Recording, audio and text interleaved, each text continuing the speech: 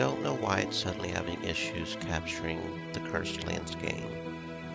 I genuinely don't know. It's fucking weird.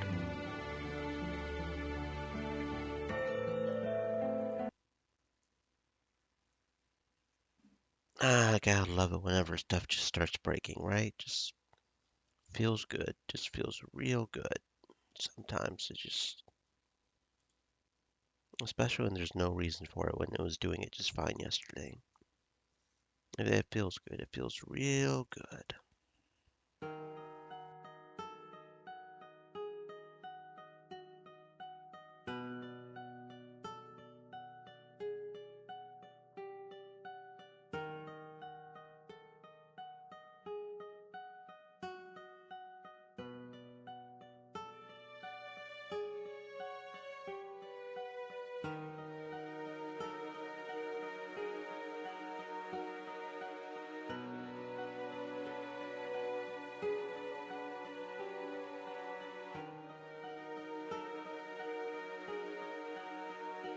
There it goes. Finally decided to start capturing the game, did you? Hope yes, you dumb fuck. Anyway, did we finish day 42 or are we good? I don't remember.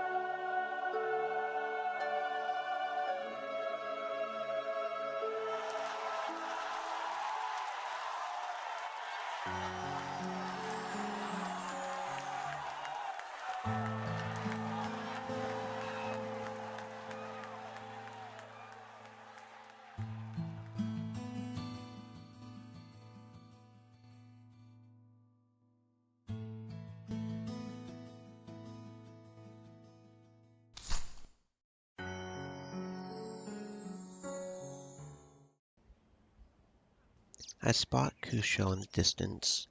Before I have a chance to call out to him, his eyes fix on me. From there, Cusho quickly makes his way towards me. Something's definitely going on. The urgency in Cusho's movements tell me that much. This is a rare sight. A scared assassin isn't something you see every day. Jade, I am in trouble. Okay, we'll figure this out, but first you need to tell me what's going on. Well, the short version of it is that someone wants me dead. So you're saying, yes, someone is paying to have me assassinated. An assassin getting assassinated by another assassin. No, if I was just being hunted by one assassin, it wouldn't be a problem. There are 3, and they happen to be the best dwarven assassins Hammerhands has to offer. Dwarven assassins. Why the surprise? They're small, agile. It's true that they can't run as fast as other races, but to be a good assassin you don't need to run. You need to stay hidden and move quietly. Fair enough. You're sure about this though. How do you know they want you dead? An acquaintance in Hammerhands owed me a favor and sent along a warning. And you trust this acquaintance? Cusho nods. The source is reliable. This threat is very real. All right, so what can I do to help? The only thing to do is to strike first. The 3 of them frequent a tavern. For the love of... Not a tavern in Hammerhands. I already have enough troubles there. No, not in Hammerhands. In Thorga, a small settlement south of Hammerhands, near the Orcish Wastes border. We're going to go there, strike fast, and then slip away quietly. Nobody else needs to get hurt. Okay, that sounds doable. I suppose I should bring help. I hate to admit it, but these 3 are very good. Besides you and me, I think we should bring 2 more people. I'll find a few people to help then, when we need to go. As soon as possible. This needs to be done within 3 days, or else I'll have to seek outside help. I'm sorry, but I can't wait any longer than that. I'm sure you can understand why. All right, Cusho, I'll see what I can do.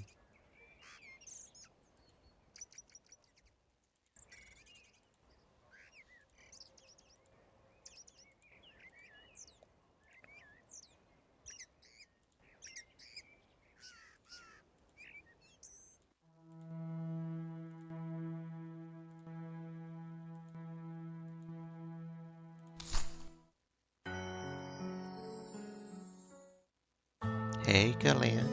Still in Grimoire? Yes, and I suspect I'll continue to stay here. I've taken a liking to this city.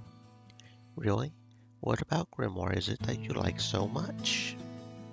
It feels a bit silly for me to say this, but it's the air. The air. It's good to be in a city that's not Hammerhands. The air feels cleaner. There's something nice about being able to stand outside and take deep, full breaths without filling your throat and nose with soot.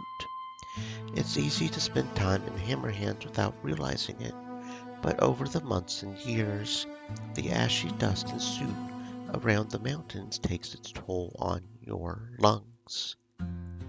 Every time you cough up that soot, it takes something out of you. It scratches your throat. Spend enough years scratching your throat like that, and soon you start coughing up blood like it's a regular thing. That, or your throat gets calloused and hard. Have you ever wondered why every older dwarf speaks with such a deep, gruff voice? They weren't born that way.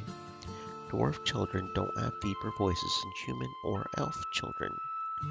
No, it's the air in Hammerhands. Anyone who grows old in a place like that will find themselves speaking like an old, ornery dwarf. I don't intend to grow old in a city like Hammerhands. I can understand you would want to get away from Hammerhands, but what is it about Grimoire specifically that's caught your fancy? I'm sure you would find cleaner air if you head to places nearer to the Great Forest or coastal cities. I found that I like living in cities. The hustle and bustle. Living out on the frontier can get quite lonely, as I've learned. I want to be woken up in the morning by the sound of people in the street, pushing their carts and playing about their business. As for the coast, something in the ocean breeze doesn't sit well with me. Soot-filled air is bad, and I'm not sure that salty air is much better. It makes me feel nauseous. I've endured it on more than one occasion, but I wouldn't want to live in a place like that. So, you're going to make Grimoire your new home. Grimoire, Horace, maybe a place like Triberg. I'm not that particular, but some place in the human empire, I reckon. And I'm already in Grimoire. I know I might seem a bit out of place in a city like this, but I think it suits me. You don't really strike me as the type of dwarf to settle down. I know what you mean. I feel like you and I are somehow kindred spirits. Even when we were in Hammerhands, you struck me as unusual. Just something in the way that you walked and talked made you seem more worldly than most dwarves. I've always thought that being a traveler was part of my identity, even before I ventured outside of Hammerhands for the first time. I felt like it was my destiny to wander the earth. But now, I wonder if that compulsion to travel wasn't something else. Maybe I was just discontent with my life, and I thought that if I changed scenery, I might happen into a life that I could be happy with. I traveled and traveled, spending time in different cities and different places. The familiarity of Hammerhands kept drawing me back, and I tried to make life work there, but I always felt that happiness was just over the horizon. Until now. Jade, for the first time in my life, I feel a sense of purpose. I feel like I'm doing the right thing in my life. Grimoire has been good to you?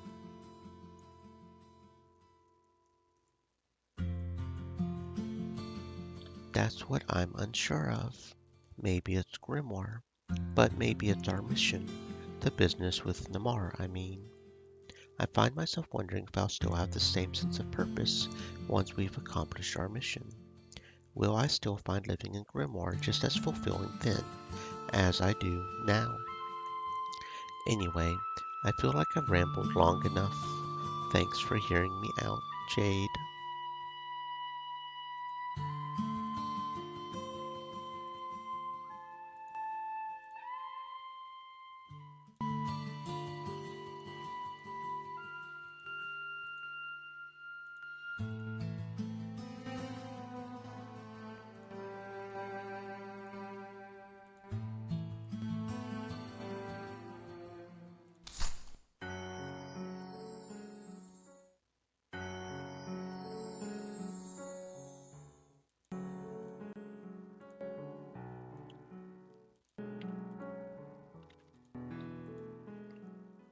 Okay, let's go kill some assassins now. We have to have me and Kusho in the party. That's a given. We need to make sure we have our basic 3, I guess. And then maybe the lower level guys so we can level them up. That sounds good. We meet up with Kusho near Thorga and prepare for the mission. Thank you for coming. I still can't believe Jade convinced me to come. The air is so dry here, I'm not used to it. Don't worry, Jasper, we won't be here long. Alright, listen, here is the plan. I have already scouted the village. It's a small hamlet, so not many people live here. There shouldn't be any problems getting inside the tavern. Completing our objective, and escaping before anyone asks any questions. However, killing in a public place always carries a certain amount of risk. Is there another way? Yes, a couple even. We could spread a rumor that I'm traveling here for some assignment. If done correctly, that might be enough to lure them outside of the village, near the desert. But they're not stupid. They might wonder why I am here, right when they have been hired to assassinate me. It would be very suspicious. I think we would stand a better chance if Jade goes to the tavern and pretends to be looking to hire some assassins. So you want me to pretend that I'm looking to use their services myself? You're the envoy of Grimoire, and you're moderately famous. They will smell money. Even if they haven't finished their current task, they shouldn't be opposed to accepting another job. Well, okay. I guess that sounds like it could work. And once I've hired them, you want me to lure them outside where you'll be waiting to ambush them, right? Exactly. So, Jade, what do you think is the best strategy? Your plan sounds good enough to me. They probably don't know that you work for me, or that we even know each other. They shouldn't suspect a thing. We can strike them by surprise this way. Then it's decided. We'll wait until nightfall and then execute the plan. One last thing. They're famous assassins, so they're likely to be well equipped. Good. More loot for us. Let's hope they're not too well equipped for us. Equipment means nothing if you aren't skilled enough to use it. That decided, we wait. Once darkness falls over the small hamlet, we put our plan in motion. I walk across the room and make my way to the bartender. Excuse me. I was told that this tavern was a place where I would be able to find people with special talents. The bartender doesn't reply verbally. Instead, he subtly nods and looks behind me. I look over my shoulder and follow his gaze to a scantily clad woman in the far corner. I blush a bright red as I realize what the bartender thought I meant. That's not... I'm sure she's very talented, but I was looking for a different talent. More of a practical... Screw it. I'll be more direct. I need someone who is good at making problems disappear. Understand? Once more the bartender responds with a nod and a look. This time, however, he seems to get my meaning as he directs me towards the dwarves. Never thought we would run into someone like you, here of all places. Question is, what does the envoy of Grimoire want from the likes of us? I see that you know me. We know a lot of things. Hopefully that works in my favor. Then you know I'm currently dealing with a situation at Namar. Unfortunately, that's not the only business I find myself needing to take care of. I take it that this other business is an official business. You could call it that, yes. I would be happy to tell more if you would be willing to follow me back to my tent. I don't like to speak openly in taverns. Neither do we. You never know who might be eavesdropping. I head outside with the three dwarves in tow. I must admit that the thought of turning my back to such dangerous people sends a chill down my spine. We're almost there. As I talk, I spot Kusho sneaking behind them. His movements are completely silent as far as I can tell, but somehow one of the dwarves still manages to notice him. Who's there? Dago, Shadow, Spell. The three dwarves turn towards Kusho. Don't tell me that those are their names. Well, not everyone can be as creative as me and come up with a cool fake name like Kusho. What is this? What do you want from us, Kusho? I know about the job you took. That's unfortunate. We wanted to surprise you. Sorry about that. No hard feelings, but I have no intention of dying today.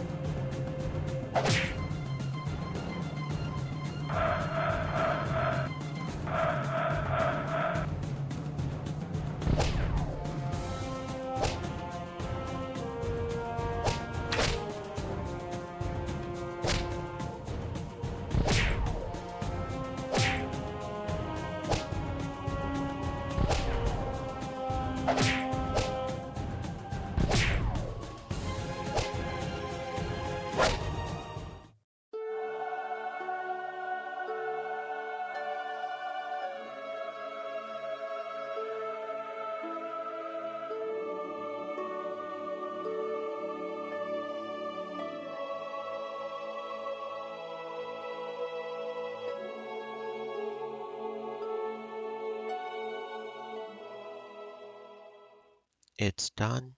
You can go. I'll take care of hiding the bodies myself. Good. We have wasted enough of our time on this already. Finally, this heat was killing me, but it's night now. It's not so bad.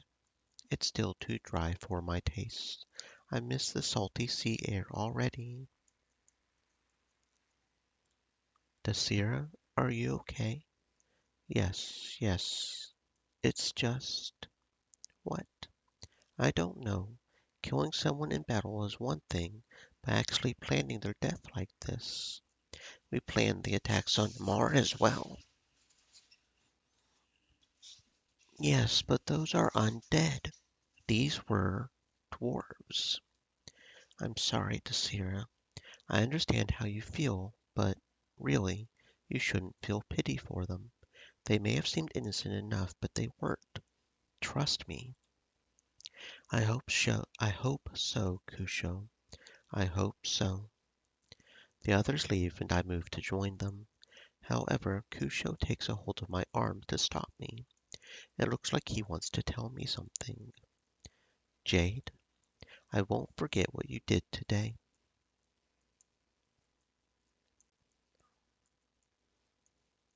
You're not used to thanking people, are you? I think your companions are waiting for you. You should go.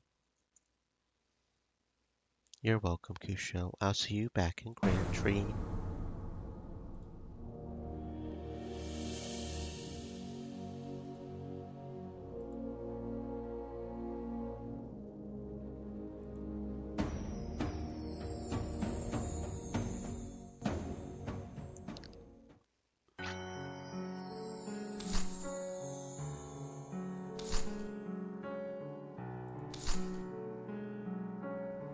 I'm assuming that an icon will show up if you actually have to do anything. I keep being paranoid that something will show up and I don't know about it because there won't be an icon, but I'm assuming there will be an icon.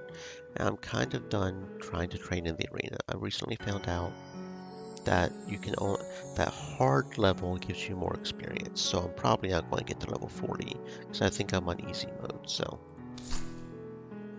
a Polymisho requested an audience with me. I reach him in his chambers. Jade, only 10 days to the next full moon. Why am I no longer surprised that you managed to succeed in both tasks? The council was extremely pleased with your performance, and I couldn't be happier myself. Both the dwarves and the elves sent us some gifts, a show of appreciation for your efforts. Here are some items directly from Hammerhands, freshly made by their forges using the ore from that mine you cleared from the goblins. And here are the elven gifts. I'm sure the elder druids weren't too happy about this, but they need to pretend to be our friends now, otherwise they might lose popular consensus. Dryad's earring, oh, what's this? Potion of medium restoration. I'm incredibly grateful for this generosity, even if the elves' gifts came reluctantly. Not only will these be incredibly useful, but it will be a big morale boost to share these with the others. That's all, Jade. We might see again a few days before the next moon. Meanwhile, I recommend to keep training and to talk to your party members. We need everyone to be fully motivated and loyal to you and our cause, and I recommend taking any opportunity you can to help your followers with their problems. I'll keep that in mind, Apolymisho. Thanks. We're doing pretty good, I think. Kusho is just half a heart away from being maxed out. Nuala is 1.5. We've got a lot of people that are fairly close. Vayriel and Enoch are kind of not. The main thing I'm worried about right now is also there should be a quest there soon, right? Orc migration, yeah. Must do this before day 70. But I'm not really getting a choice to either, right? I'm also not getting an option to gather some jewel ore in the Blighted Woods near tomorrow neither, so I don't know. That one may be on the actual thingy, but I don't know. But I'm not getting a quest in the Orcish Waste to go do that. So I don't know. But that said before day 70, so maybe soon?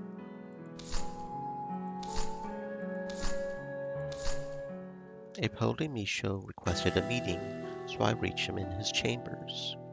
Jade, thank you for stopping by. Any important news? No, but I thought a check-in was in order, given how close the full moon is. I hope you're already at the point where you have a good idea of who you want to be directly assisting you. I think I have a pretty good idea. I also wanted to meet with you now, because I won't be meeting with you directly on the night of the attack. I'm afraid I can't stay too close on the front lines. Where will you be? I'll be with the rest of the council, waiting at the strategic headquarters. Every member of the council will be located there, including me. So, none of the council's active members will actually be close to the battle.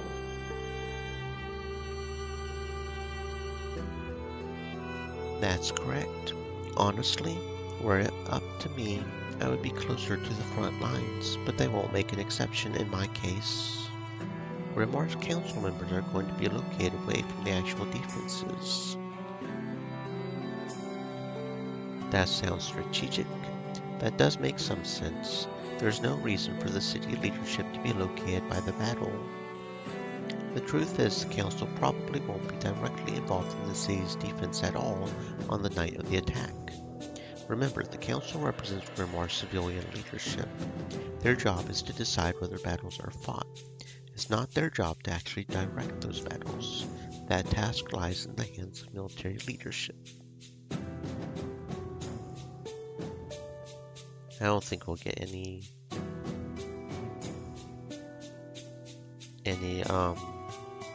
I keep expecting relationship points from him, but it doesn't seem to be. I don't know. I could have swore we got some at one point, but I hope you forgive me for saying this, but the council's decision to place themselves away from the actual consequences of the attack seems cowardly. They'll give the orders to have others rally to the city's defense. Meanwhile, they themselves are isolated from the front lines. And what would you have them do otherwise, Jade? The truth is that the council probably won't be directly involved. A politician's place is in the safety of the city, and a military officer's place is on the battlefield. Such is the way of things. It is a reality that often leaves me uncomfortable, and I can't help but feel as though it gives the impression of some sort of class divide between those who govern and those who are governed. Since I won't be working with you on the night of the city's defense, what should I do? My understanding is that the council wanted me to be part of the defense, but I think I'm going to need more specific instructions. Indeed, instead of working with me, you'll be working with ranking military officers who are overseeing the city's defense directly. It will be up to them to decide how you navigate the battlefield.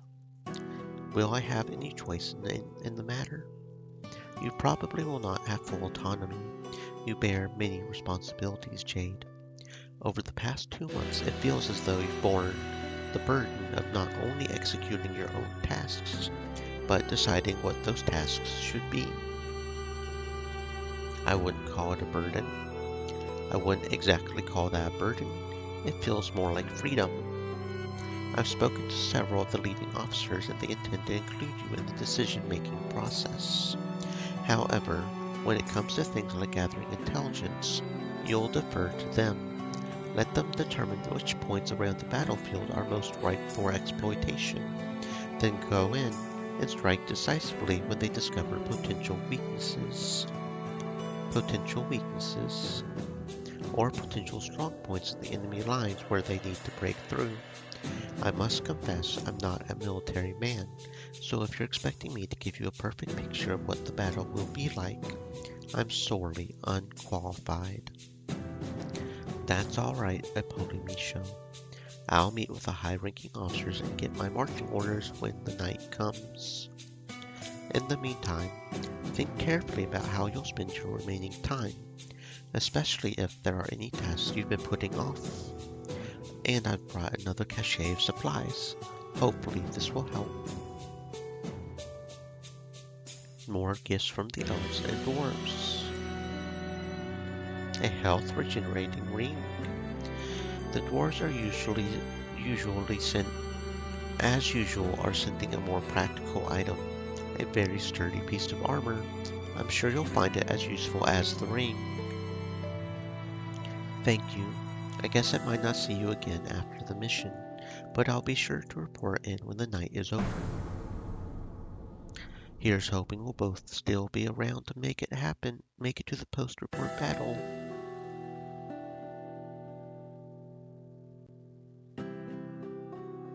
I am on easy difficulty, right?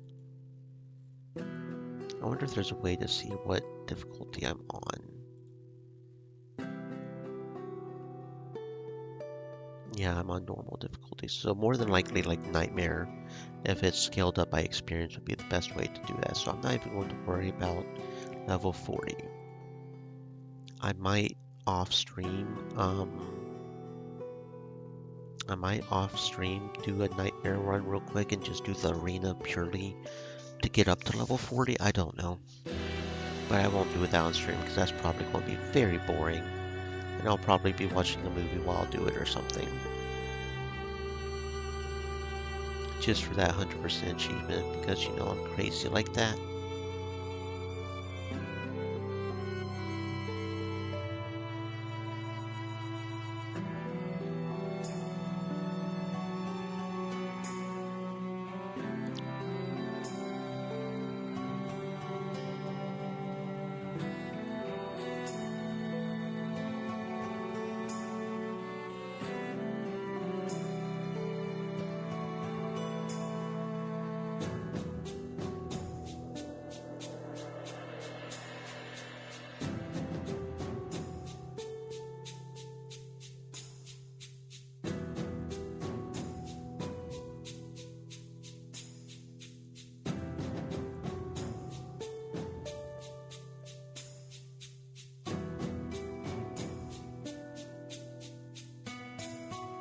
Silver Moon Ring.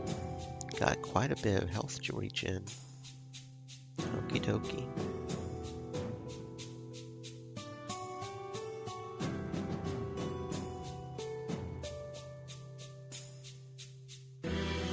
Book of Haste. Interesting book there.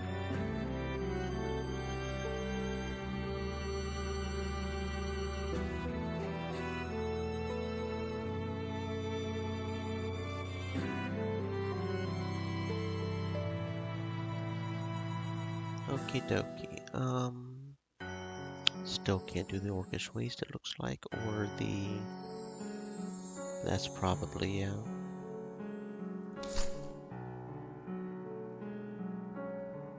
I think Forgiving Swamps is kind of getting overrun with the fog there, though, ain't it?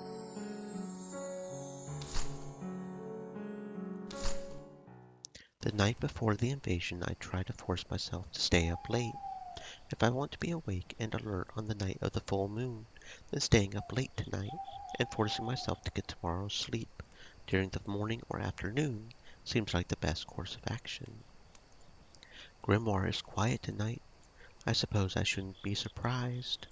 The townspeople seem to be increasingly aware of the danger that is coming the night of the full moon, and even if the vampires aren't expected tonight, something about the thought of vampires would be enough to scare most people into locking their doors at night and answering the door for no one. My guess is that most businesses shuttered early so that their owners could retire early, well in advance of dusk. I tread softly through the city streets. By now, my eyes have grown used to seeing the city in this slumbering, midnight state. Even though I know that doom looms on the horizon, something about seeing houses full of sleeping people puts me in a state of ease. Tomorrow night, the city will defend itself and fight for survival. But tonight, things are quiet and peaceful. I walk until I reach the town's outskirts. I passed several of the city's workshops, located here on the edge of town, downwind of the rest of the city, to prevent their chimneys from showering the rest of the city in soup. Any other time of day, I would expect to hear the clanging of hammers on anvils, but right now I hear only the sound of the wind as it sweeps through the desolate workshop district. At the edge of town, I pause for a moment. Nobody should be out here, and I've heard no footsteps or any other sign that some other person might be here at the edge of town, and yet I feel the growing sensation that I'm being watched. I look behind me. Jade, I suppose I should know by now that it's impossible to sneak up on you. Impossible. What purpose might you have for sneaking up on me? For sneaking up on you? Simply to test your abilities. You seem to have some kind of uncanny sixth sense. A truly uncanny sixth sense. I merely wanted to talk. Just to talk. I wouldn't say it's just to talk. We have so much to talk about. So little time to do it. Indeed, the invasion looms on the horizon. Do you suppose that Grimoire is ready? Yes, I'm sure of it.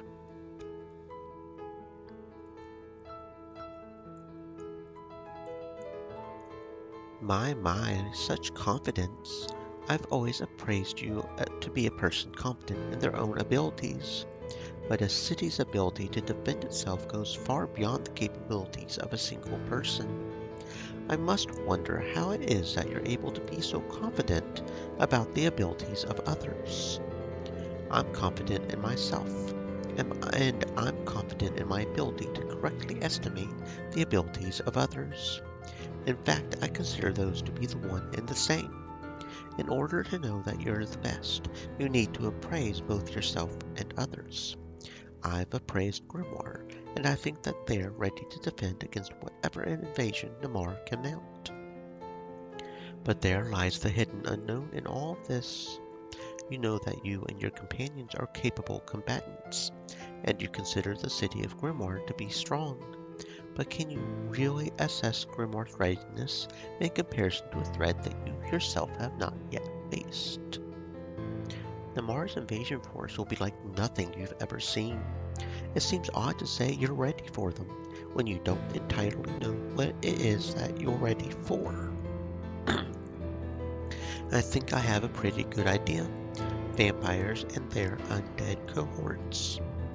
Yes, but if you believe that the vampires you faced so far are the strongest that Namara has to offer, you may find yourself sorely mistaken. It sounds like you're trying to talk me out of staying in Grimoire. I am simply pointing out that the possibility exists for you to simply disappear before then. That would be treasonous, and my absence would be certainly noted. No doubt. But even in the event that Grimoire is mostly successful in repelling the invasion, people will die. There will be chaos. Many people will disappear, their bodies to be undiscovered by the survivors. Who's to say you can't be one of them? You're suggesting that I slip out and leave the others to deal with the invasion. I'm only putting it forward as a possibility. I find this odd coming from you. I thought you wanted to see Namar crumble, not the castle. I would prefer if that remained intact. But yes, I would like to see the vampire hierarchy brought to its knees. And yet you encourage me to leave. Why not encourage me to stay and fight the vampires of Namar if you hate them so much? Jade, you've already done so much. You've sown so much chaos, and regardless of who wins tomorrow night, the vampires will certainly find themselves battered and weakened in the aftermath. Who ultimately wins is not so important to me as the fact that battles will happen, and there will be losses and casualties on both sides. Besides, hundreds of people will be fighting, maybe thousands. If you happen to disappear, will it really be such a great loss? It seems the height of hubris to assume that your participation in the battle will be what makes or breaks Grimoire's chances of survival. So why encourage me to leave? Again, I'm not encouraging you to leave. I merely wish to ensure that you've considered it as a possibility. But if you have to know why, it's that I see potential in you, Jade. Potential. Potential. It's time to do away with old blood. If the vampires are vanquished, we'll need new blood to replace them. A younger generation of vampires. Vampires like Valerie, and Zachary, and you, me. Zachary chuckles. I wouldn't take you against your will, but yes, if you wanted to join me as part of the new brood, I would be glad to bring you along for the ride. You want me to abandon the fight at Grimoire so that I can become a vampire? If you want, you could do that, but the two aren't mutually exclusive.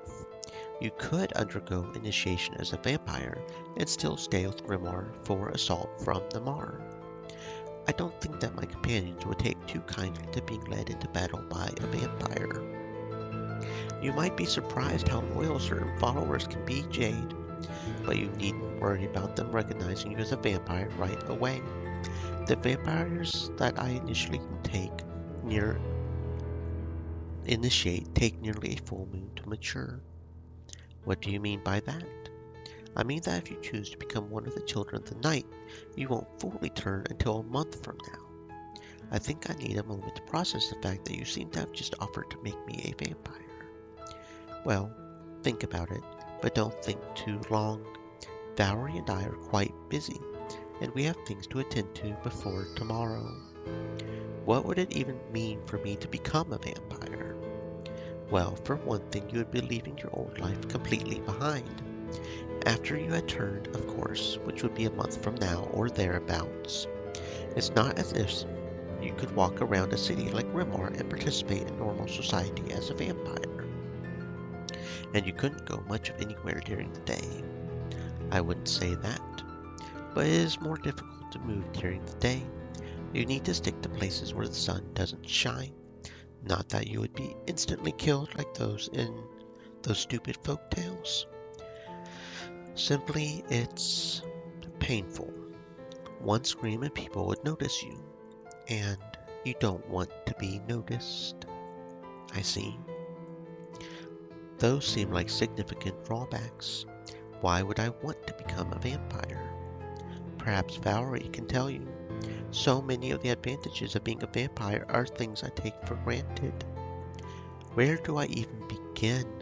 It is utterly indescribable. You couldn't possibly understand it. I don't see how I could reasonably agree to something that I can't possibly understand.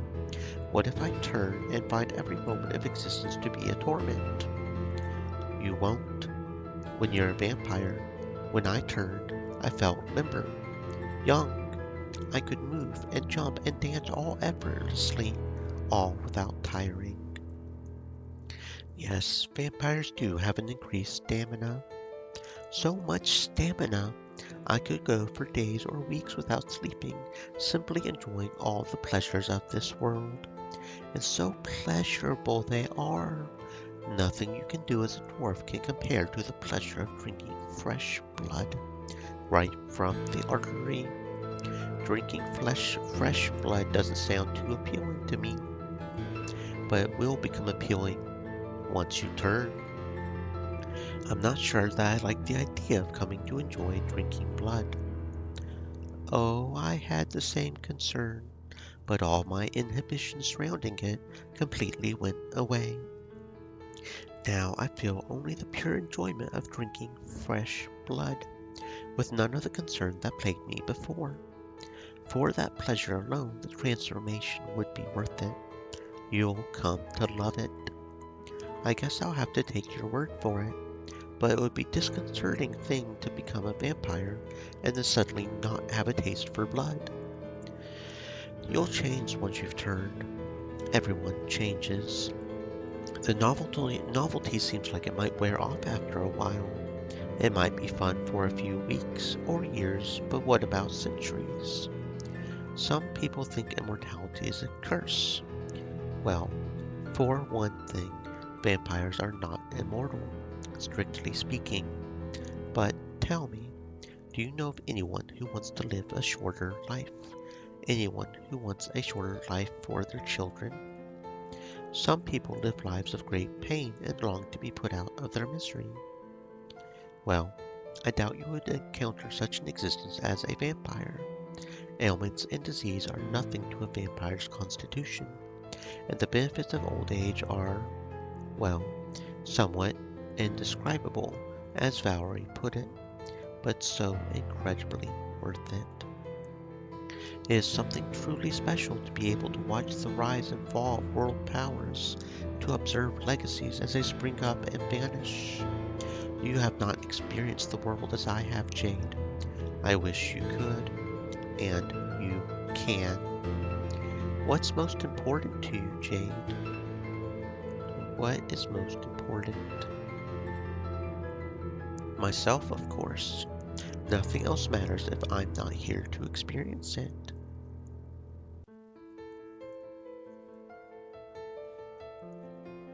Then experience the world, Jade. Extend the life of the person who's most important to you, yourself. It's an interesting offer. No doubt the most interesting offer you've received today. Quite possibly the most interesting offer you've received or will ever receive in an entire lifetime. But I need an answer. When?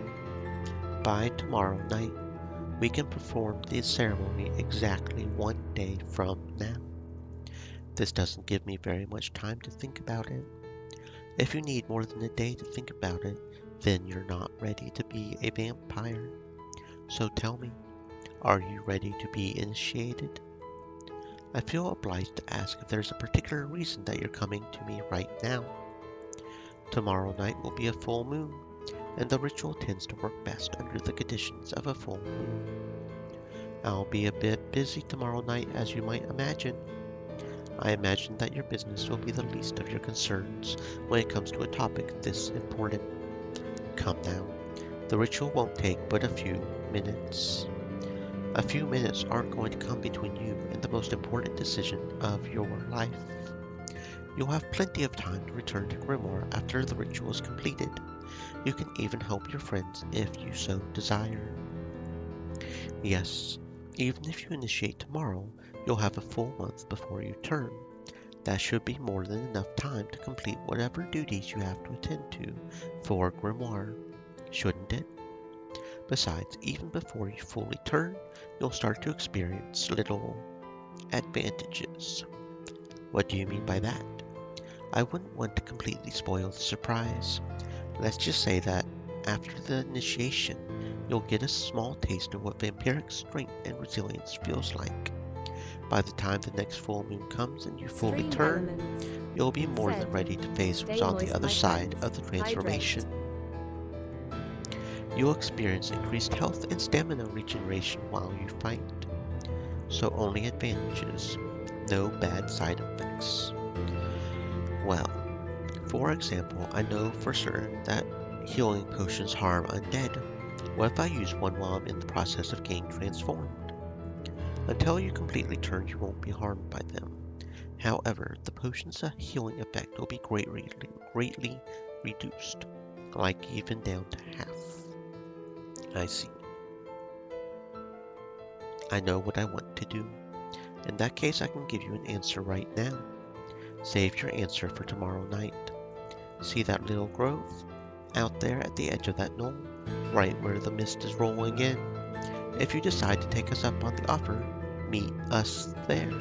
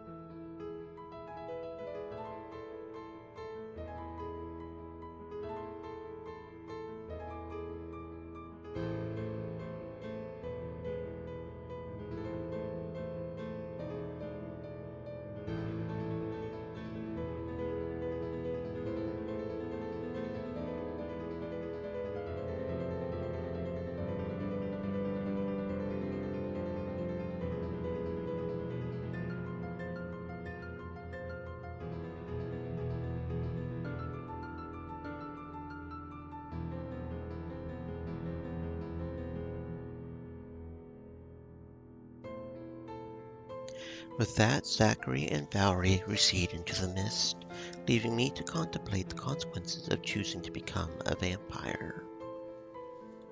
Another thing that Zachary said sticks with me, the idea that perhaps now is not the time for me to stay and fight. It's a question that I haven't pondered much recently, but one way or another, I'll be facing it tomorrow. Okay, here, and you definitely need to be in, and then we'll do the lower level ones. Okay, yeah, we should have that all good. Okay, we are ready. Let's do this. The full moon has arrived. This should be the night of the attack. All the shops and residences around Grimoire seem to have boarded up windows. I'm not sure what use that protection will be if the undead manage to breach the city perimeter, but I suppose there are people who feel the need to do something so that they don't feel completely defenseless. Standing at the edge of the city and facing the plains of Namar, the city does actually look to be ready for combat. Rows of soldiers are lined up and they look alert and ready for battle. Some are telling jokes and trying to kill the tension with a bit of levity, while others wear steely gazes with furrowed brows. But one thing that I don't see in their eyes is fear. They are prepared for whatever this night holds. As I look at the rows upon rows of soldiers, I find myself overwhelmed by the sheer immensity of the city's defenses. I suppose it shouldn't surprise me to see that a city of Grimoire's size has such a substantial self-defense force. And I did encounter scores of soldiers out in the fields during my first vampire encounter that led me becoming a representative of Grimoire. In a way, tonight seems to mirror that experience from 2 months ago, but in reverse. This time, the vampires are coming to our territory, and I'm thinking that the city's defenses will be able to punish them. Then again, it probably won't be an easy victory. The vampires are, above all, unpredictable. Not only do they have nearly limitless ranks of undead ghouls under their command, but a single powerful enemy could wreak untold destruction among the ranks of Grimoire soldiers. I start to think about my role in all of this. In a way, it feels like I'm only a small part of Grimoire's defense, and yet everyone I've talked to seems to think my role is important. Is it really necessary for me to lead a squad? Whether it's necessary is beside the point, I suppose. It's my duty and obligation, and it's something I've agreed to do. If I'm going to make good on the promises I've made, now's the time for me to step up to the plate. My mind turns to my recent conversation with Zachary and Valerie. I suppose compared to the prospect of becoming a vampire, this battle might not be the most significant thing to happen in my life. I could become a vampire and leave all of this behind. Or perhaps I might accept their offer and continue to fight for Grimoire. Odd as it might seem, it could be possible for me to both join the ranks of the vampires while continuing to assist Grimoire in their fight against Namar's vampires. Then again, the decision to actually be initiated as a vampire isn't one I should make flippantly. Is it something I'm really ready for? Whether it's something I'm ready for or not is less important than whether it's something I want to do. And I know it's something that I want to do. I turn in the direction of the fields and head out to meet with Zachary and Valerie. I step into the mist, locating the knoll that Zachary and Valerie told me of. For a moment, I consider whether this might be some sort of trap, but if their goal was to isolate and kill me, this is the most roundabout way they could possibly do it. Though there's a breeze, I hear a voice in my ear, beckoning me. Closer. The voice speaks directly into my ear, as though it's coming from someone directly over my shoulder, and I spin around, but see no one beside or behind me. The voice speaks again. Come. Closer. I walk past the knoll and find a secluded area surrounded by several small trees. As I step past the first tree, the fog around me seems to thicken, and then envelopes me entirely as Zachary and Valerie fade into view. So, you've come. You're joining us. Yes, I've come to accept your proposal. This is going to be fun. Is this going to be like the time you drew blood? How does this work exactly? I need you to turn around and face the moon. I turn my back to Zachary and Valerie, casting my gaze skyward.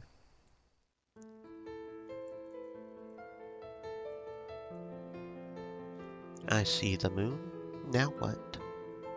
I feel a blunt force on the back of my head, followed by a stinging sensation in my neck. The silhouettes of Zachary and Valerie against the moonlight are all that I remember before I lose consciousness.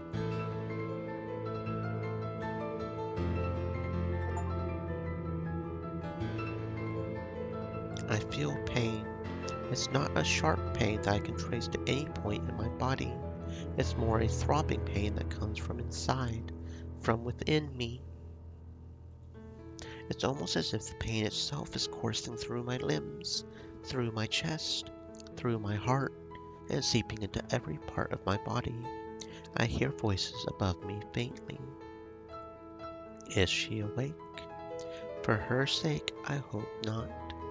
Maybe she needs another bite to sleep well. Perhaps it's best not to. Too late. I feel sharp pain in my neck again. This time the sharp pain is almost a relief as it overwhelms the dull, throbbing pain all over my body, and I again find myself losing awareness. What's happening? Why hasn't she woken up yet? This is quite interesting.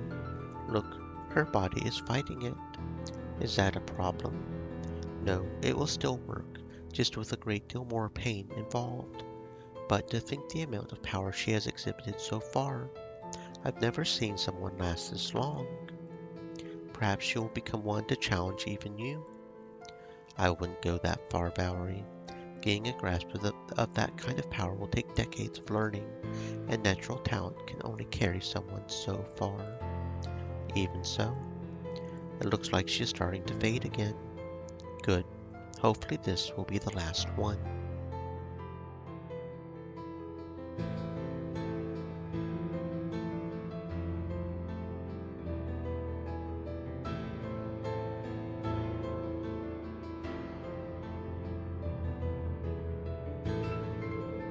I blink awake with Zachary and Valerie standing above me.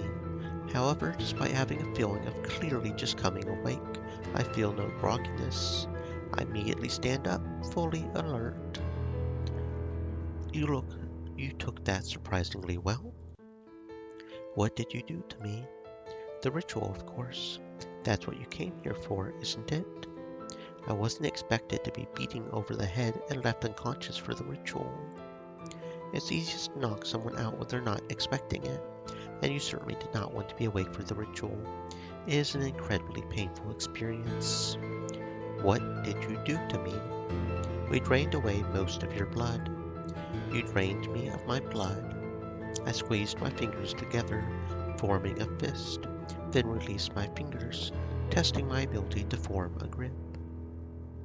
I flex and my entire arm reacts, almost as if the muscle in other parts of my body is amplifying the strength of my hand.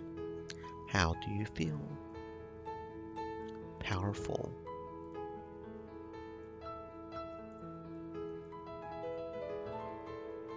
You've gotten only the slightest taste of power so far. Most of your blood is gone, but we've replaced it with something much stronger. Now a mixture of blood and Vitus courses through your veins. Over the next month, the Vitus will grow stronger and stronger until it fully overwhelms the last drop of living blood in your body, and you fully turn under the cover of the next full moon. What does the Vitus do for me right now? Until you change form, not too much. You'll find yourself slightly stronger. You may find yourself able to sustain blows with much less chance of injury, or recover faster from your injuries. Your ability to engage in physical combat may see a small improvement. But over the course of the coming month, you may find yourself in possession of new abilities. Vampiric Regeneration increases health regen by 5, always enabled at the beginning of every fight. What kind of abilities? Zachary shrugs and smiles. I wish I could tell you, but everyone is unique. No one's body reacts to Vitus the same way, and what kind of transformations you'll see will partly be determined by what your body wants to do. What my body wants to do. You may, in some cases, be able to control how your abilities develop, in a somewhat indirect manner. It could be that simple aspects of your behavior affect the way that the Vitus transforms your body, but I wouldn't worry about it too much. Now, if I'm not mistaken, there's a city that's waiting for you to defend it. I look over my shoulder and suddenly find my abilities able to pierce the fog and see the city walls. The shapes are mostly indistinct, but the fact that I can see anything through this opaque mist must be one of the new powers Zachary was talking about. The vision only lasts for a moment before it fades, though. How much time was I out for? Not long, perhaps half of an hour. It felt much longer than that. I'm surprised it happened so quickly. How could you know, though? You were unconscious for most of it. I felt parts of it. I don't know. It just felt longer than that. The ritual doesn't take tremendously long, Jade.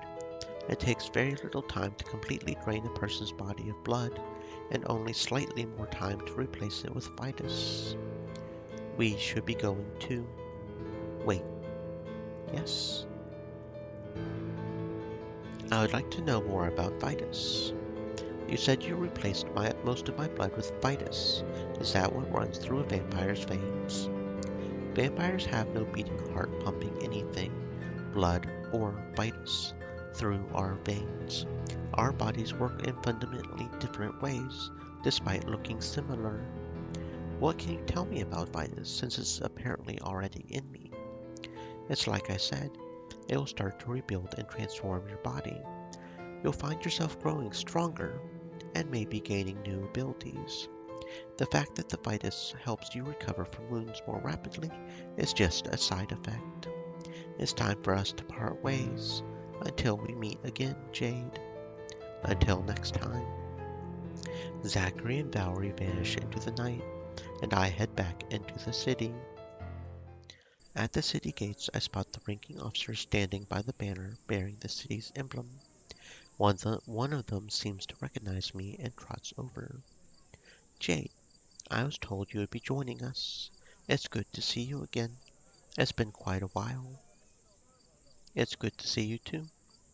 Sergeant Thomas, I haven't seen you since... Well, since the night I started working for the Grimoire Council. Indeed, indeed, though it's actually Captain Thomas now. My, that's quite a fast promotion. These are trying times for the city, and ever since the night I watched so many men die on that field, I fully dedicated myself to ensuring the city's combat readiness. It seems you've done much to earn your rank, then. Most of the time, promotions just seem to happen through seniority. Well, you've certainly earned your title, though I must confess I don't know exactly what that is. I'm the Council's emissary. Not a military title, then, and yet you're fighting with us tonight. It's complicated. No doubt, no doubt. Well, I don't mean to get bogged down on the technicalities of rank and such. What's important is tonight's mission. You have some trusted followers who will accompany you, correct? You're essentially commanding a small unit. That's correct. Based on what we've observed, we expect that the invasion will come in the form of lesser undead, zombies, ghouls, perhaps skeleton warriors and the like. Certainly nothing to trifle with, but they won't be sending their best. The nature of these undead is that they can attack us with numbers, and simply fending that off will be quite an ordeal. That being said, we've established a perimeter in such a way that it will take more than sheer numbers to break us. We will be constantly replacing men on the front line with a constant rotation, and we've been running drills for several days to ensure that everyone knows how to deal with slow-moving threats like the lesser undead. The council told me that you already disposed of the 4 vampire lieutenants you found in the castle. I must say, I'm impressed. Thank you. That will be a big help for tonight's battle. Without their lieutenants, we believe that someone else is leading the forces. Another vampire, or perhaps this time something bigger. We don't know yet. But there's only one way to find out. And that is, we will have you assume a defensive posture with us at the city perimeter. You would be fighting many ranks of undead enemies. For someone as skilled as you, they probably wouldn't pose much of a challenge. And that's until the real enemy leader shows up. Yes, after seeing you, maybe whoever is leading this attack will show up. From Envoy of Grimoire to Bait of Grimoire. Doesn't sound like a great career improvement. Worry not. While it's true that you might act as a sort of bait, my men and I will be vigilant and offer you help whenever you need it. You're not alone in this fight, Jade.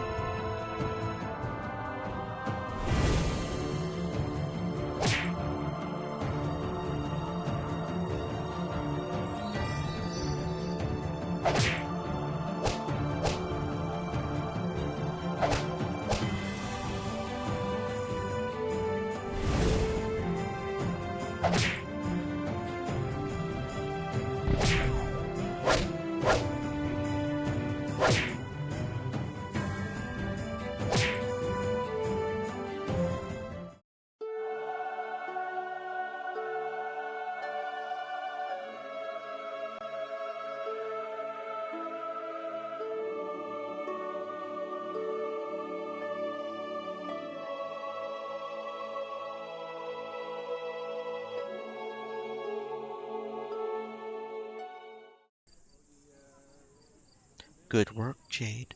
You've really helped to thin out their ranks. We just need to keep up this fight. More undead incoming. Get ready.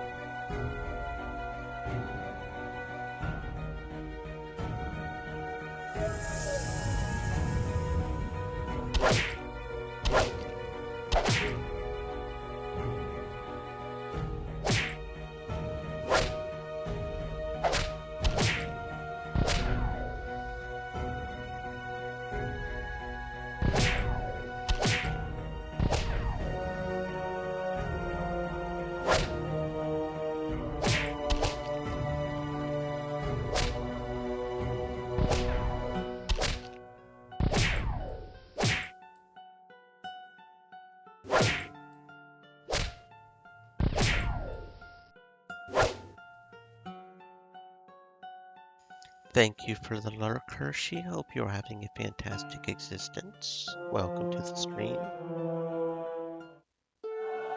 There we go, there we go. Another one down. And another level up over here for Lena. Very cool.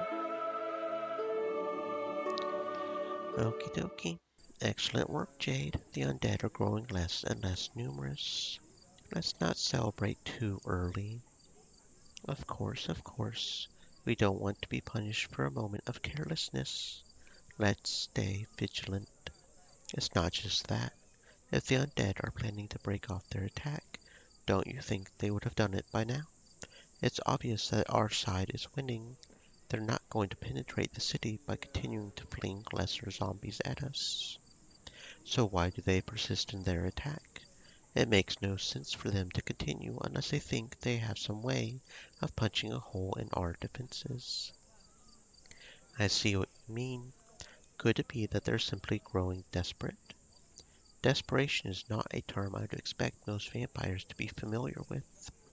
Undead creatures that live for hundreds of years don't feel much sense of urgency. If they thought they were losing this fight, they could break it off and then try again in a month, or a year, in fact. Based on the information available to us directly, we think that we're winning the battle. But for their attack to continue like this, they must think that they're winning the battle. I imagine we've come to different conclusions because we have different sets of information.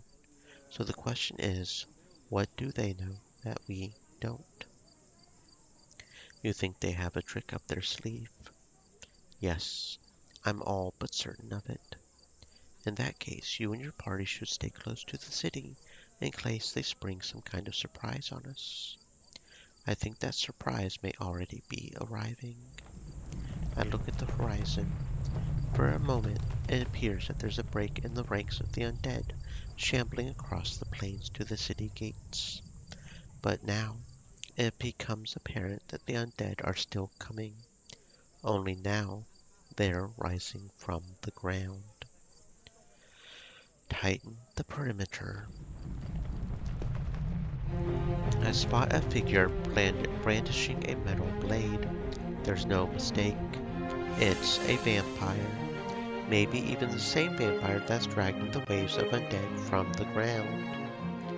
That vampire must be their commander, if they even have commanders. Jade, do you think you can fight her directly? I'll try, but I'll need your men to spread out and deal with the undead around us. The worst possible thing would be for me to confront her and to get flanked. Done. Squadrons A and D enter formation 2. The soldiers surround us, forming a sort of protective barrier around my group.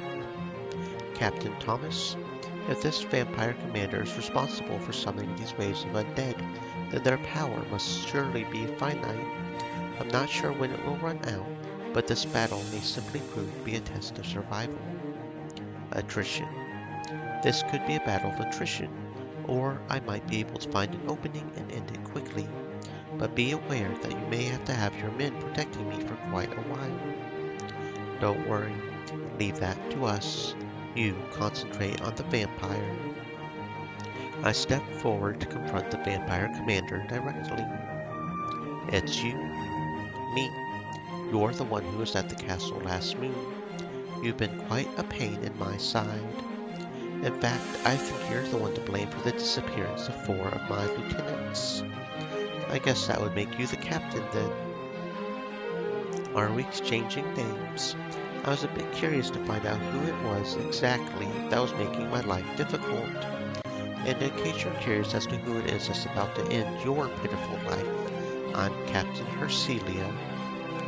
Well, Captain Hercelia, I'm Jade, emissary of Grimoire. And if you think I'm the one who'll be dead at the end of this encounter, I think you're in for a rude awakening. Know your place, mortal. We could talk all day, but I think once we start trading blows, you'll regret your insolence.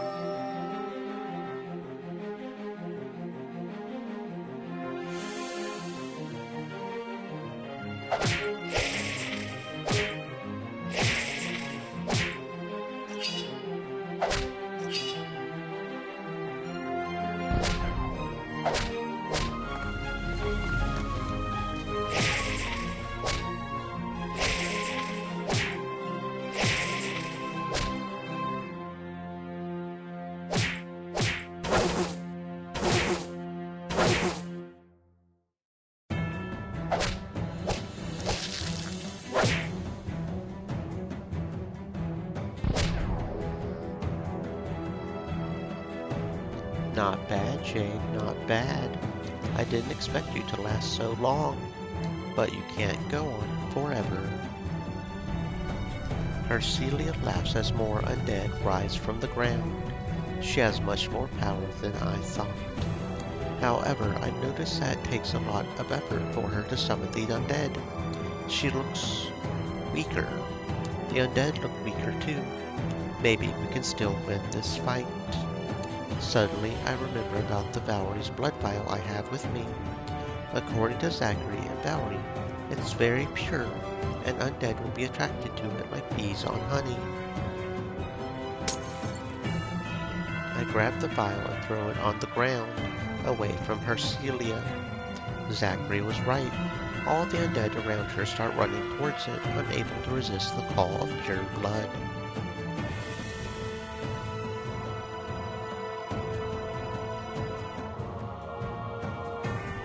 What was in that vial?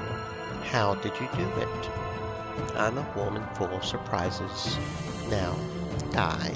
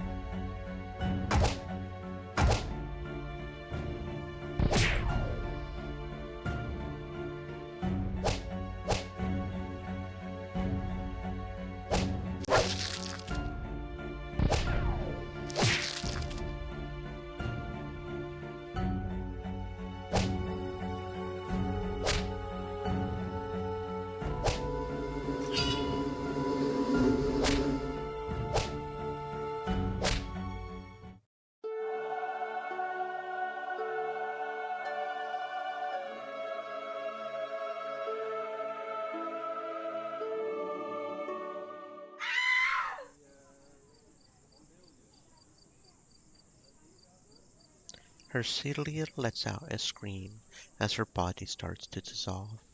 In an instant, the undead around us, ghouls, zombies, skeletons alike, all seem to collapse to the ground, motionless sacks of flesh and bones. Is it over? Cheers erupt around us as men raise their weapons over their heads in triumph. It seems the battle is won. The soldiers stay in formation just in case another wave comes, but it seems the attack has truly come to an end. Hoorah!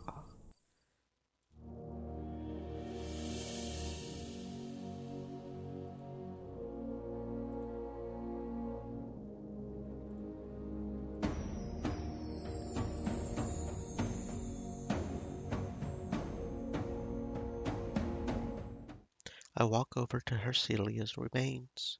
Her body, having crumbled to dust moments before, has already blown away in the wind. All that remains is her sword. I reach down to grab the sword. The sword vibrates in my hand, all as if reacting to my touch with some kind of magical force. For a moment, I hear a voice in my ear, almost as if the sword is speaking to me, and I yelp and drop the sword in surprise. Captain Thomas walks over and examines the sword. That's all that's left of her? Yes. Thomas reaches down to grab the sword and flinches away. It's burning hot. I reach down and grab the sword again. How are you doing that? I'm not sure. The sword seems to be reacting to me differently than it does to Thomas. Could it be recognizing something in me? I hear a voice in my ear. Are you my new master? Did you hear that? Hear what? I thought I heard a voice just now. Someone calling out to you. Well, there are a lot of people out here. Someone might have called your name. It seems the voice is speaking only to me. You're not worthy. Not yet. You're far too ripe. But one day, hold on to me. Neonate. I think you and I may do great things together. The sword? The sword is talking to me. I whisper, trying to speak to it. Neonate? You haven't even turned yet. Why, you're barely in the shade. The day approaches, and I grow wary of speaking. Call on me again when the moon is full. Wait, The sun starts to peek over the horizon, and the sword that was vibrating in my hand moments earlier becomes still. This sword might be the source of the vampire captain's powers. It's clearly only meant to be wielded by other vampires. But I suppose I am one too. A neonate, as the sword called me. I suppose that sword should, by all rights, be yours. Finders keepers, and you've more than earned it. Besides, I haven't the fortitude to hold such a thing. Hercelia's blade. I tuck the sword away. You probably have a report to deliver, don't you? That's right. The council will still want a meeting. Well, I don't mean to chase you away, but you probably shouldn't keep them waiting. You'll have to celebrate later. I certainly will try to make time for a proper celebration. A Polemy greets me at the door to the council chambers. Well done, Jade. You've done it again. I'm proud to have done the victory belongs to the soldiers. There were many soldiers defending the city last night. They fought just as hard as I did, and many of them suffered injuries far greater than my own. The victory belongs to them, not me. You're far too humble, Jade, but that's also one of your best qualities. I wish we had more time, but the council wants to speak with you immediately. Jade, you've done well in serving the interest of our domain. Thank you. Today was an important battle. We've proved our mettle against the vampire's attack. We've proved our superior strength. The council has unilaterally decided that now is the time to turn this defensive success into an aggressive assault on Castle Namar. Happening when? On the next full moon, 1 month from now. A quick strike will let us A quick attack will let us strike when they're weak. 1 month from now, then, strike before they have a chance to rebuild their ranks. They've suffered losses, and we should take advantage of that. That was our exact line of thinking. There are men who have yet to return to their homes after the battle we just fought, and you've already made the decision to attack Castle Namar. That must have been a very quick deliberation. Or there wasn't a deliberation at all. You made the decision to attack Castle Namar before the battle at the city gates was even fought. Is that an objection? It was certain that we would win. Well, if you assumed we were going to win, it's a reasonable assumption to make. As one of the people who fought tonight, I appreciate your confidence in our ability to bring the city victory over the undead. The council was not so arrogant as to presume that we would win the battle. We had multiple contingencies, Jade. We have had since the last full moon to develop plans on our next course of action. Our decision just now was simply a matter of determining which outcome had occurred so we would know which plan to follow. Had we lost the battle, we would be enacting a different set of plans. And you didn't include me in this planning. You had your hands full with other matters. We didn't want to burden you with contemplating various possibilities of what might or might not happen. You've called me here for a reason, I presume? Yes, we want you to help spearhead the assault on Castle Namar in 1 month's time. I see. You would also be involved with the preparation as well. Our plan involves the procurement of some resources from various neighboring cities. Of course, the responsibility of facilitating negotiations would fall on the Council's emissary, a title that is still yours should you choose to continue serving. I suppose I should have expected this. We've come this far, but the battle won't be over until the evil lurking within Castle Namar's walls is dealt with once and for all. We've come this far, it won't end until we've gone all the way. We're glad to hear it. A Polymecia will continue to act as your handler. Meet with him to discuss your assignments in greater detail when you have the opportunity. In the meantime, I suggest that you get well rested. You look exhausted. Thank you. I think that I'm going to take a long sleep. I'll be waiting here when you're ready. Before going to sleep, I decided to talk with every party member who came with me on the mission. Lena, once again, your help was invaluable. Thank you. I have to say that we built a good team. Everyone is very motivated.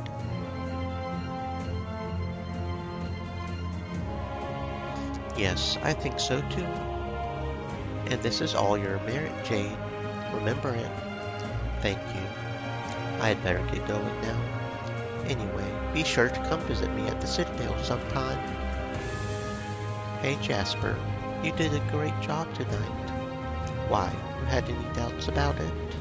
Jasper winks at me.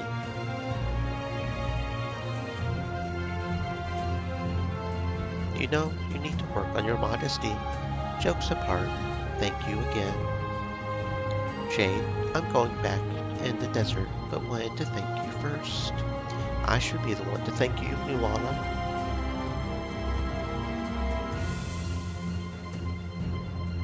If you want to thank me, maybe you can come visit me again. I would like to spend some more time with you. I'm sure I'll find the time. Good night, Nuala. Jade, tonight was such an epic battle.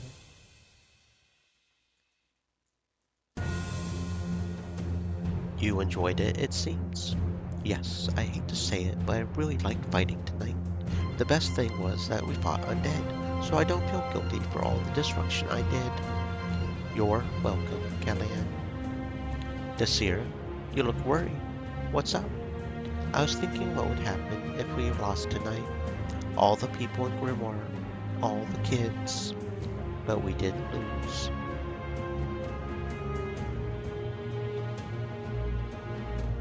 Yes, you're right. Maybe I should stop worrying and focus on the positive results we got. You should, Desir. Good night. The third? Okay, so there is apparently a third full moon. I have no idea. I mean, maybe this will be the last one. Who knows? I do not know at this point. More than likely, the local shops didn't get anything better. I highly doubt it. But we've got so much money at this point, we might as well just... I don't know. I don't know at this point. We have got so much money. Wait, did they give us a better increase now that, you know? Oh, did we get new items? Maybe there are new items now. I mean, I kind of assume the shops don't change, but maybe they do after like maybe a full moon or something, or maybe I just wasn't paying attention. Either way, the weapons we have now, nobody wants, right? So we can sell all these. And it was interesting that we were able to use the blood effectively there. That's apparently what that blood vial is for. Oh, wait, what?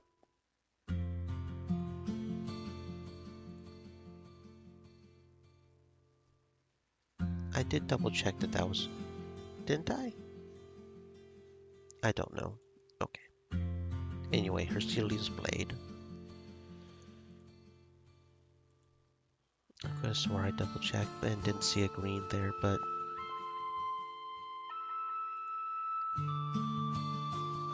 Maybe I'm just imagining things somehow. Okay, and you would like the Spear of the Great Mothers.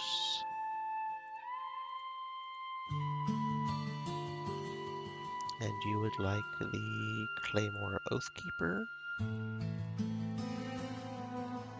Again, mainly because I don't know what quest will force us to use these characters in their own personal character quests, so I'm sort of just double checking just to make sure.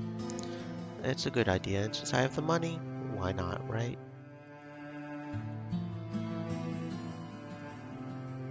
I'm more or less hoping.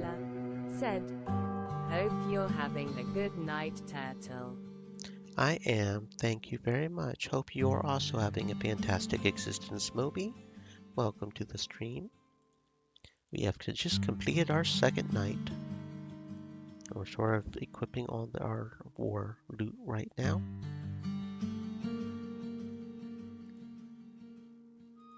Okay, I think that's about all we've got. I'm trusting, of course, in the AI knowing that it's better or not. So we'll just sell all the items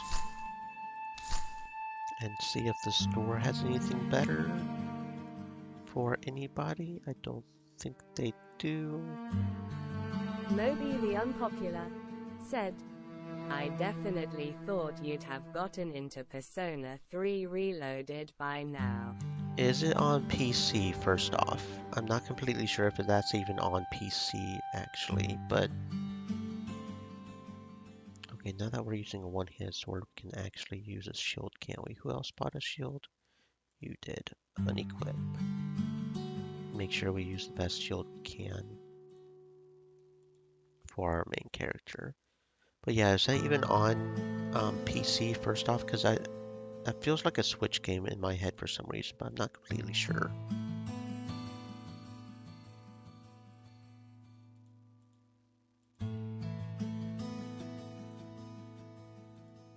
And Switch usually doesn't like sharing. Usually doesn't. Nintendo in general. Because I don't have the one. Unpopular said, "Yeah, it's on Game Pass. It came out day 1. It looks and feels almost exactly like Persona 5. That is one game series I really should go ahead and just jump into already. It does look like a game series I would enjoy, and I have seen thorough playthroughs of 5. I've only seen a little bit of 3. But it's just not one that I've jumped into yet for one reason or another. But they do look like good games. Okay. I could buy a bow, but I don't want a secondary option.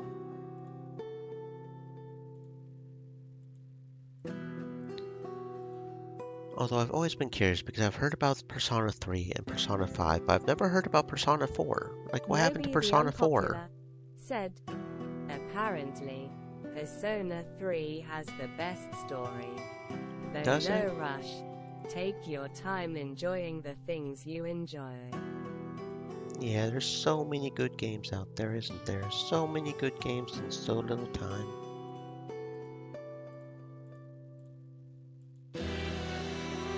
Okay, it looks like we're good on the shop here. So the shop didn't get anything new from the full moon, it looks like.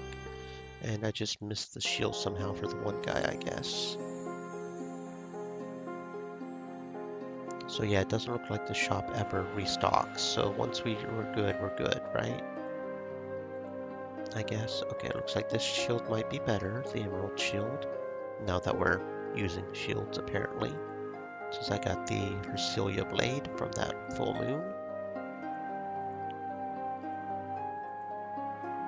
Yeah, but for real, what happened to Persona 4, 1, and 2? Like, where are those games? Buy and equip directly for Lyric. And then Forest Warden shield for you. Okay. Sell all items.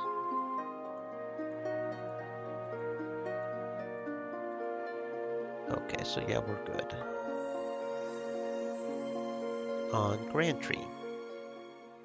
Hammer hands. Honestly, at this point, since we've at least got something, I kind of don't want to keep going through all the stores. Moby the Unpopular said, Persona 4 was like a PS Vita, PS3 game.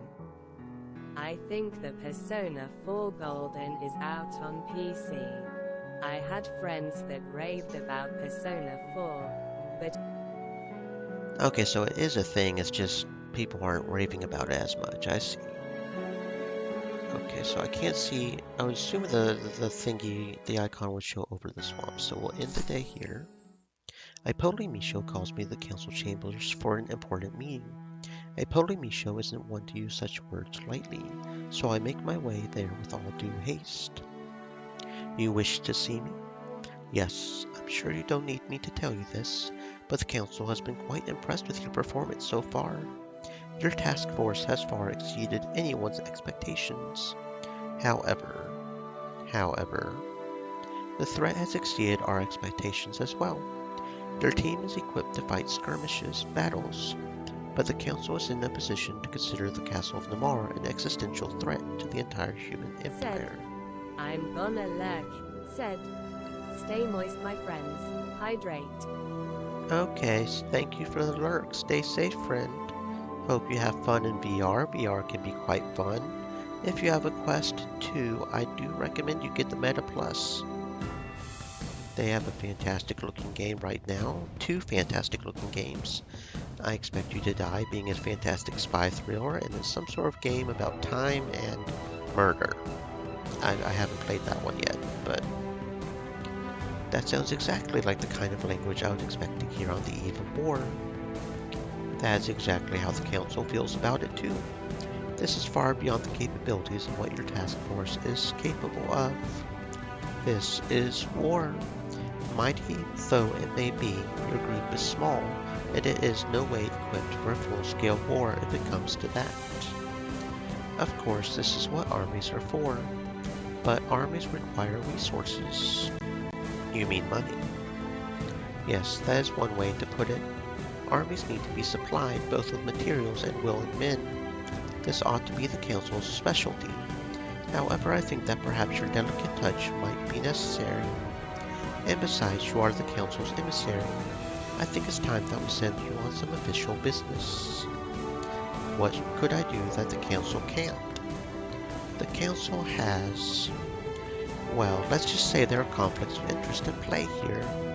Having you as a neutral third party would help settle things. I trust you would act impartially. I'll try to look at the facts objectively. Yes, I thought to task you with this specifically because you are less likely to be swayed by bias. So what exactly is it that you need me to settle? I would like you to consider visiting the merchants of Lothar. Oh, a quest for Lothar, finally. Okay. I have 2 people in mind. One is a lady named Geraldine who has deep ties to weapons manufacturers, be it spears, axes, or broadswords. When it comes to mass-producing weapons, she has connections that would prove valuable. And the other person? Sir Cedric, a veteran. He's well respected by many military men, and as you might imagine, such a person would prove a valuable asset in times of war. Is Sir Cedric a merchant or a military man? People can be more than one thing, Jade. He earned his reputation in his youth as a military officer, and when he aged beyond the point of being useful on a battlefield, he applied his leadership talents to commerce, winning a great fortune in the process. Even though Cedric himself is not likely to be in a condition to serve as a battlefield commander, he's still a keen strategist, and his connections would no doubt prove valuable. I guess I'm going to Lothar then. I was sure you would agree, so I already informed Lady Geraldine that you'd be visiting her soon. You already set up an appointment? Not an appointment per se. I just passed along a message telling her to expect a visitor soon. I guess I should visit her first then. Jade, one last thing. I'm afraid to inform you that the council cannot afford to give you 100 a day anymore. Oh, so not only are we not getting more gold, we're getting even less. That's, well, okay, whatever. What? If anything, I'll need more money now. I know. Believe me, sometimes I wonder how we managed to survive for so long when people in charge are thinking about their own well-being. Well, I suppose I'll have to accept their decision as always. I got a message from Sarissa earlier this morning in which she formally invited me over for lunch. After hearing about Enoch's cooking from her the last time, I must admit that I'm eager to try it. Jade, just in time, I was just about to start roasting the fish on the fire. I got up early to search for spices to use. I found some good ones too. Jade, I've been meaning to ask, do you like your food spicy or mild? I can make it whichever way you prefer. I'm good with either. Just make it however you're making it for Sarissa and yourself. Okay, I'll do that then. Enoch comes to himself as he slathers the fish with the spices he's found. He does it quickly and confidently, seemingly knowing exactly how much of each spice he should use. Do you catch the fish in the river we usually meet up at? I did, as a matter of fact. It was easier than usual today, too, for some reason. Maybe they were jumping at the chance to be eaten by Grimoire's envoy. Somehow, I doubt that. Enoch laughs and then turns his attention back to his cooking, long enough to put the fish on the fire. I don't know what mix of spices he's used, but it smells good already. I can tell that cooking is a real passion for you, Enoch. Oh yes, Enoch loves cooking. He especially likes trying out new things. He hates routine in every aspect of life. Right, Enoch? Absolutely. This is a new recipe we're trying, by the way. I've wanted to try it for a while now, but I never managed to find the right mix of ingredients before. I'm sure it will taste great, Enoch.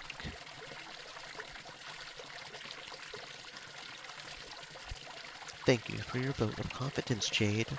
You won't regret it. I've never produced anything. What's the word in common tongue? Yes, inedible. I've never produced anything inedible. Sarissa can attest to that. He's selling himself short. His dishes are more than edible. They're downright fantastic. I see. Well, I'm excited. I can't wait to try it. Sarissa comes near me, placing her hand on my arm. You're in for a real treat, Jade. We let Enoch get back to his cooking, and, after a few more minutes, the food's delicious smell is stronger than ever. I hope it's done soon. My stomach is growling in anticipation. Don't worry, Jade. The fish are almost done. It smells amazing, Enoch. Thank you. By the way, this recipe comes from Zoltar. Do you know where that is? Of course. I traveled quite a bit for my previous job. I've actually been to Zotar a couple of times.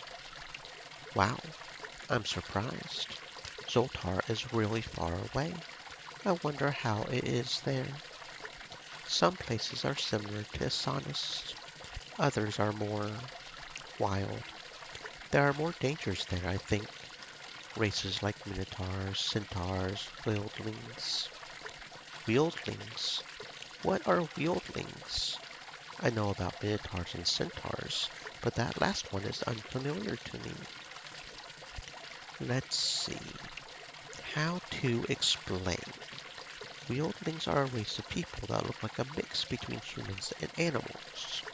Felines, mostly. That sounds interesting. It is. I couldn't believe it the first time I saw one. I was gaping, wild-eyed, and thinking, what the hell is that? It was so... Before I finished the sentence, I stopped short, realizing what I'm doing. I'm describing a mixed race in an unkind way in front of two half-human, half-snake people. How could I be so stupid? I'm sorry. That came out wrong. I mean, I was shocked when I saw them, but I could have phrased it better. It's fine, Jade. We're used to it. And we know that you didn't mean it in a bad way, like others usually do. Right, Cyrissa? I shift my gaze towards Cyrissa, who remains silent instead of answering. Her own eyes are focused on the flickering flames coming from our campfire. Without a word, she grabs her sword and slinks off towards the jungle. What? Where is she going? Is she going to be okay? Yeah, she'll be alright. She's just going to go cut some things to blow off some steam. You know, trees, fruits.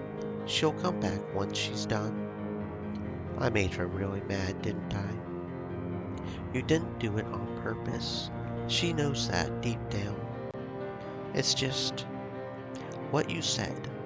It probably reminded her of some things from her past. Bad things.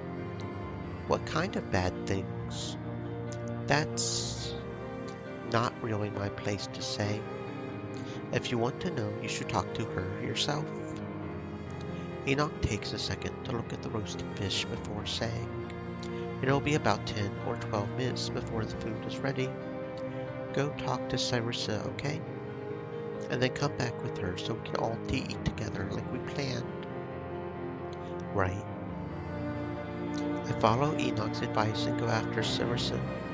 It's not hard to track her down considering the sheer amount of destruction she's left in her wake. It's like following the trail of a tornado. When I finally catch up to her, I see her furiously cutting a tree.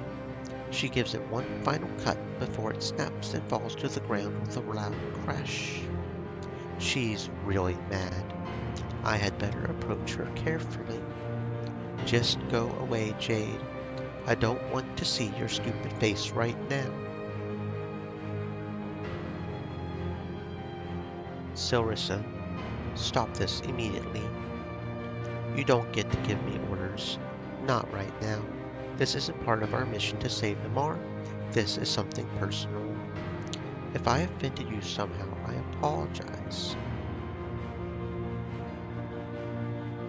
Cyrissa, please, calm down. You're like all of the others, aren't you? Deep down, you hate me. What? How can you say it, especially after what we've gone through together lately? You only need to keep me happy. You need my skills for your mission. That's the only reason why you've been acting the way you have. Like you care about me. I know. I know it's just a facade. That's not true, Cyrissa, and you know it. You have to know it. I want to help you. What happened? Why are you so angry about what I said?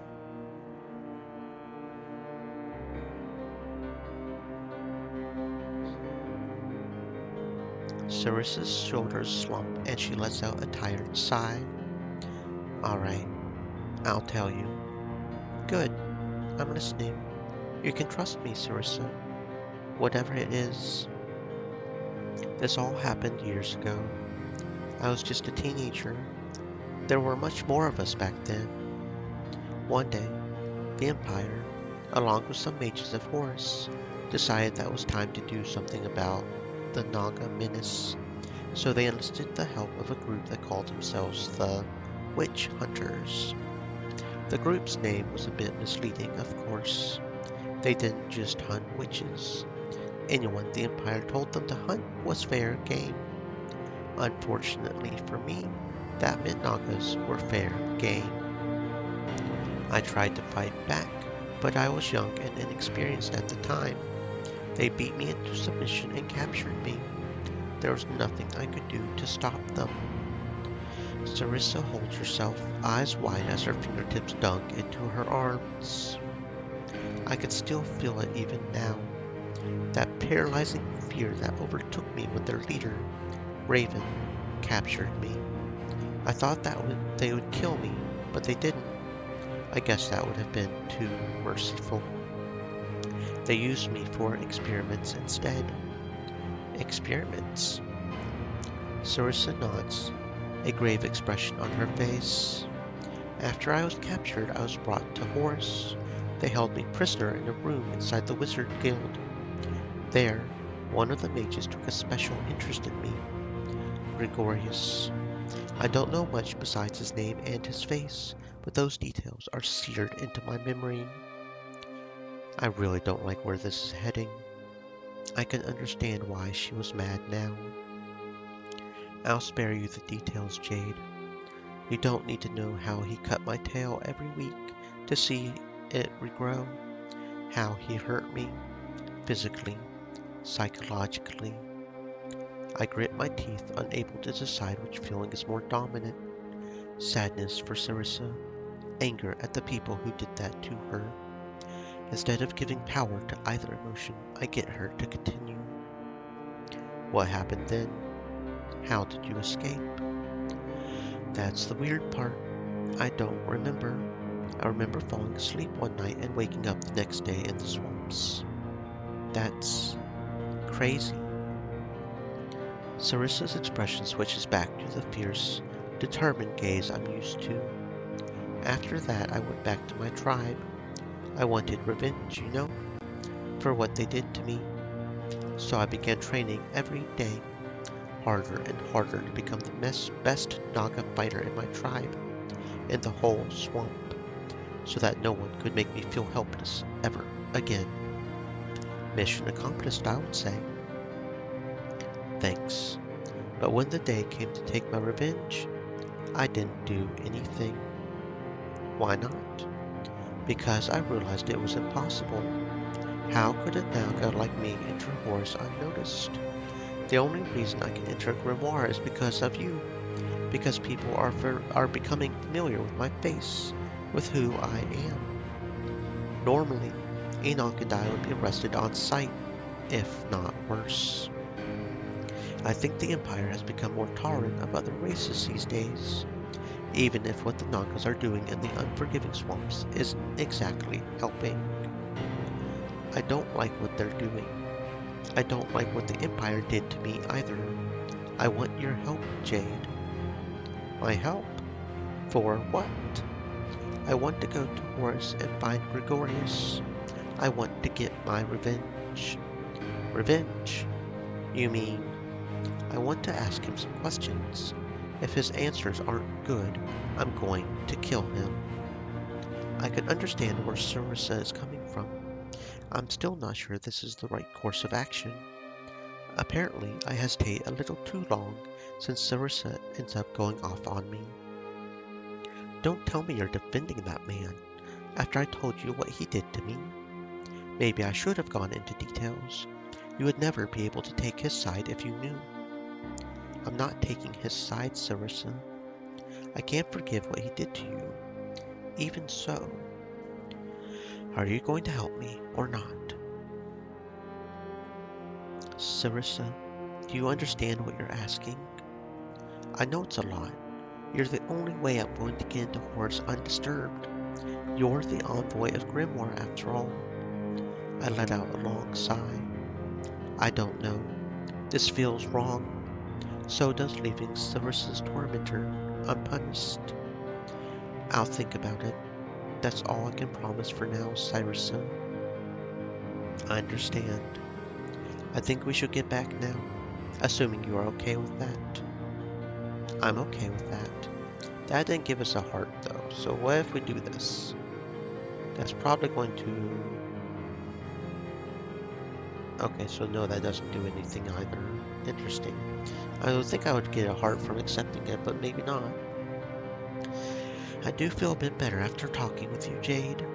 Sarissa looks at me and smiles, but it's a sad smile, as if all the bad memories are still at the forefront of her mind, continuously hurting her even now. We go back and eat Enoch's cooking. It's better than I could have hoped, but the earlier conversation with Sarissa is still affecting the overall mood. None of us talk much, and I don't try to push it. After lunch is over, I leave the swamp.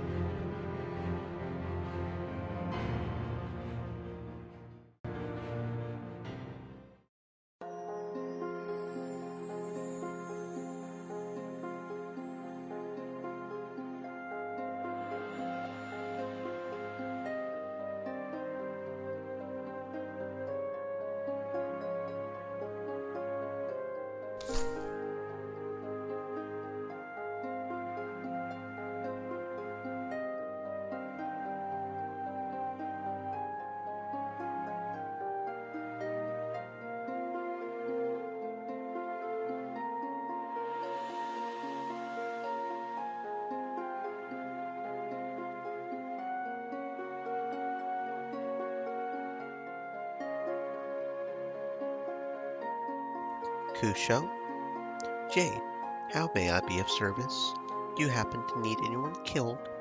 Don't hesitate to let me know if you do. Killing is my specialty after all. I try to be humble, but it's hard to be honest about my talent as a killer without boasting.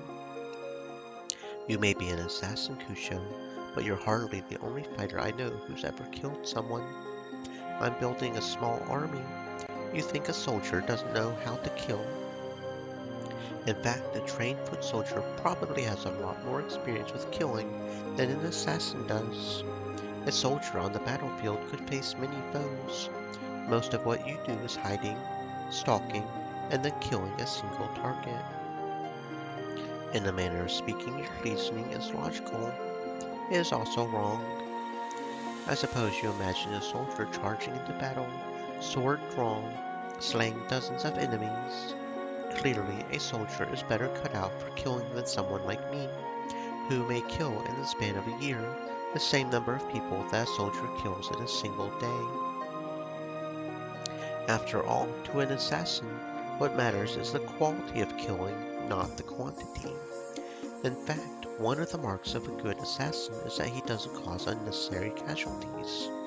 They are sometimes unavoidable, but in an ideal world, only the designated target dies. Here's something you need to realize, Jade. Real soldiers do very little in the way of actual killing. You may have this mental image of battlefield casualties being this glorious thing. A soldier decapitates a foe here, slits the throat there, and turns around and kills another enemy with a well-placed stab to the gut. All very heroic and bloody. The reality is, most soldiers who die from combat aren't slain in this manner.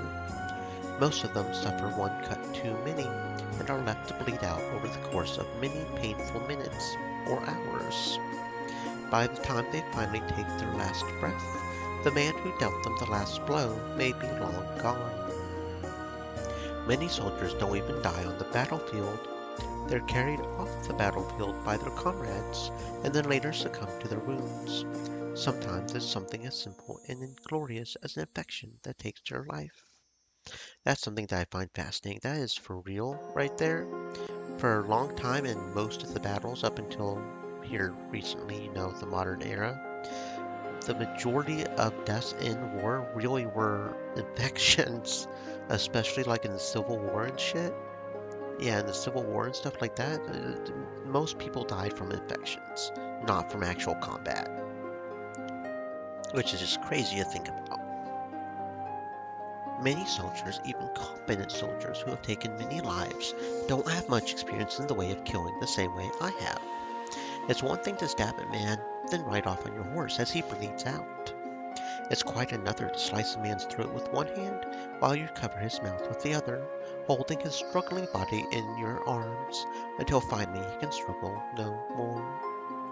I'm sure that you, or many of your other companions, have at one time or another been directly responsible for the death of another person. I don't question those credentials. What I'm asking you is this: are you really prepared to kill a man? If all you had were your bare hands, could you find it in yourself to place your hands around his throat and squeeze until you had crushed the life out of him?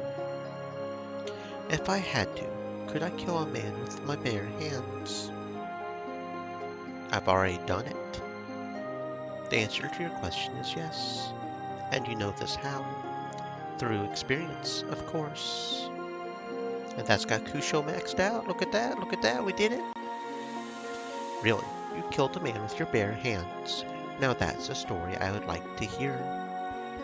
Stay with me long enough and you might hear that story someday. Is that a promise? Sure, but I never said how long. A grin flashes across Kusho's face and he begins cackling. Sly. Well, I'm not sure how long we'll be together. I've never been one to maintain lasting relationships for too long. After all, you never know when a former client might become your next target. Is that a threat? My, growing paranoid are we? I don't see any reason someone would hire an assassin to take you out. After all, you mentioned that your foes are undead. Zombies, vampires, and ghouls generally don't strike me as the type who would hire an elf assassin. But you're more than just a client, Jade. You didn't pay for my services with cash. I owe you a favor for what you did about Faeril. So, you have what it takes to be a killer, do you? How about putting those skills to use once again? Care to assist me with an assassination? What kind of job are you talking about? If you're asking me to lay out the hit for you, then I assume you're already ready to swear silence. Not that I ever take anyone at their word, but even the most dishonest of folks tend to do a good job of keeping their oath when it's sworn to an assassin. Making promises to an assassin and then breaking them can lead to... Well, let's not go there. I think you know well enough already. So, do you really want to hear about this hit? I'm not asking for your cooperation, just your silence. I swear, Kusho, I swear on my life. Swearing on your life seems a little redundant, but okay. So, let me start by giving you the lowdown on this man. The target, he's an elf, working close to home. Actually, no. He's an elf noble from Triberg, the Lord of House Nox. Clement is his name. The name Nox is familiar, but I can't for the life of me recall what business they're in. House Nox is in the business of being rich. That's what you might call old money. Clement Nox is rich because his father is rich, and Clement's father was rich because his father was rich. And so on, and so forth. Nox is a very old family, dating back to the founding days of Triberg. At one point, they controlled more than a fifth of the property in the city. They have no new income, apart from lending money, which they're actually quite bad at. They tend to give out high-interest loans to people who have neither the intention nor the means to pay it back. Not much money to be made in lending to such people, I imagine, though I suppose we should all be thanking Nox for helping to fuel the bustling Triberg economy. So they're in a bad place financially. Of course not.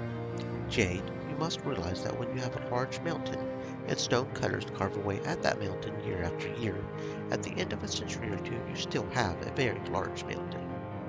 Nox could continue to bleed money at its current rate, and that family's descendants would continue to be wealthy for a dozen or so generations. That's the nature of old money.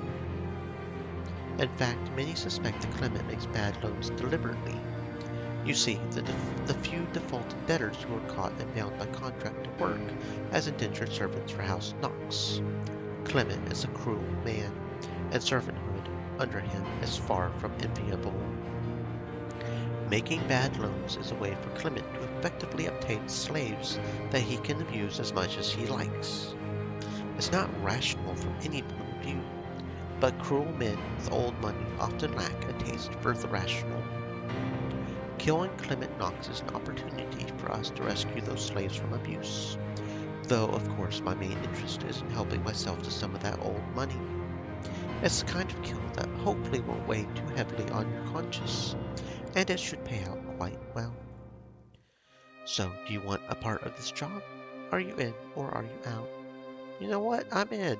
Let's go. Let's do this. I'm in, Kusho. If this man is as you say he is, then seeing him dead might actually help me rest easier at night. Excellent. I think that our time would be well spent traveling to stake out the location.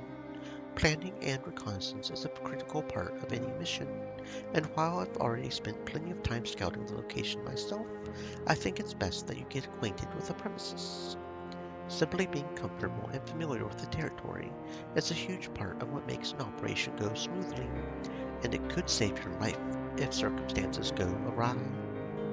Let's go play Clement Knox a visit then. It takes us a full day to reach Triberg. The sun is beginning to get lower in the sky by the time that we arrive at a large fence surrounding the Knox estate. Well, here we are, the mansion where Clement Knox sleeps. Odd for a man so wealthy to have a metal fence surrounding his estate. Are brick walls out of fashion? Solid brick walls don't let you share the sight of your luxurious manor with the neighborhood. Look at that grass. That's grass, but it's so short. Clement has groundkeepers who trim the grass every day to keep it short and watered. You could walk on that grass in bare feet, and it would be soft to the touch. He calls it a lawn. What a waste of land. If the ground is fertile enough to support green grass, surely it could have supported an orchard, or even a simple vegetable garden. Why spend so much land and so much effort to maintain something as useless as grass?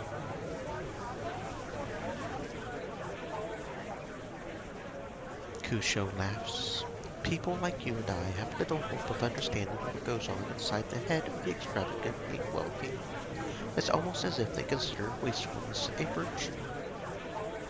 In a way, wastefulness is Clement's way of bragging about his wealth. As you said, this land could have been purposed as an orchard or a garden, but instead is supporting something as inane as a grass lawn. It's just one of many reasons that Knox has been bleeding money ever since Clement inherited the estate from his father. But that pile of wealth is so massive that even with Clement's wastefulness, it will never be exhausted during his lifetime. Those guards look intimidating. They do, don't they? And that's exactly the way that Clement likes things. But the best security systems tend to be the ones that don't draw attention to themselves. After all, for a sneak like me, a guard following a predictable route, whose main job is to carry a big lance and look intimidating, is nothing more than something to plan around. And the more ostentatious they are, the easier they are to plan around. That's the thing about supreme wealth. It tends to make people arrogant. People assume that parading their wealth in this manner will deter invaders. It deters dumb invaders, people who would go in through the front door. But my attention is on the front door. So, the back door then. Not a door. Look up. Do you see that east-facing window? Yes, that's where Clement sleeps. He likes the east-facing window because it lets the morning sun in to wake him up naturally. That's our entry point. So, you're going to scale the fence and scale the entire building. That must be 3 stories up. I'm an elf. I grew up in the woods. We don't have many fences or stone buildings there, but we do have our trees. Cusho gestures to a nearby tree. The branches of that tree have been my perch for several weeks now. From that tree, I've observed what goes on in that estate, and from that tree I will descend into Clement's east-facing third-story window. But how? You can't jump. The distance from those tree branches to the window must be at least 100 feet. Don't tell me you found a way to fly. Flying. That's a talent I've yet to master, though I can't deny that would come in handy for a man of my vocation.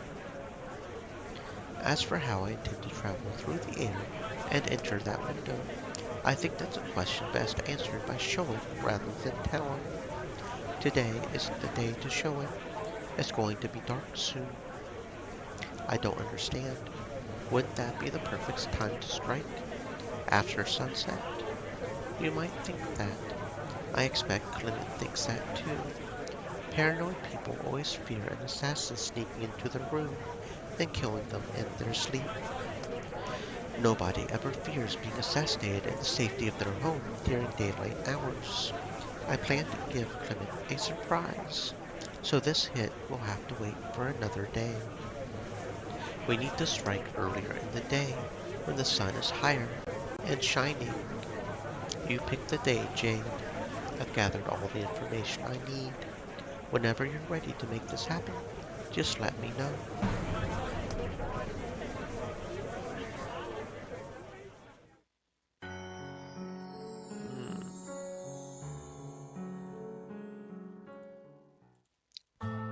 I met Feyreal at the infirmary in Grimoire in the early morning before dawn breaks.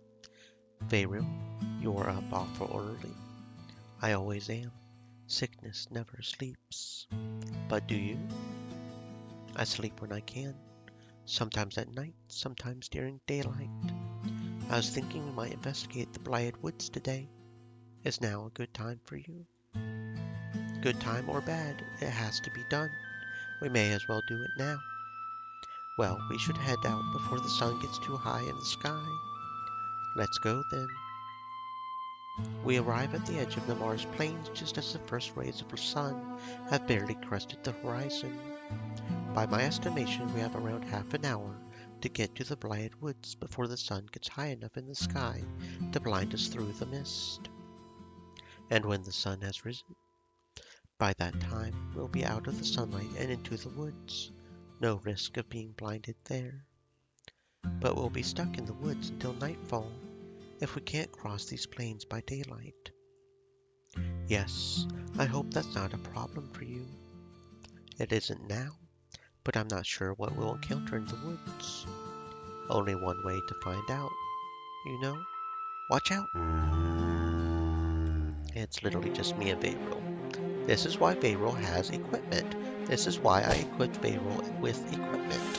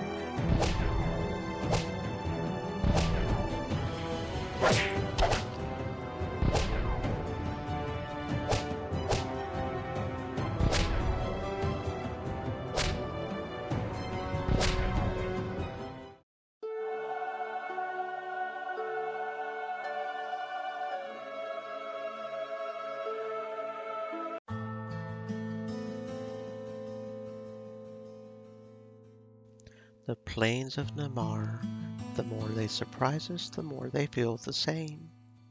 I guess I should know better than to feel surprised at the sight of zombies wandering the fields of Namar. There's the woods. Let's not waste any more time out here. These woods are covered in mist, just like the plains. Indeed they are. Did you expect any different? I guess not. These mists cover all of Namar, and it makes sense that they would cover the woods as well as the plains. But knowing something and seeing it in front of your eyes are two different things. We can't see very far in these woods, but I can see the river from here. And if I'm not mistaken, the river is the only landmark we need. The rumors you heard placed the jewel wart in a lake at the end of this river. Is that right? Yes. Then let's follow the river. Beyril and I trudged through the forest, following the path carved out by the winding river. Beyril leads the way, staying close enough to keep the rushing water in sight, but never venturing too close to the river's banks. Scared of water, Beyril? Scared of water? No, but I do fear what might be lurking under its surface. It's good to be cautious. I'm glad you're willing to admit fear. Fear is something that some people seem to be ashamed to admit, but I found that a healthy fear of death is one of the most precious assets an adventurer can have. We tread through the wood, favoring areas where the trees are thin enough to let the sun through. The light is enough to see by, but not so bright as to blind us when scattered by the fog. As we scan the woods while pushing forward, I find the feeling almost familiar. This feels like treading the plains of Namar by moonlight. I was thinking the same thing. And yet we haven't seen any undead. Well, it is the middle of the day. The daylight, scant though it may be, is still daylight. Good point. Beyril and I continue following the river deep into the heart of the woods. The air grows thicker with a fetid odor of rotting corpses, but no threats emerge to challenge us. We find the end of the river, which empties into a large lake. Here we are. Do you know how to find this jewel wart? Jewel wart relax under light. The sunlight here is scant, but hopefully it should be enough to reveal the herb. Look for a glowing moss. We circle the lake until we arrive on the other side of the river, opposite where we started, but no glowing plants reveal themselves. There's plenty of sunlight at the lake's center, but toward the edges there's still enough tree coverage to make things dark.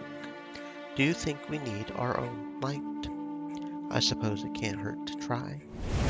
Beyril takes out a torch and some flint, and ignites the torch without much effort. Beyril waves the torch out over the water's edge, and I see movement beneath the surface. Looks like you spied the fish, spooked the fish. If this light is bright enough to frighten fish, then it must be bright enough to reveal any jewel wart that we might find here. Beyril and I begin retracing our steps around the water's edge, circling back around. We're on the side of the lake opposite the river when I hear a low groan. Did you hear that? Yes, it sounds like the ground is shifting. Where is it coming from? I see Feyreal's pointed ears twitch about, testing the air before focusing on a tree behind us. It seems to be coming from this tree. Feyreal raises his torch to illuminate the tree. A moss-like coating on the tree's upper trunk begins sparkling. Jade, do you see that? Yes, I see it. I think I can reach it if I stand on the lower branch. Keep that torch steady. I leap up and grab hold of the lowest branch. I steady myself and begin lifting myself up. But the branch begins shaking. I lose my grip and fall on my back. Jade, are you all right? I'm fine. I just lost my grip. I guess that branch isn't as strong as I thought it was. I can probably make it to the next branch up if I shimmy my way up the trunk. I wrap my arms around the base of the tree and hoist my feet off the ground. Then I wrap my legs around, dig my heels into the bark, and use that to anchor myself as I inch up. I repeat this several times before the wood begins vibrating. I lose my footing and fall to the ground, thankfully landing on my feet this time. What happened? That's odd. The tree's trunk just started shaking. I don't think it was bending under my weight. This trunk looks too sturdy for someone like me to bring it down. Could it be the ground? Did you feel a tremor? I felt no tremor. If the tree is shaking you off, I wonder. Wonder what? I wonder if the tree might be shaking deliberately. What do you mean? There's someone hiding in the tree and shaking it? I mean the tree itself. I've never had occasion to observe them myself, but being a druid, I've heard rumors of druids use magic to animate trees. I wonder if this tree might actively be repelling your advances. Can you unanimate it? Animating a tree is something that's squarely outside my area of expertise. Reversing that process is something I'm just as incapable of. But I think I may be able to discern what it may be trying to protect itself from. Druids have a unique empathy for trees. In most cases, this simply means that druids can feel the pain or health of a tree. But if I concentrate, I think I may be able to communicate with it. Let's try then. Feyreal stands against the tree, leaning back into it as he places both of his hands on the tree's trunk and closes his eyes. He begins muttering some chant I can't quite make out, and enters a trance-like state. Feyreal's lips continue moving in some unfamiliar pattern for several minutes, and I notice a familiar glow emanating from his hands where they touch the tree's bark. Suddenly, branches erupt from the base of the trunk and wrap around Feyreal. Before I can react, his chest is completely enveloped in the wood. Feyreal, are you alright? Feyreal's eyes snap open, completely white, and he begins speaking in a gravelly voice. Do not venture any further, dwarf. Who are you? What are you? My name is Jaya. I am the elder tree that watches over these woods. Your companion attempted to commune with me. However, his mind is a flurry of emotions and disconnected thoughts that I could not comprehend. He chose to lend me the use of his voice so that I might speak directly to you. Protecting this wood was my duty. Alas, the woods have fallen into decay, and I have withered along with them. When did this wood begin dying? I cannot tell you exactly when it began. We trees do not see time the same as those such as yourself, dwarf. All I know is that I felt the corruption creep into this forest when an eerie mist began creeping through it. Those mists brought the stench of decay and rot with them, and every day the vim that flows through the trees of this forest weakens. The mist you see is my enemy as well. I am a part of a group that is fighting the corruption that is spreading through Namar. Many people have been killed in the plains surrounding it as well. The name Namar means nothing to me, and I care not for the woes of your people. The corruption of the plains and the corruption of these woods come from the same source. We are fighting the same enemy. Where does this corruption stem from? We do not know precisely, but we do know that whatever the source of this evil is, it lurks within the castle of Namar. Castle. This is a word devoid of meaning to me. It is a large man-made structure. It is a fortress, a barrier that protects whatever is spreading the corruption through these lands. We want to terminate that corruption at its source. If we succeed in our mission, your wood will be free of that blight as well. Very well, dwarf. It would appear that we are not enemies. We may in fact share a common enemy. What brought you to these woods? I'm going back up real quick and see if we can get a point for here. Maybe some relationship points. Vayriel, what's wrong? Okay, so yeah, that was a half a point there. Okay. Because we're still 4 off from maxing out Vayriel. My name is Jaya. Is Vayriel the name of the companion you came here with? Yes. And then it goes to there, okay. And we've seen this part. There we go. We came seeking jewelwort. Jewelwort is an herb which stores vim. It has been critical to allowing me to survive as long as I have. What use have you for jewelwort? My companion, the one you are speaking through, believes that with jewelwort he will be able to save the life of an elf child. I see. Is the survival of this boy critical to your mission to extinguish the plague that covers these lands? No, not really. No, this jewelwort is not essential to our quest to oust the undead menace of Namar. If this herb is unrelated to your quest, why do you seek it? We seek the herb for the same reason that you protect the other trees of these woods. It is in our nature to help those of our own kind. A boy in the city that we protect is sick. Can we truly call ourselves his protectors if we are not willing to take these steps to save his life?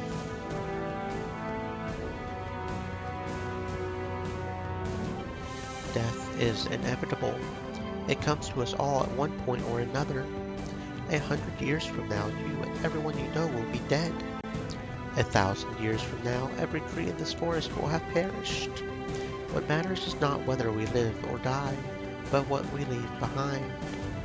I protect these woods not out of any love for the trees that surround us, or any fear for my own life. But if this curse persists, life as you and I know it will cease to exist on these plains. You say you don't care about your own life, or the life of your contemporaries, yet it seems you long to see their lineage continue. Why is that? For anyone, be they man or tree, what matters is their legacy. A life lasts for a short while. A legacy can outlast a single life. A fixture of history will last for the ages. You talk about a legacy as something that exists in the far-off future.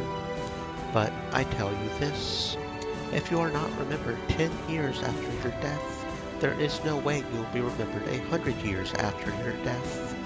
Your memory is carried on by the young ones who know you while you're still alive. I am also interested in preserving a legacy, and that boy, the one that my companion and I seek to save, is part of that legacy. It is people like him who will tell tales of our deeds long after we have died. And if I'm going to leave a legacy, I can't imagine one I would like more than being remembered as the one who saved the young and the weak. Perhaps you are right, dwarf, but in spite of your rhetoric, I cannot allow you to take this jewelwort. Without it, the curse will continue to encroach until it has seeped into the soil that surrounds my roots. I can fight the encroaching wastes. I can slow it, delay it, but without this jewelwort, they will eventually overtake me. And these woods, I'm sorry, but I cannot allow you to take it. What if you lent the jewelwort to us long enough for us to complete our mission? We could return it to you when we were finished. I do not understand. Jewelwort is an herb. Would your mission not consume it? My companion has the ability to channel his healing abilities through living plants. perhaps in the same way that you do. I do not fully understand it. What I do know is that he has the capability to use it and still have it intact afterward. Interesting. Although I cannot directly communicate with your companion, I do sense good intentions from him, and it would seem that what you say is true. It would seem that you are a trustworthy party. Very well. You may borrow what remains of my jewel wart. Please return it when you are done. I can survive several cycles of the sun without it, but any longer than that, and you place the life of these woods in jeopardy. I trust you will not take that responsibility lightly. Of course. Thank you, Jaya. The branches that bind Feyriel's body retract and sink back into the bark of the tree, and the glow fades from his eyes as he stumbles forward. Feyriel, are you all right? Are you? Feyriel pats his own chest. It's all me in here. Don't worry. One of the tree's upper branches bends downward, slanting towards the ground until it's level with my eyes. A sparkling herb rests at the edge of the branch. It seems we've managed to find what we came for. It's ours to borrow, not to keep. But that should be all that you need to restore that elf boy's health. In that case, we'll have to endeavor to be good stewards of this gift we've been given, temporary though it may be. Feyriel and I retrace our steps through the forest. The sun is low in the sky by the time we reach its edge, and we cross the plains of Namar back to Grimoire under the twilight sky. So that happened. Yep, that happened.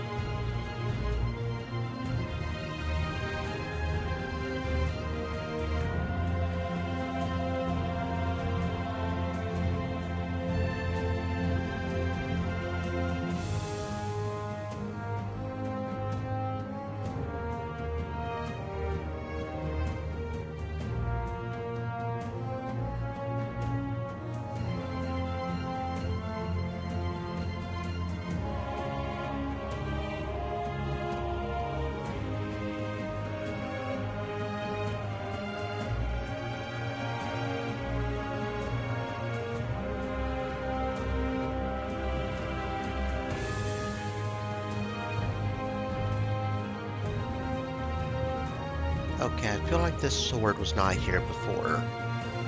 Do the shops upgrade? Do they upgrade? I generally don't know at this point.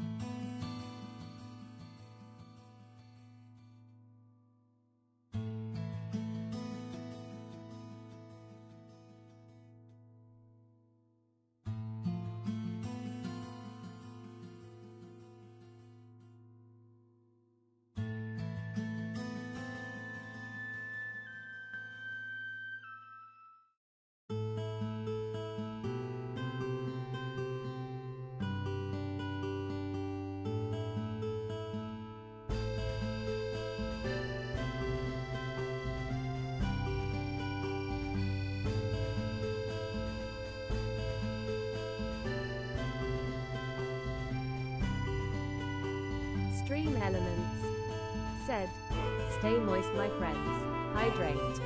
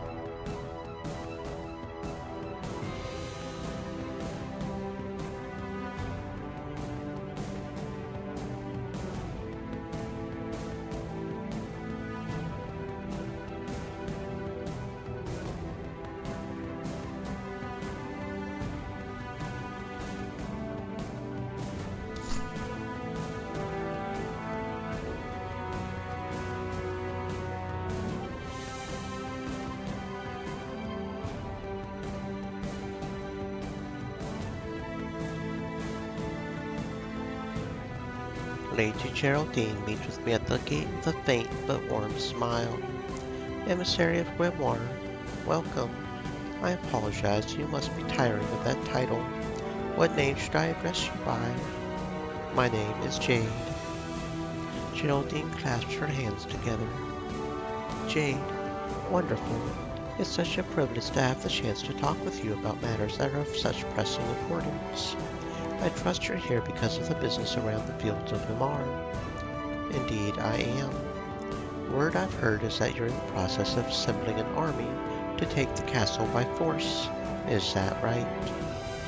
Geraldine seems to be already aware. That's right. Right you are, my lady. Now I imagine you'll be needing to outfit an army.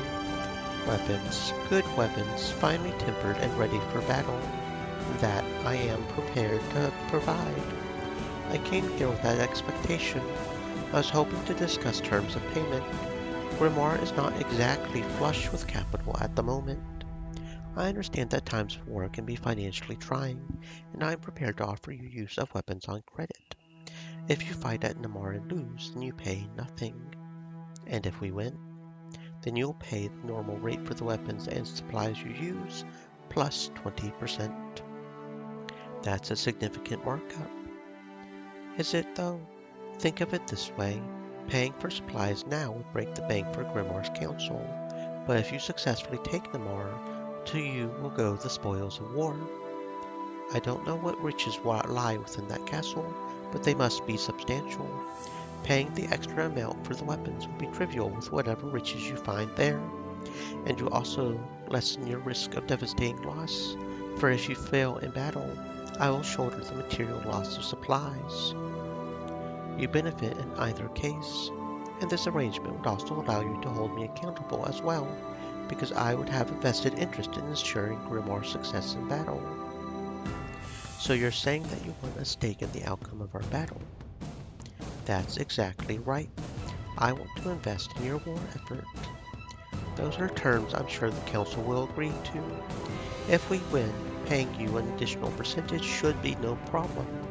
And while I don't like to think that we will lose, having that contingency partially prepared will be advantageous. Excellent. There's another matter I would like to discuss as well. It pertains to the subject of the weaponry. What is there to discuss? I follow Lady Geraldine as she enters her mansion. The luxury of the furniture reflects her social status. I'm prepared to offer you iron weapons. Those we have access to in great abundance. But there may also be an opportunity to offer you something much better. Steel weapons. What exactly is the difference between iron and steel? Steel is an alloy forged from iron that offers much greater strength. Steel is harder and much more durable. There is much less chance of a steel breastplate being penetrated or a steel blade snapping in the midst of battle. Not only that, but steel weapons and armor are much lighter than their iron counterparts. I'm sure you know what that means. Greater ease of movement, less fatigue, and greater speed on the battlefield. Are there any drawbacks to steel weapons? None whatsoever when it comes to battlefield utility, but there is the issue of manufacturing. How do you mean? Crafting steel is a fine art. Not just any blacksmith can make a steel sword.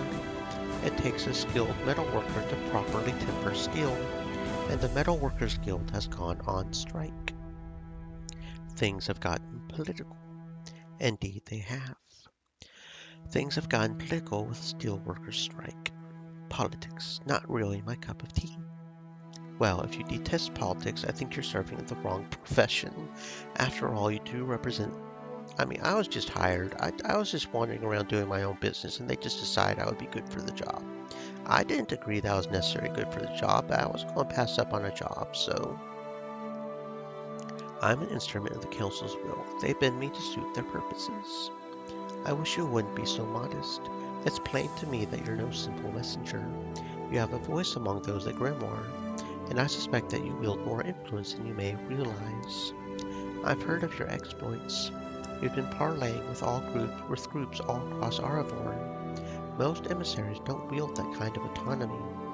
Like it or not, you're a political entity. I've a little taste for politics, but you may be right. What exactly do I need to know about this situation?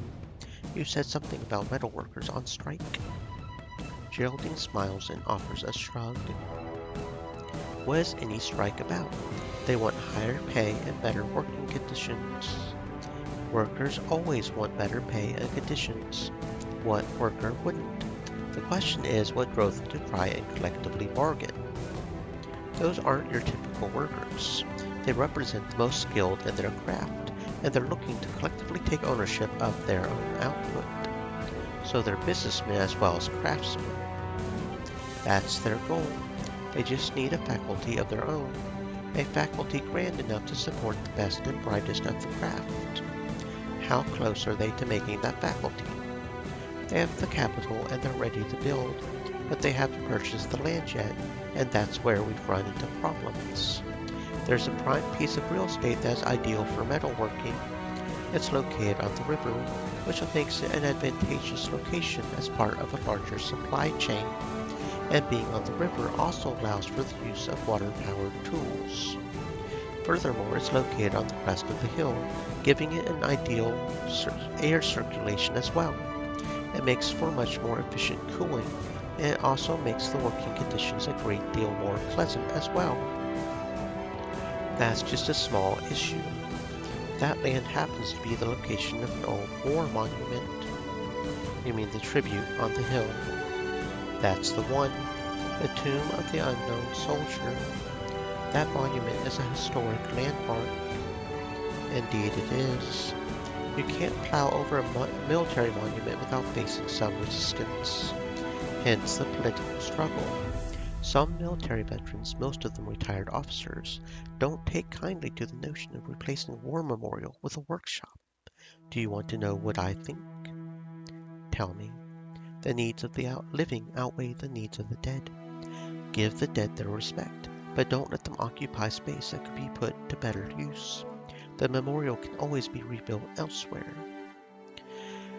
I agree the workshop is more important.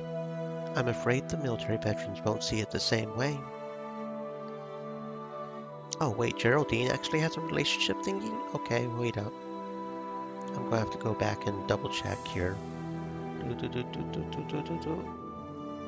think that was the first choice, right? Okay, how did you know? Okay, yeah, apparently we got Lady Geraldine that we've got to pay attention to, too. Geraldine covers her mouth to conceal a smirk. Why, you don't suppose I amassed my fortune from just good luck, do you? Information and friends are the true secret to any great merchant's success, and I don't think I'm any exception. Of course I have friends in Grimoire. Perhaps someday you'll be one of them. Perhaps so. I like politics. Politics sounds like my area of expertise. Yeah, I figured that would get her up. I'm glad to hear you think so.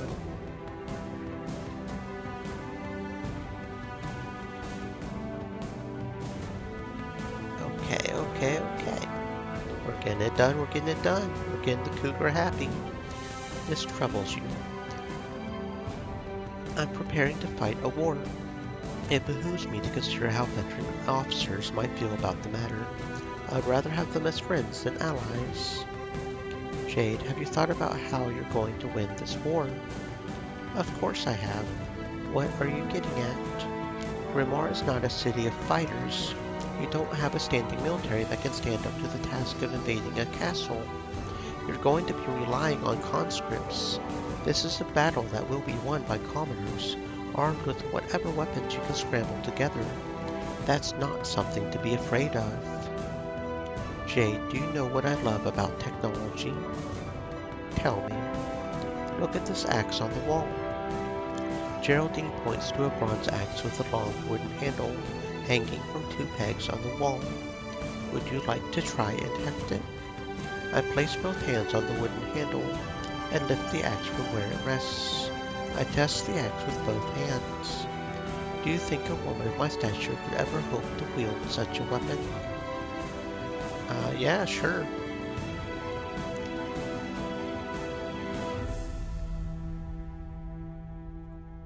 Come now, don't flatter me.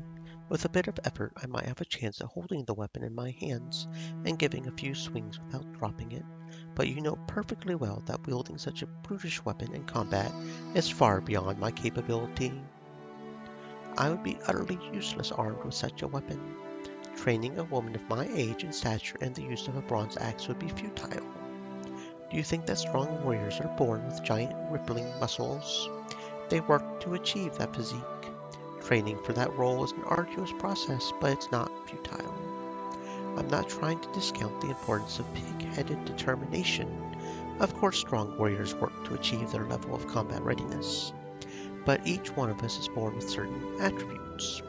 I will never have the strength of a 6-foot-tall bruiser, no matter how much I train. Now take a look at this. Geraldine walks over to the wall and picks up a display piece. Look at this rapier. Geraldine holds up the rapier. It looks deadly.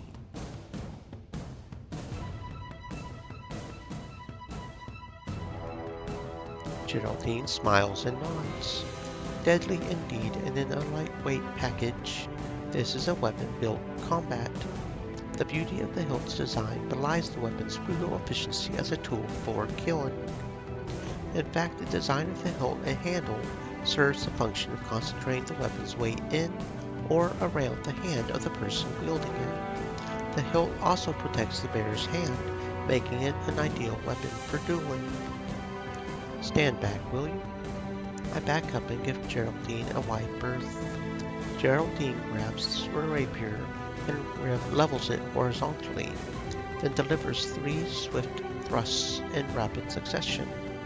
She follows the last thrust with a series of slashes before returning the blade to a defensive position, as if ready to parry. Geraldine holds the weapon up with the discipline of a trained duelist. Impressive for a merchant. I didn't know you were a duelist. I'm no duelist, not a competent one at any rate. I scarcely qualify as a novice, though if time permits I would very much like to take the time to practice more. I merely wish to demonstrate a point. The rapier is a much newer invention compared to the battle axe. Do you know why that is?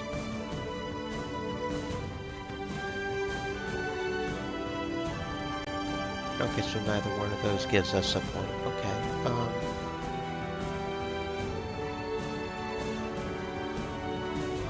The rapier requires greater skill and discipline, and skill to forge.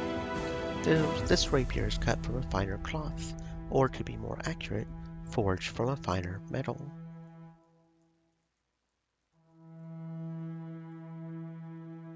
Right you are. There's a reason that the only rapiers you'll ever see are those forged from steel. Look at this blade. Geraldine holds up the rapier for me to see. It's thin enough to be used as a thrusting weapon, but with a sharp edge that can be used for slashing. Try forging a blade like this from bronze, and you'll never have an edge that's sharp. Try it with iron, and a blade this thin would be too frail to hold up in combat. And in any case, the light weight of steel is what makes it possible to have a blade this long, yet light enough for someone like me to thrust or slash with it. A steel rapier is a wonderful thing. It doesn't matter if you're a gigantic lumberjack who weighs 15 stone, or a meek adolescent who is a scribe by trade. Egalitarianism at its finest. That is the true power of technology. Geraldine returns the late rapier to its display hooks on the wall.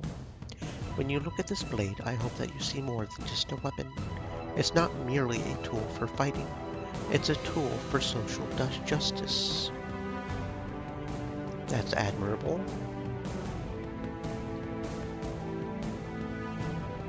That's interesting. That's contradictory.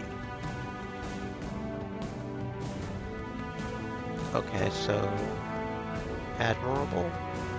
I'm not sure I know what you mean. I just meant that it seems odd for an affluent person such as yourself to have such strong views on equality. People will surprise if you give them the chance. I hope I still have a few surprises in store for you. I'm what you might call new money.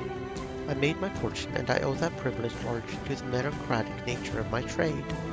A merchant is judged only by markets. Spend some more time among the merchants of Lothar, and you might learn a thing or two about what it means to build a fortune through merit. You've given me a lot to think about.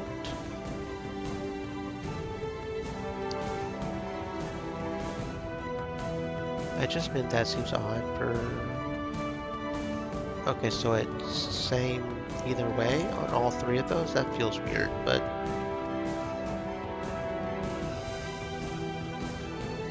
Okay. Of course, I don't expect you to make your decision on the matter of the metalworkers' strike immediately. Take some time to consider what the consequences of your actions will be. Okie dokie. We already checked here, right? Or I thought we did, but apparently not.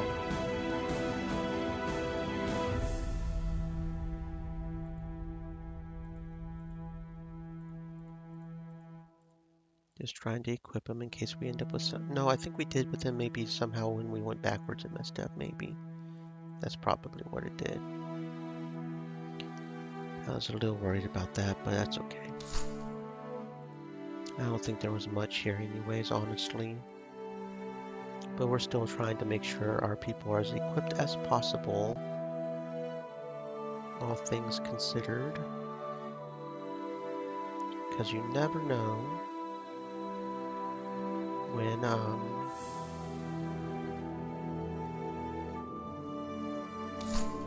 we need to do a one-on-one fight with either of these guys, so... Okay. That's Lothar.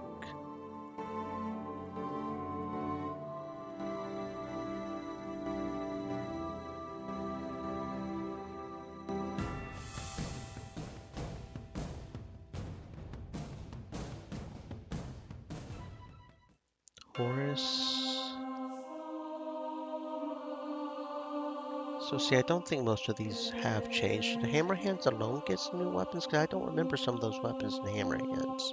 I could just be losing my mind, of course, which I do frequently, because I don't have much of one, but I don't know. Oh, Amazon Scout Armor.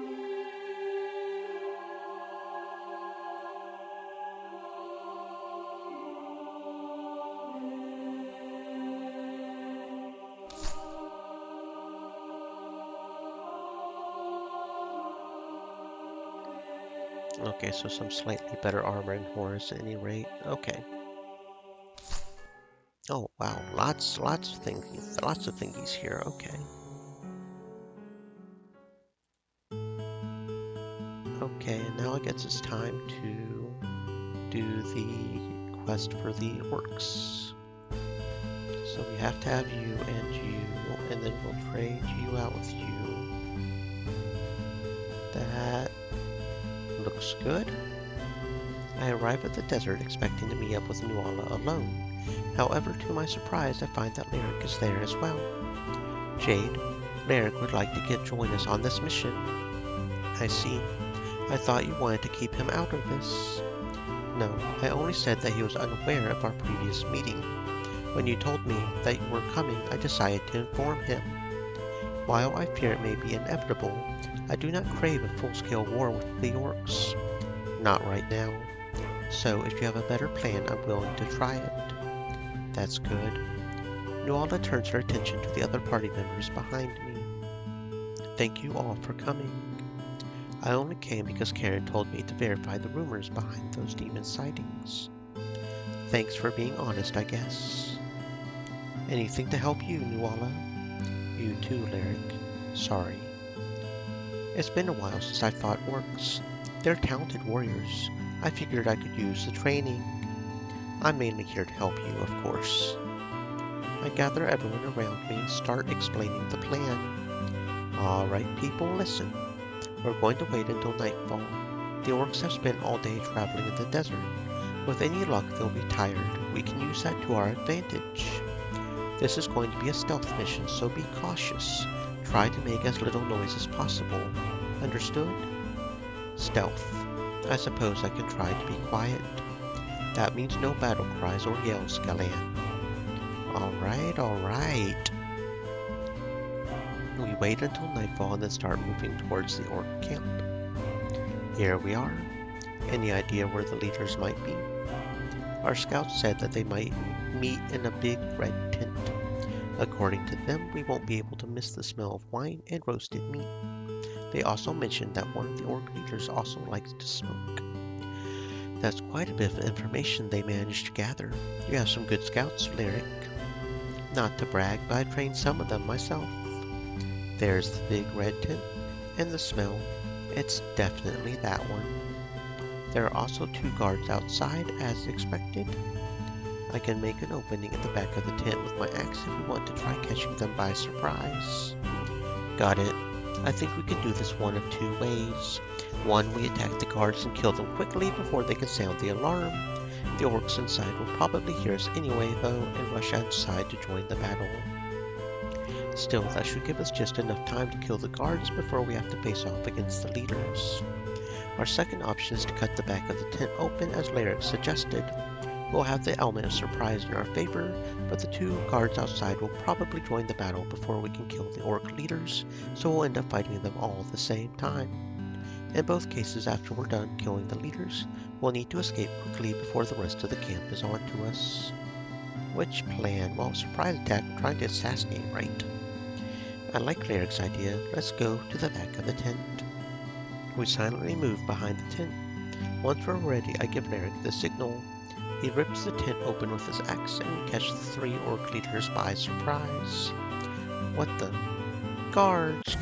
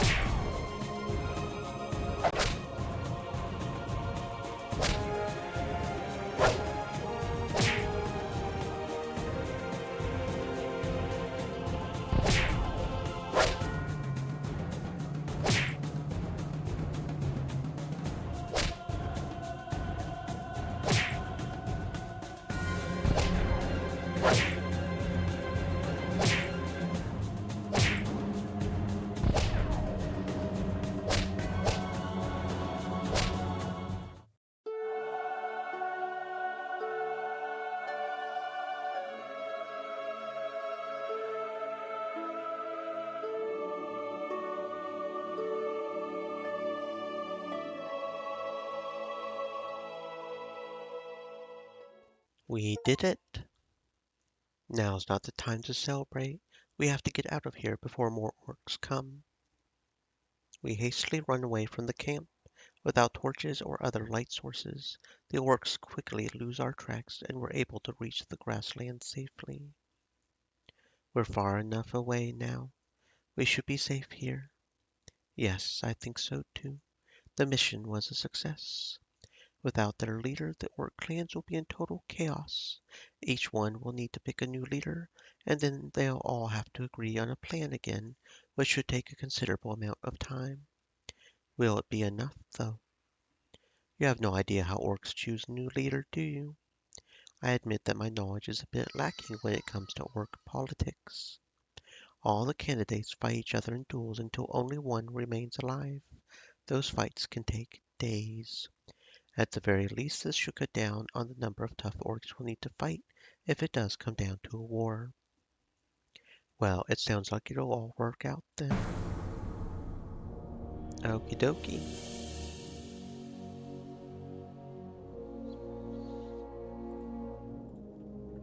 Let's go. I rest up while I watch Lyric and Nuala go around thanking everyone else who helped with the mission. They eventually leave one by one until only Nuala remains. She then makes her way over to me. Jade, Nuala, you seem more relaxed now. Yes, My tribe and the other nomad tribes in the area are safe, and it's all thanks to us. I am really happy. And that's Nuala maxed out. Here we go. She beamed, showing me a big smile. You're even more beautiful than you smile, Nuala. You should do it more often. What? The fierce Nuala is blushing. Nuala playfully punches my arm, laughing. Still, despite her casual response, I can still tell that she's embarrassed by my words. Shut up, you. I need to go back to my people now.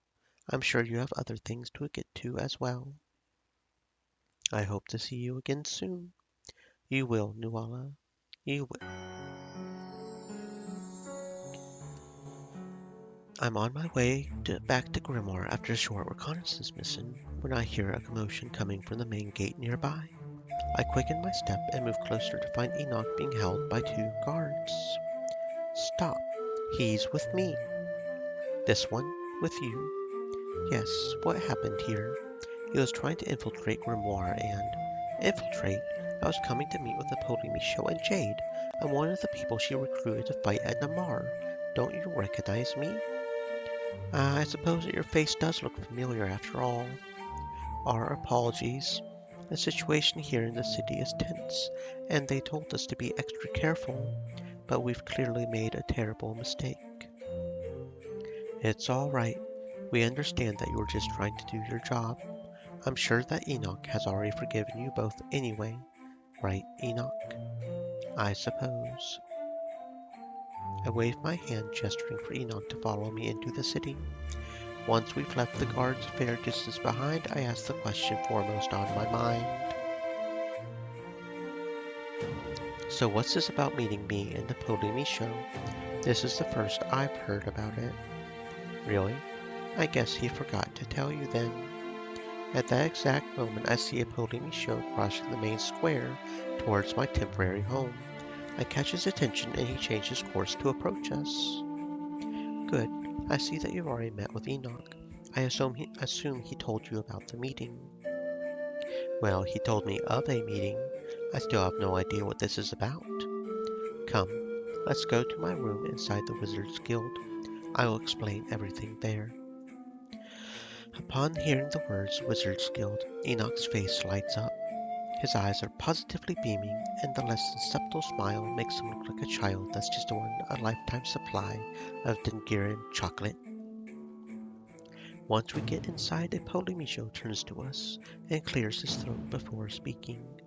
As I'm sure you are aware, Enoch here is an exceedingly skilled caster. I didn't think it was possible, but somehow Enoch's smile manages to grow even bigger. A little more, and I don't think his face will be able to safely support it. What is even more interesting to me are his physical abilities. The fact that he is a battle mage. It's a very odd specialization. I can count the people I know who chose the same path on one hand. I know Enoch is great. That isn't exactly news to me. It's been clear from the first time that we met that Enoch is special. Why is that important?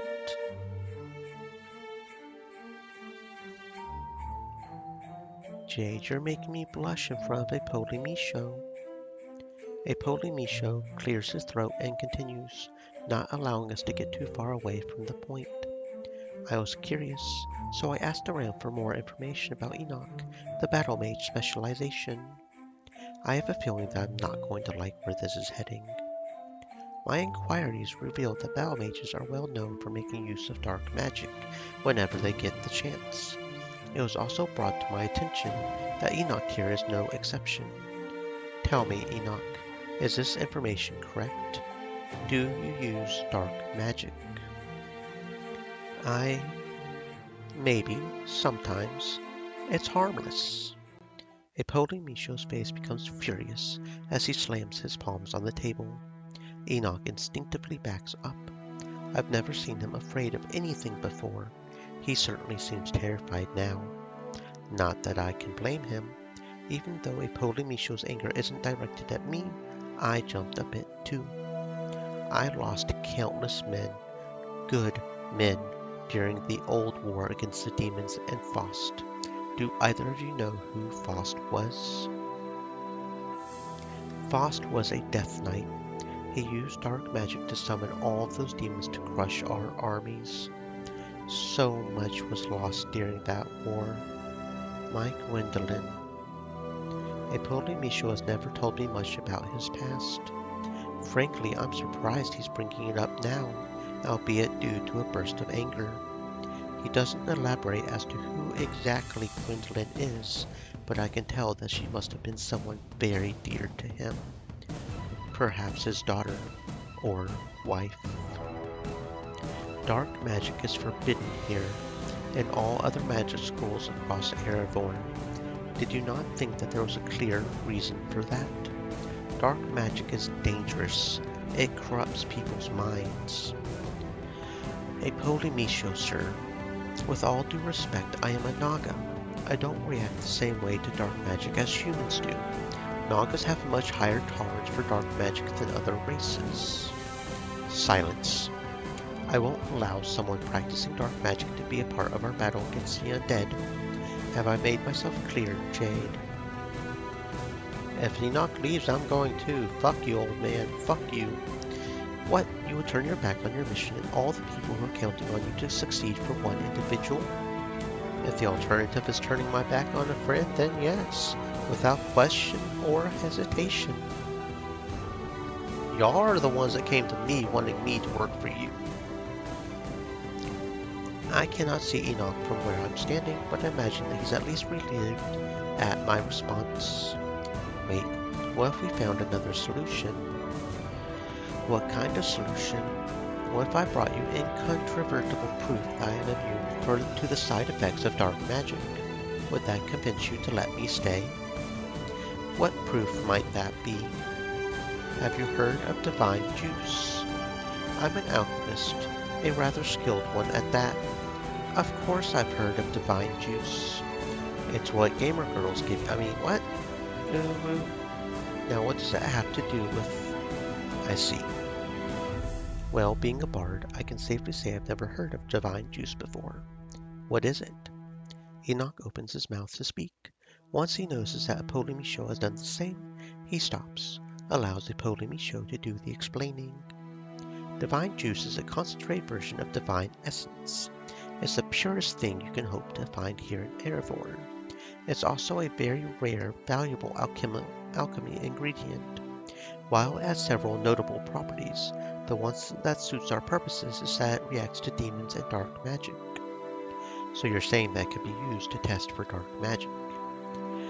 Exactly.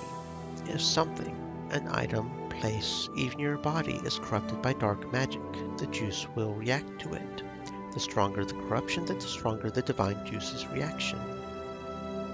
Interesting. If you use this divine juice on Enoch, you'll be able to tell if he's been corrupted by dark magic. That should be the case. I imagine that the guild has some divine juice on hand, correct? Naturally. I even have some I made myself hidden away in a safe place. I distilled it using some archangel feathers a few months ago. I must say it came out splendidly. I don't mean to sound egotistical. I truly believe that is the highest quality divine juice I've ever the pleasure of laying my eyes on. He strokes his beard happily at the memory, before eventually realizing that he's gone off on a tangent. Forgive me. I let my enthusiasm carry me away. Please continue, Enoch. Well, I could take the test now if you want. I would like to do this as thoroughly as possible.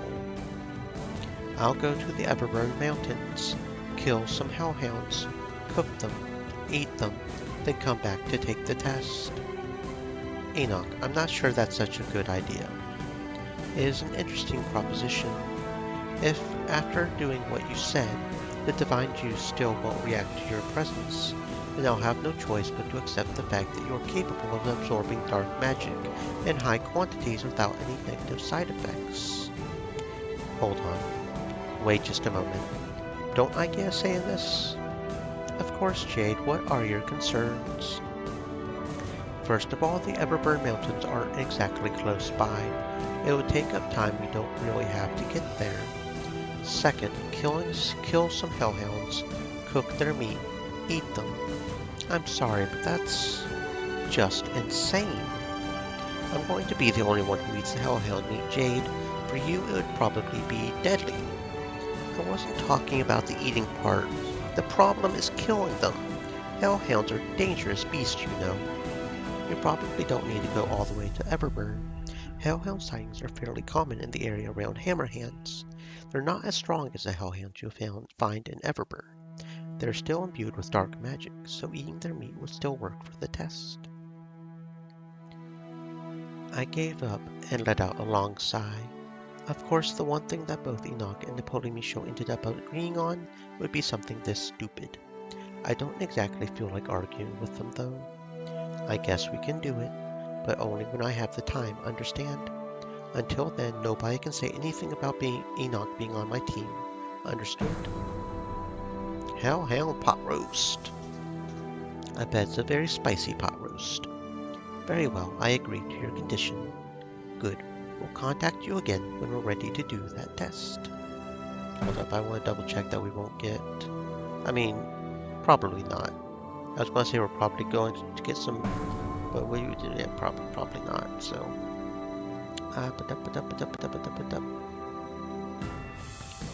Sorceress's earrings, is that good on anybody? Okay, yeah, it looks like Bayreal might like to equip the Sorceress's earrings. Lightning Strike. Cast a Lightning Strike that hits targets for 250% damage than all other enemy targets in random order. So does it keep going until it does 0 damage or something? Or does it hit each target once? Like if there's 4 people, then one will get hit for 250, one will get hit for 225, and so on. I don't know. There you go, Bayreal, you can have that. I don't think anybody else wants that book. Interesting that only the Book of Water is being recommended as opposed to all the other books that are available. Double check nobody wants that armor before I sell that as well. So we got some new weapons.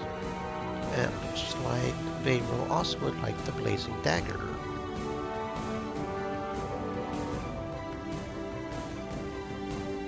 So essentially we've got some items for Bayreal, but everything else is no good, so we'll sell these items. If it'll sell it. Oh, I actually stole all the vendor's money. Never mind. Apparently the Unforgiving Swamps merchant is now broke. Wasn't even thinking about that being a potential option, but okay. We managed to do it. Desira, what's in the basket? This, just some ingredients I wanted to experiment with. I'm used to baking with flour, but I met an herbalist who suggested that I try buckwheat instead.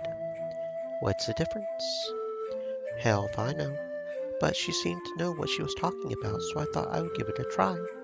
It never hurts to try something once, right? Yeah, it's always good to try new foods. I'm normally a skeptic of people who claim that I need to try the thing that they are selling, but she seemed nice enough. Wait, you bought the buckwheat from the same person who convinced you that trying buckwheat was a good idea? I know. It does skew her incentives somewhat. But the herbalist I was talking to happened to be a dwarf, and in Grimoire, dwarves seem to do each other right. Where did you manage to find a dwarf in a city like Grimoire? In one of the dwarven neighborhoods. Where else? You know Grimoire isn't all humans, right? Of course. I passed several elves on the way here. Still, dwarves seem to be few and far between. I was actually worried that you would find yourself feeling out of place in Grimoire. Quite the opposite, actually. Like I said, I've found neighborhoods where dwarves congregate, and there seems to be a real sense of solidarity among them. In a weird way, it actually feels more like being at home than when I was living in Hammerhands. How is that? In Hammerhands, it's a dwarf-eat-dwarf world. Not literally, of course. Our culture frowns upon cannibalism. Most cultures do. Anyway, in the dwarf capital, everyone is looking out for themselves. It can be hard to find friends, but in a city like Grimoire, there seems to be this feeling amongst dwarves that we need to stick together. Surely you've noticed it as well. Dwarves in Grimoire seem to assume the best of each other dwarves. Whenever you meet a fellow dwarf, you have an instant rapport. Yes, I've noticed the same thing. It can be a subtle thing. I wouldn't go so far as to say that every dwarf here wants to be my friend, but they do seem to be more trusting. Whenever we pass each other in the street, we smile at each other. Anyway, I'm glad to hear that Grimoire has treated you well. Almost have the seer maxed out. Let's go. So am I. Thanks for bringing me here, Jade. When we fled here from Hammerhands, I never dreamed that might be the city I would fall in love with. Hey, Galan. Hello, Jade. It's good to see you. Galan, I hope you don't mind if I ask, what's it like living in Grimoire? That's a very broad question. Did you want to ask me about some specific part of Grimoire living? Well, there aren't many dwarves in Grimoire. That makes you a bit unusual. Yes, that's one way to put it. Jade, I've always felt a bit unusual. Even when I lived in Hammerhands, I marched to the beat of a different drum. As a dwarf, I may have looked a bit more normal in a city of dwarves, but I've always felt like an outsider. In that sense, being in Grimoire isn't too much of a change of pace. You did have friends in Hammerhands, didn't you? Yes, I had friends in Hammerhands, and I've managed to make some friends in Grimoire as well. But in both cities, the friends I've made tend to be from the fringes, the dregs of society. That seems to be where I fit best. Have I ever met any of your friends? Probably not. They are, after all, the dregs. The kind of people who see very little daylight, who spend their days sleeping and their nights toiling, hidden from the public eye. Galan, you're not getting into any trouble, are you? No, no. I don't want you to get the wrong idea. Let me explain. One of the best friends I've made since coming to Grimoire. His name is Cav. He's 1/4 elf. Half elf. Yes, that's exactly how he describes himself, in fact. Anyway, Cav's job is going around after dark and shoveling shit. That's a job. Jade, look at the streets. Lots of people transport their goods around the city using horse-drawn carts. Lots of horses means lots of horse shit. Someone has to scoop it up. I guess you're right. I never really thought about that. Anyway, that's what I mean when I talk about the dregs. People who do work that needs to get done, but don't do jobs that most people would be proud to have. That's kind of unfortunate. Cav's profession, I mean. Why is it unfortunate? Shoveling shit might sound miserable to you, but to Cav, it's a living. He doesn't have a sense of smell, you see, and he's more than happy to clean up after other people's horses. He's paid a fair wage for the work he does, and at the end of his workday, he can wipe his brow and feel like he's performed a valuable service for the city. He knows how to drink and be merry when he's not working. He's recently found a girl, likes him well enough, that he'll probably marry her someday, and odds are he'll grow old in the city having enjoyed most of his life. Is that the kind of life you see for yourself? Perhaps it is. You know, I never really thought about it. Maybe I thought that I didn't deserve happiness, but living in Grimoire, it's pleasant. Right now I'm a bit preoccupied with, you know, Grimoire's present peril, vampires and ghouls and their ilk. I can't very well think of retiring in Grimoire when the city itself is in danger. But one day, perhaps I'll develop a tolerance for the smell of shit and grab a shovel and join Cav in the streets. Are you serious about that? Galan smiles and shrugs. Who knows? Years ago, that kind of thinking would have been absurd to me. I wanted excitement. I wanted to fight. But maybe one day I'll grow out of this life. Swinging a hammer feels right, but eventually my bones will grow too brittle to hold up in combat. And then what? When I was young, the idea frightened me. Part of me actually hoped that I would die in combat, so that I would never have to live to see the day that I was too old to fight. But if I will eventually become a gray-haired elderly dwarf, what's the harm in getting a head start on that? Wow, you really are serious about this. Yes, I am. Though, knowing me, I'll probably spend the next years talking about how much I hate fighting while continuing to fight. Or maybe I'll retire as soon as this business with Namara is done and over with. I've never really been good at doing things in moderation. What do you think I should do when we're done working together, Jade? Should I keep fighting or look for some other line of work? There's more to life than fighting, Galan. I think that you'll find something else to do. After all, I'm not exactly a fighter either. That's funny to hear coming from someone who's building an army. Before I got wrapped up in this business, I was a bard. After this is all done and over with, I may very well go back to doing that. But what about me? That's for you to decide. You've got time to figure it out, right? And you don't have to decide right away. You don't have to one day declare, I want to be a farmer, and then commit to living on a farm for the rest of your life. I say mull it over. You fight, but I think there may be more enjoyable and more fulfilling ways to spend your life. One heart off. Oh, come on, one heart off. I guess so. Well, thanks, Jade. I hope my uncertainty about the future doesn't make me appear irresolute when I accompany you on the battlefield. Right now I am focused on assisting you in your mission. But the days are long, and they've given me a lot of time to contemplate what lies ahead for me. Of course, Galan, you are your own person. You've pledged your loyalty to me, but that doesn't mean that you're accountable to me for every waking moment of your day. It's comforting to know that when I'll need you, you'll be at my side. Of course. It's been a pleasure, Jade, and it will continue to be my pleasure to serve you for as long as needed to achieve our goals. Very cool. I find Lena just outside the city walls, nearby a campfire. The sun is starting to set. Hello, Lena. That angle. That angle. That angle. Hello, Jade. Here to chat, or is this a business visit? Keep giving me that angle and we'll get a lot more business, yeah. I'm just here to chat. What's that you have in your hand? This? It's one of my boots. I'm repairing it. You're captain of the Royal Guard, aren't you? Isn't that task kind of beneath you?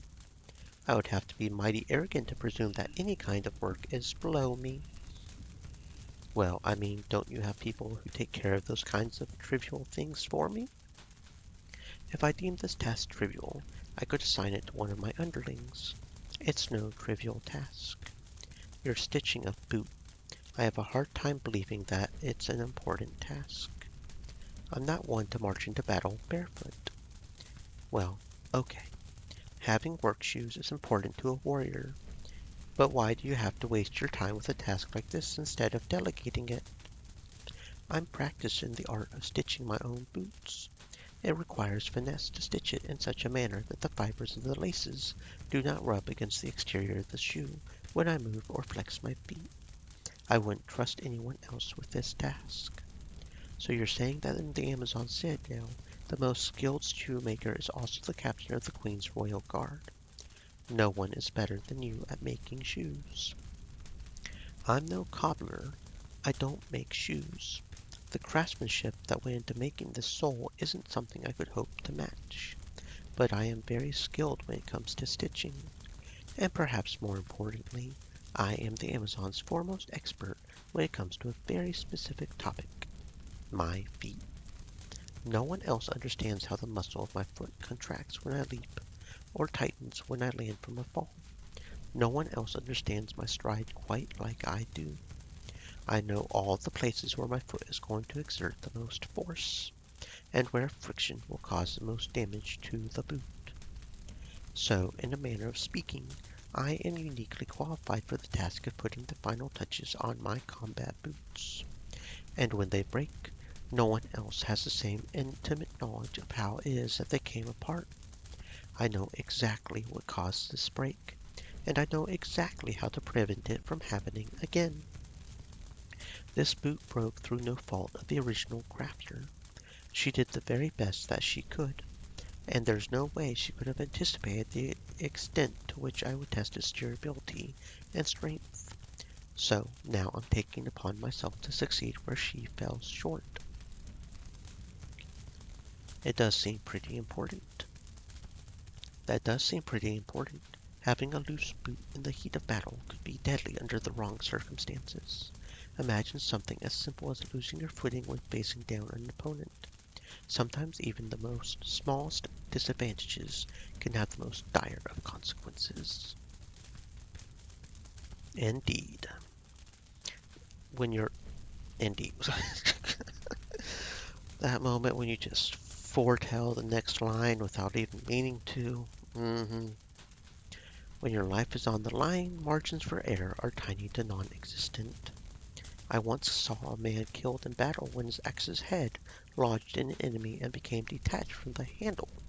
If he had checked his weapon before the battle, he might have lived to fight another day. How did your boot break in the first place? Well, I've just finished the last stitch, so why don't I give you a little demonstration of what I was doing when it happened? Sure, let's see it. Follow me inside the citadel. I follow her inside the citadel, and we enter a room which looks strangely empty. In case you're wondering, this is my training room. It's empty on purpose. Wait, and you'll understand. You might want to back up and get out of the way. Lena, why are you holding that sword? You'll see. Lena checks to see that both her boots are secured to her feet and dashes toward the wall. She pushes off her left foot, launching herself toward the ceiling. She pushes off the wall with both feet, sending her body toward me in a horizontal trajectory, and cartwheels in the air.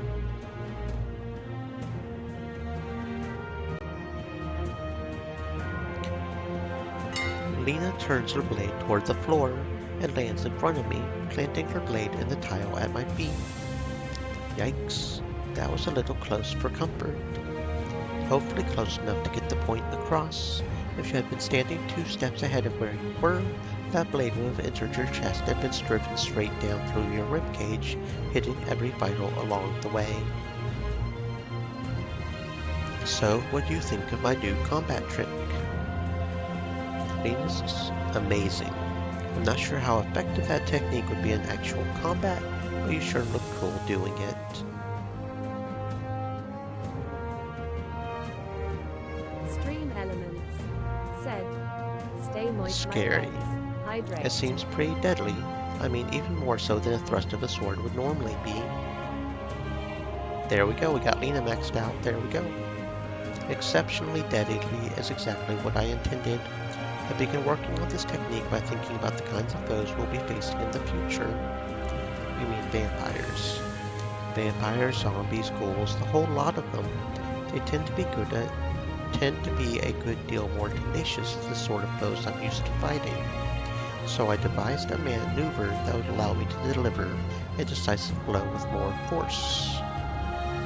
Of course, the added force comes at a cost. This move requires a good deal more finesse to pull off. If I fail to handle the blow, I could find myself in quite a vulnerable situation. And even if I succeed, driving a blade deep into a foe's flesh leaves you with the task of removing your blade from where it's embedded in their chest. Still, it seems like a potentially useful technique under the right circumstances. And I do believe that we'll see those circumstances arise when we invade the castle of Namar. Indoor fighting is not my forte, but I think that this technique should give me a leg up. I'd like to see how this combat trick holds up in practice. It probably won't be my first choice when we fight the undead, but it's something that may come in handy. That's what's up. And if I'm going to hydrate, I'm going to need more water, so I will be back in one moment.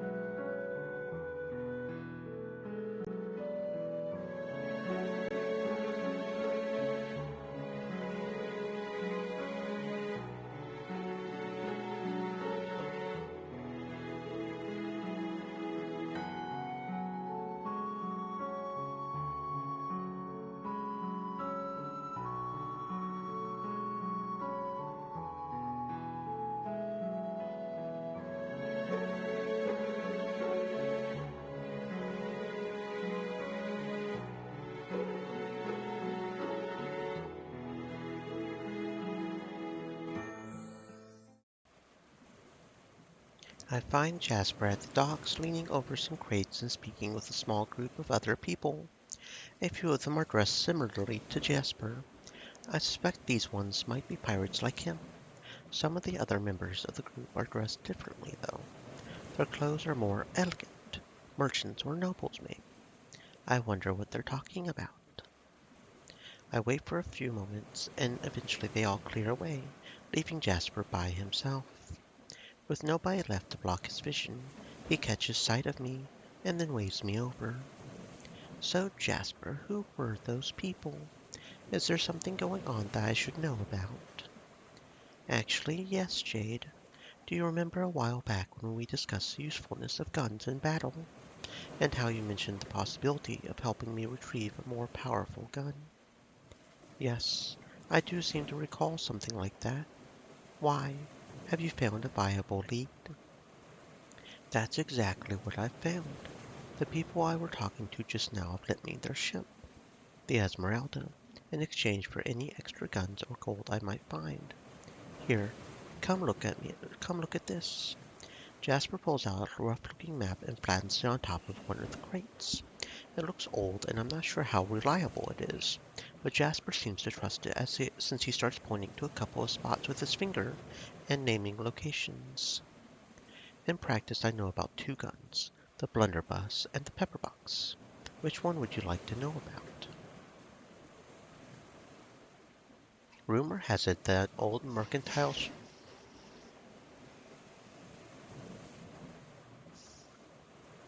that was a weird sound coming from outside.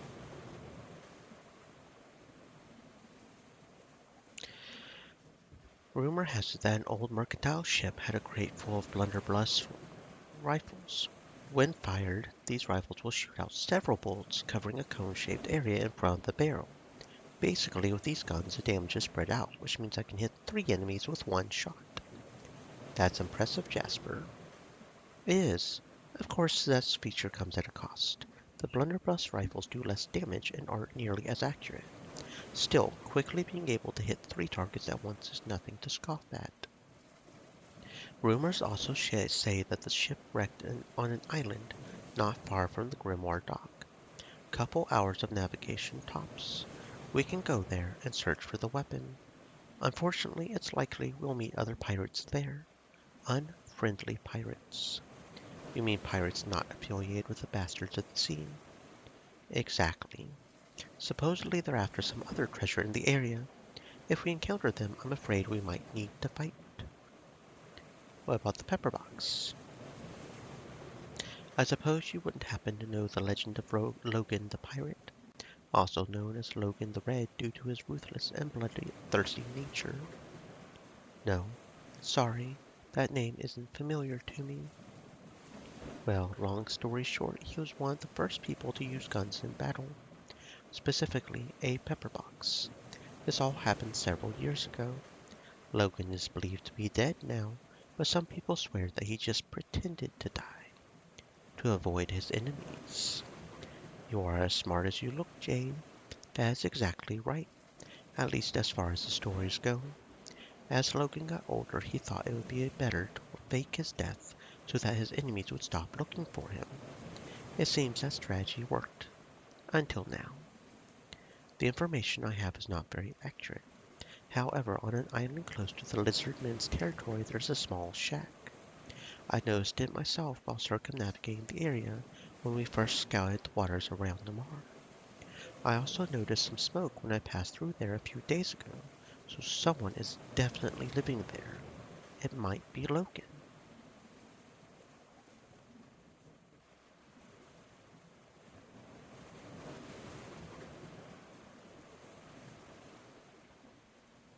How old would he be now? Nobody knows his exact age, but he's not young anymore. He shouldn't be a match for the two of us.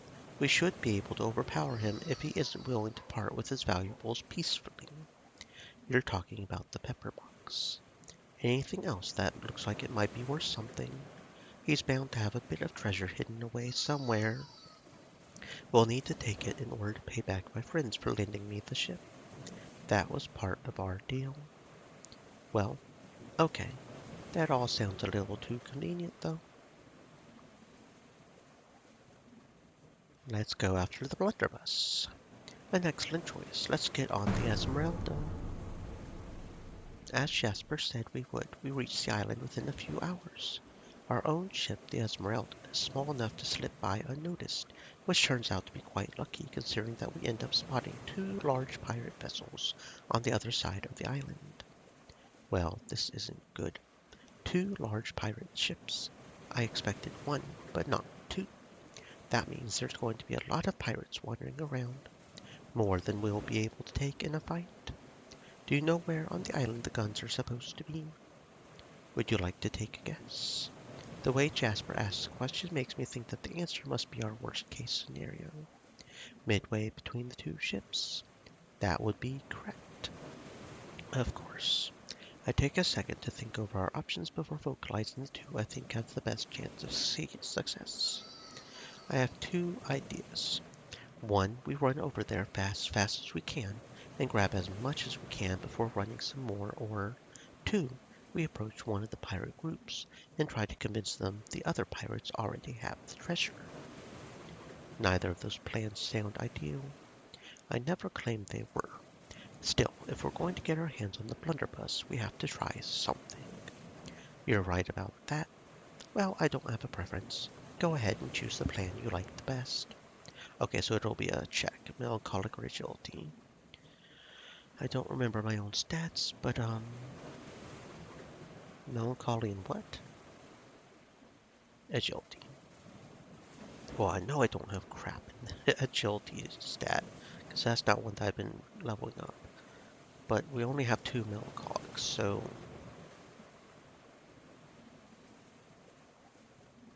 Very well, go ahead. I'll follow your lead. Oh, it worked. Okay. We only need one. Cool. Jasper and I make our way towards one of the pirate ships. The crew members instantly raise their weapons, unsure what to make of us as I ask to be taken to their captain. They oblige, and, soon enough, we're speaking with their leader. Now what is all this about? We know that you're searching for the treasure on this island. We have some information that we think might be useful to you. I'm afraid you're too late. We already know where the treasure is. You're of no use to us. So you already know that the other pirate ship has gathered a hold full of gold and is ready to set sail. What? It's true. We saw it with our own eyes. Men carrying large bags of gold from the island to their ship. We realize that we have no chance of taking either of you on. All we ask in exchange for our information is that you leave us alone so we can at least enjoy a night on the island before we go home empty-handed. The pirates start muttering to themselves in the background. They're predictably worried over the possibility of losing the treasure that they came for. Whether or not the captain believes us doesn't matter anymore. If he doesn't ease their fears, he'll have a mutiny on his hands. We had better hurry then. Let's go. You two stay and guard these adventurers. If it turns out that they were lying to us, we'll gut them once we've dealt with those other pirates. The crew cheers and then follows their captain towards the other ship. Good. The plan worked. Once we deal with these two, there shouldn't be anything left to stop us from getting that blunderbuss. And one of them looks like an old man who can't attack. And once again, I am proven right in why I made sure to equip everybody, because now we're alone with Jasper. Okay. It's a good thing I made sure to equip everybody.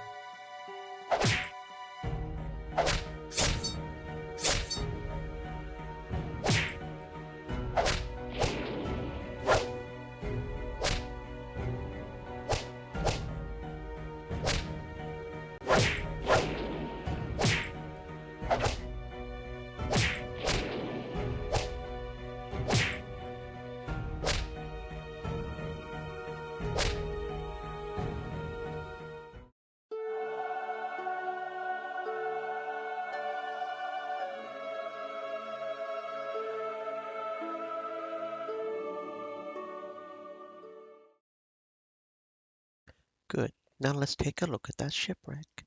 We waste no time in making our way to the wreckage. The crate isn't too hard to find, but there's no way that Jasper and I will be able to carry it on our own. We grab what we can carry and pocket a few other precious items, such as gold trinkets and rare alchemy ingredients on our way out. Blunderbuss. Thank you, Jade. I still can't believe we got ourselves the blunderbuss. It would have never happened without your help. You're welcome. This should make you stronger in battle. You bet it will. Now, let's get back to Grimoire so we can give the other items to my friends. I think they'll be quite pleased with our haul. Okay, but we should be able to go after the other one too, right? Right? Right? Ranged weapon, Jade and Jasper only.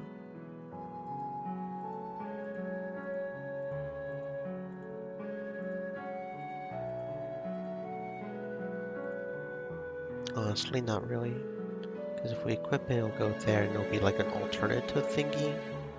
No.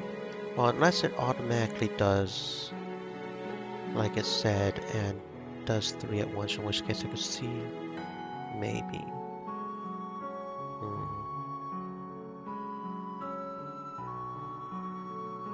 Okay, anyway. Maybe, maybe not. Well, if it attacks 3 side by side, it does the same damage. That's like a triple attack at once. Which could be worth it. Does anybody want this bandana? Nobody wants this bandana. This is a horrible bandana. So we'll have to sell that. Nothing else to do? Nothing else to do? Yeah, that's just a basic ass sword.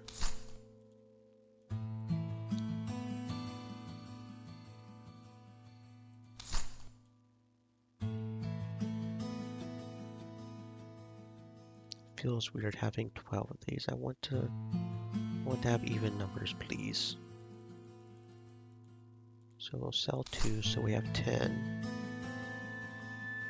And then we'll sell 3 of these, so we have 10. I don't think we can buy the medium potion. Unfortunately, that would be kind of nice, but double check there's not something showing that's not on the actual characters. Meet with Sir Cedric. I arrive at Cedric's estate. A page escorts me to his drawing room, and he arrives without much delay. Sir Cedric, thank you for taking the time to meet with me. I appreciate this, sir, but the formality isn't needed here. You're not serving under me, and besides that, this meeting is very unofficial. Cedric will do just fine. Now, I understand you come bringing a request from Grimoire's elders. Yes, are you already aware of the business around the fields of Namar? A man in my position has to stay well informed. I suspect that I know as much about Grimoire's tactical situation as anyone on the council. Then you know about our need to prepare for battle. Indeed, you need an army. I presume that's what brings you before me today. You are correct. Well then, you've come to the right place. If there's one thing I possess, it's military connections. That being said, most of the best officers I know have their attention preoccupied at the moment with a matter of local politics. The monument on the hill. So you are aware. Yes, I speak of the tomb of the unknown soldier. Do you need me to spell out the significance of that monument? I'm not sure that I need you to tell me, but I would like to hear what you have to say all the same.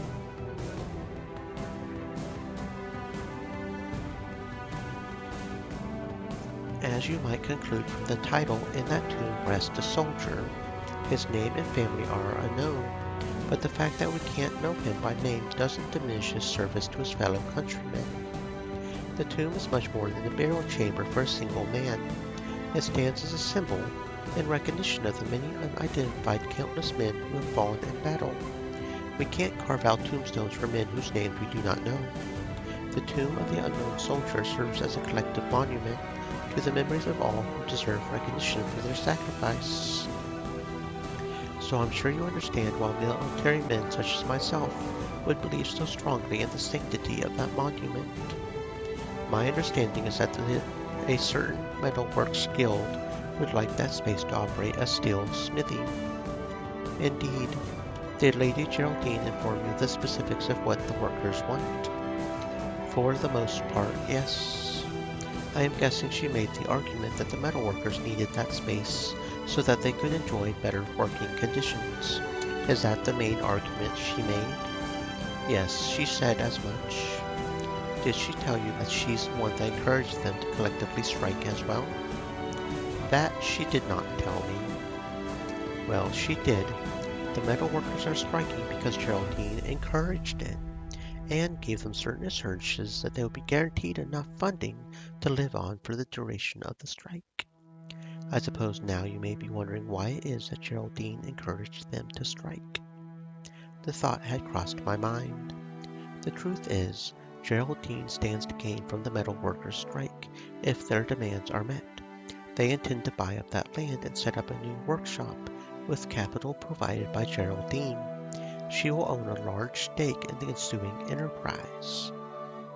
Geraldine is trying to create an unbroken supply chain along that river that allows her to control every part of the weapon's creation, from the extraction of the steel to the export of the finished product. Geraldine likes to talk about matters of social equality. but look at the wealth she's accumulated for herself. Don't let her fool you into thinking that anything she does is selfless. The metalworkers could build that new workshop anywhere. It's hardly the only hill with the same wind conditions. But Geraldine wanted to maximize profitability by integrating the workshop with the rest of her supply chain, so she had to pick the hill nearest to the river. Knowing that now, I hope you'll join me in opposing Geraldine's plans. Please, help me and the other veterans preserve the monument. I assure you that will make it worth your while. Cedric said. Make it worth my while. You think it's really in my best interest to side with you.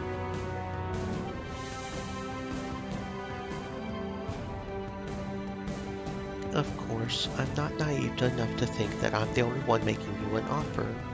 I know you already met with Geraldine. I presume she made you an offer. One involving steel weapons, if I had to guess. Yes, she did.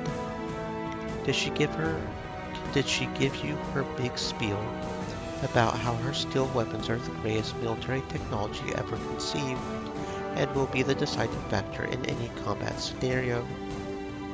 Did she tell you that iron weapons are flimsy mush compared to steel? She didn't word it that strongly, but yes, she spoke at length about the virtues of steel weapons. I wouldn't be an honest man if I disputed that steel weapons are stronger than iron, but as a military man I could tell you that weapons are not what wins battles. Soldiers win battles. I agree completely.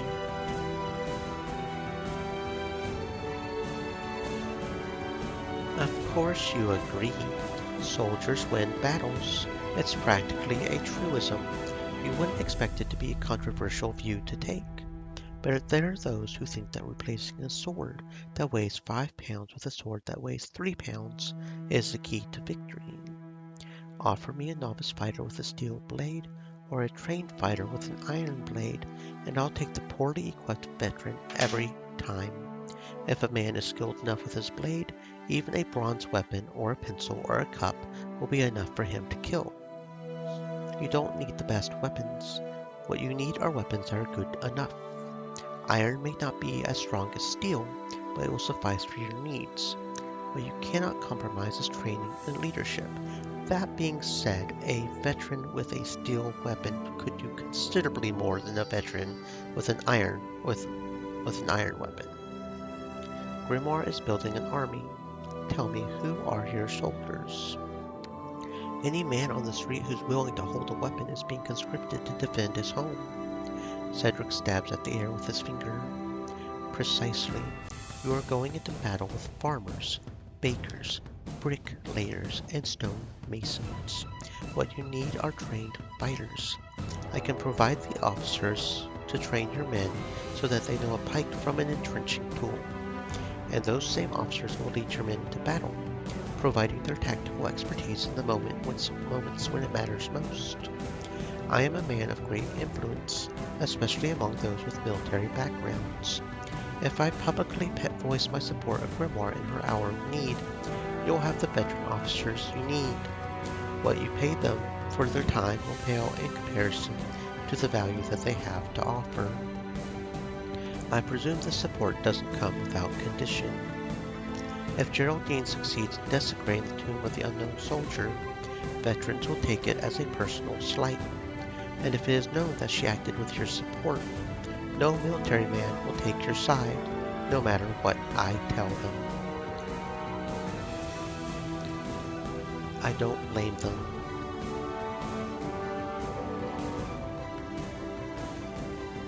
I'm glad you can understand.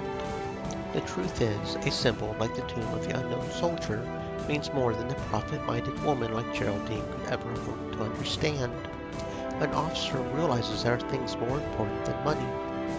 Loyalty, duty, honor, those are the values that we prize above all else. Those countless unknown soldiers who sacrificed their lives in the field of battle upheld their duty to us, to the bitter end. It's only fair that we pay them the respect they deserve. take away that monument and you give up honor. That's something you can't put a price on. It is, and will always be, more valuable than any benefit that might come from a new forge or workshop. Let them build the forge someplace else. Another location may not be as ideal, as efficient, or profitable, but it'll make do all the same. I could spend as long as I like telling you what to do. Ultimately, it's your decision to make. I think I've said my piece. Go and do as you will. I pray that for your sake and the fate of Grimoire that you make the right decision. I do agree with him though. I mean, I can see why the one place would be more profitable just because it's by the river. But honestly, considering what's on top of the hill, I mean, they can find another hill that's near a river. How are we doing anyways? We're literally only one and a half hour away on Galandis here in Jasper. We're still a good ways away on Silrissa and Bayreal. But maybe if I help Silrissa kill that guy in the Mages Guild, that'll do that pretty well. And Bayreal's got that kid, so that'll probably help with that. And Enoch's probably about to get finished with the Hellhound quest. So it doesn't seem like it may be too hard to max everybody out, probably. That's one thing I was worried about, is how hard and how specific we have to be to max everybody out, but it doesn't seem to be that hard.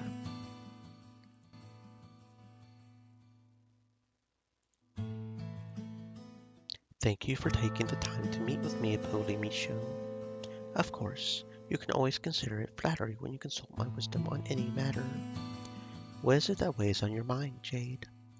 I've spent some time meeting with several nobles in Lothark. Apoli Micho nods. Worthy allies capable of aiding our war effort. Your time in Lothark is well spent. Several of them drew my attention to a matter that's currently before the Council of Grimoire. What would that matter be? The tomb of the unknown soldier. Yes, I'm aware. What are your thoughts, Jade? The Council should do what is right. I think that the Council should do what is right. That isn't something that can be boiled down to a simple analysis of costs and benefits. The Council isn't in the business of profiteering. The Council's greatest responsibility, above all else, is to do what is right. What do you believe that is? Preserve the monument. That monument was built for a reason, to honor the dead. Even more specifically, it was built to honor the dead and unknown, those who will never have their name etched on a tombstone. Leaving that monument is the least that we can do for those soldiers who gave their lives. I see. So what do you suggest? That's for you to decide. Whatever decision you make, it will be better for you than the one I would make, because if I made it, it would not be yours. Do you understand? I'm not sure that I do. You are trying to weigh the value of one thing against another. You approach this like it is some kind of objective question. But different people value different things. The strength or weakness of a given decision is often in the eye of the beholder. That is why you must choose. What can I tell you is that many of the Grimoire Council members are predisposed toward one side or another on this issue, but they could easily be persuaded. You've already invested a great deal more effort and time in this matter than they have, and you've become quite a persuasive talker. I am guessing that your verbal talents would be sufficient to win the necessary number of votes over to either side. The question is, what side will you choose? You came here with that question for me, and the best I can do is pose it back to you. Do not endeavor what you believe other people will see as correct. Do what you believe is the best option. I don't believe this is a matter where you can choose wrongly. When must I decide? The Council's next session is on day 70. There's time for you to prepare yourself. Good luck, Jade. I do not envy your responsibility. Okay.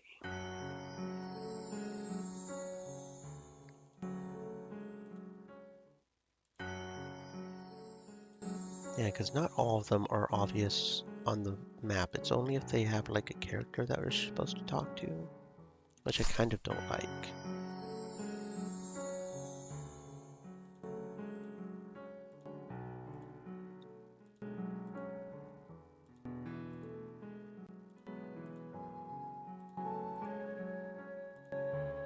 Okay, so nothing else to do today.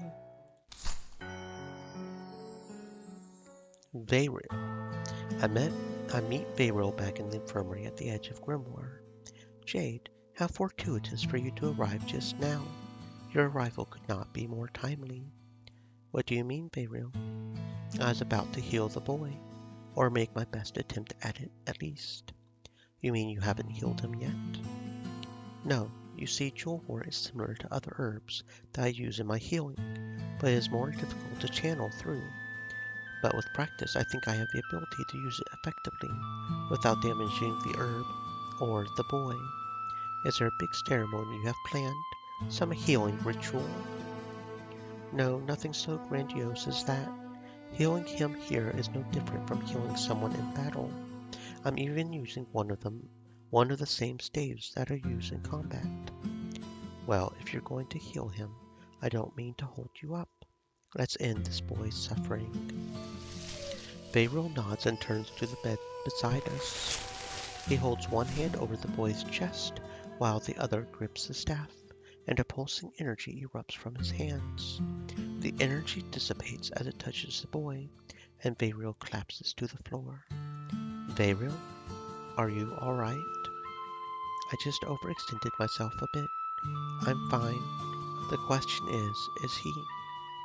Veyriel leans and speaks softly into the boy's ear. Anton, can you hear me? Suddenly the boy begins coughing and sputtering, and a thick black liquid comes out of his mouth. Veyriel quickly tilts the boy's head to the side, allowing the fluid to flow from the boy's mouth and nose onto the floor. What's that?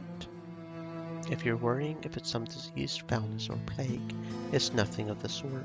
It's simply all the dust that has accumulated in this boy's lungs over so many months. He should be able to breathe properly now. Anton, can you hear me? The boy blinks and nods, and wipes a trail of dribbling fluid from the corner of his mouth. Veyriel picks up a cloth and hands it to him. Blow your nose into this. The boy blows into the cloth, and Veyriel takes it back. As he crumbles it into a wad, I notice that the cloth is now almost completely black. Anton, listen to me carefully. I want you to pick up a cloth from that table and blow your nose into it once before you go to bed, and once again when you wake up in the morning.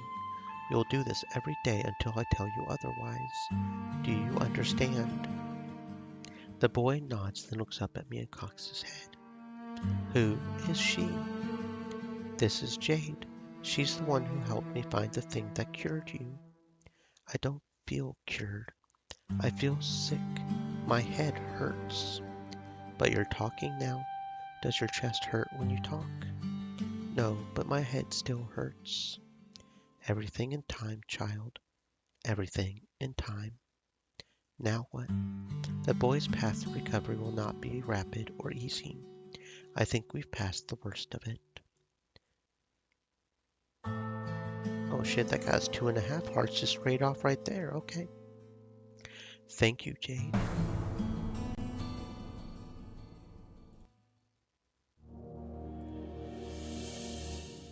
Veyriel, can we step outside for a moment? I would like to speak with you privately. I don't imagine that the outdoors will offer us any privacy. The setting seems as close and intimate as any. Even if the patients do overhear us, what harm can they do? You wouldn't tell anyone what you heard here, right, Anton? The boy perked up at hearing his own name. See, he wasn't even listening until I said his name. Fine, we can talk here. Veyriel escorts me to a table. It's more of a desk, actually, that sits near the door. So what is it that we need to discuss? I would like to talk about the Jewelwort. It worked just fine. That little collapse I had before, that was entirely my fault. The lack of practice. If I did it again, I wouldn't make the same mistake again. Could you use it in combat? Certainly. The jewel wart increased my healing powers immensely. Its effects should be the same in combat as they would be out of it. It's unfortunate that's only on loan. It would be a great boon if we had the ability to keep it, but we did make a promise in good faith to return it. Yes, we should keep our promise. And that's payroll maxed out. There we go. Yes, of course. A promise is a promise. Jaya did us a favor by lending us the jewel wart. The least we can do is repay his kindness is to return what we borrowed. We returned to the blighted woods of Namar the same way we came. We will locate Jaya in the woods without incident. So what comes now? Perhaps it's best for me to commune with Jaya, in case he has anything further to say to us. All right. Beiro stands with his back to the tree and places his hands on it. He mumbles for a few moments before the tree extends branches that wrap around him. Beiro's body perks up, and his eyes begin glowing as the color drains from his face. Hello, dwarf. Hello, Jaya. Well, we've come back to return what we borrowed. I hold the jewel wart aloft, and the branch sweeps down and plucks the herbs from my grasp. It's a relief to finally have the jewel wart back.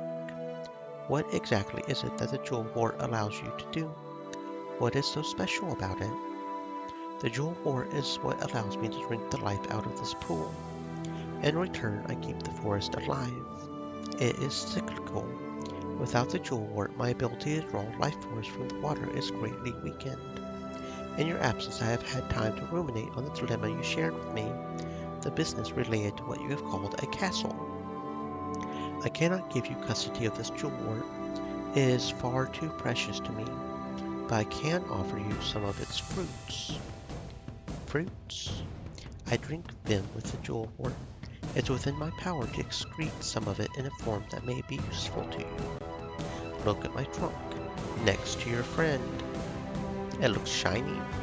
It's yours to take. I take a closer look at Jaya's trunk and see a hardened bit of sap.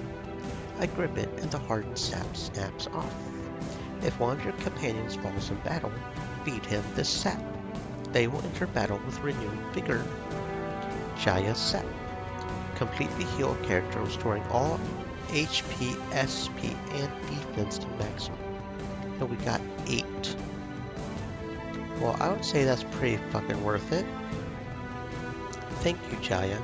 Producing the sap is not an easy process for me. It takes time and precious resources. This is all I can give you. Please don't ask. Honestly, that's more than enough. You gave us 8 full revive heal things. I am more than happy with that. You're too generous, Jaya. Perhaps I am generous. Or perhaps I am simply concerned with assisting you in defeating our shared enemy. Rid the woods of this blight, dwarf. Help save my fellow trees. We will, Jaya. I promise it. Alright. Ever since Sarissa mentioned wanting to go to Horus to face the man who tormented her, I've been having a hard time focusing on my other tasks. I keep thinking about it, even at the most inopportune times. I can't afford to have it keep distracting me like this any longer, which is why I've decided to put a stop to it. Today I'm seeing Sarissa to clear this matter up once and for all. Jade? Hello, Sarissa. Hello to you too. I wasn't expecting you today.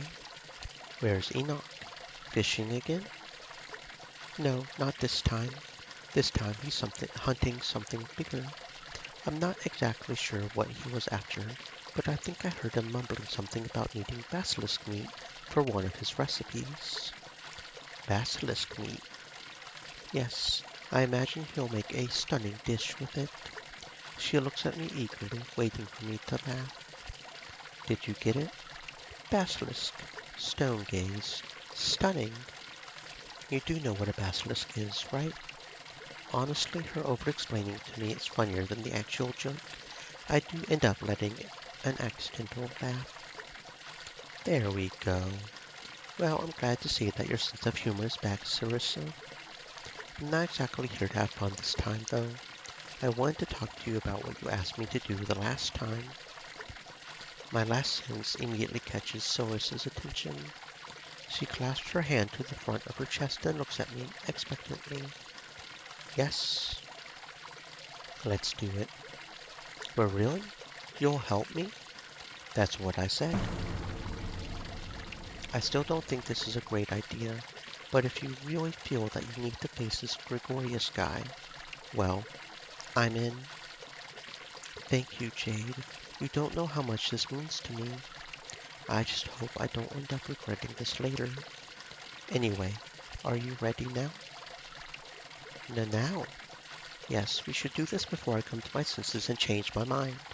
Unless, of course, you've changed your mind. Not at all. I'm coming with you too. Enoch's voice startles us both as he emerges from the vegetation.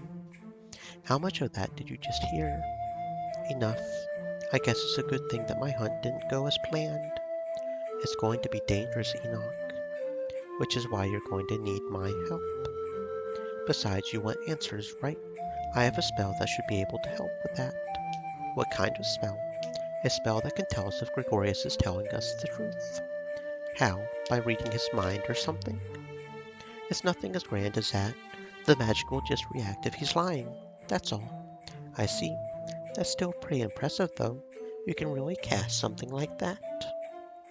Not under normal circumstances, but there should be a pretty significant concentration of magic present at the Wizards Guild that I can tap into. I'm confident that it'll work.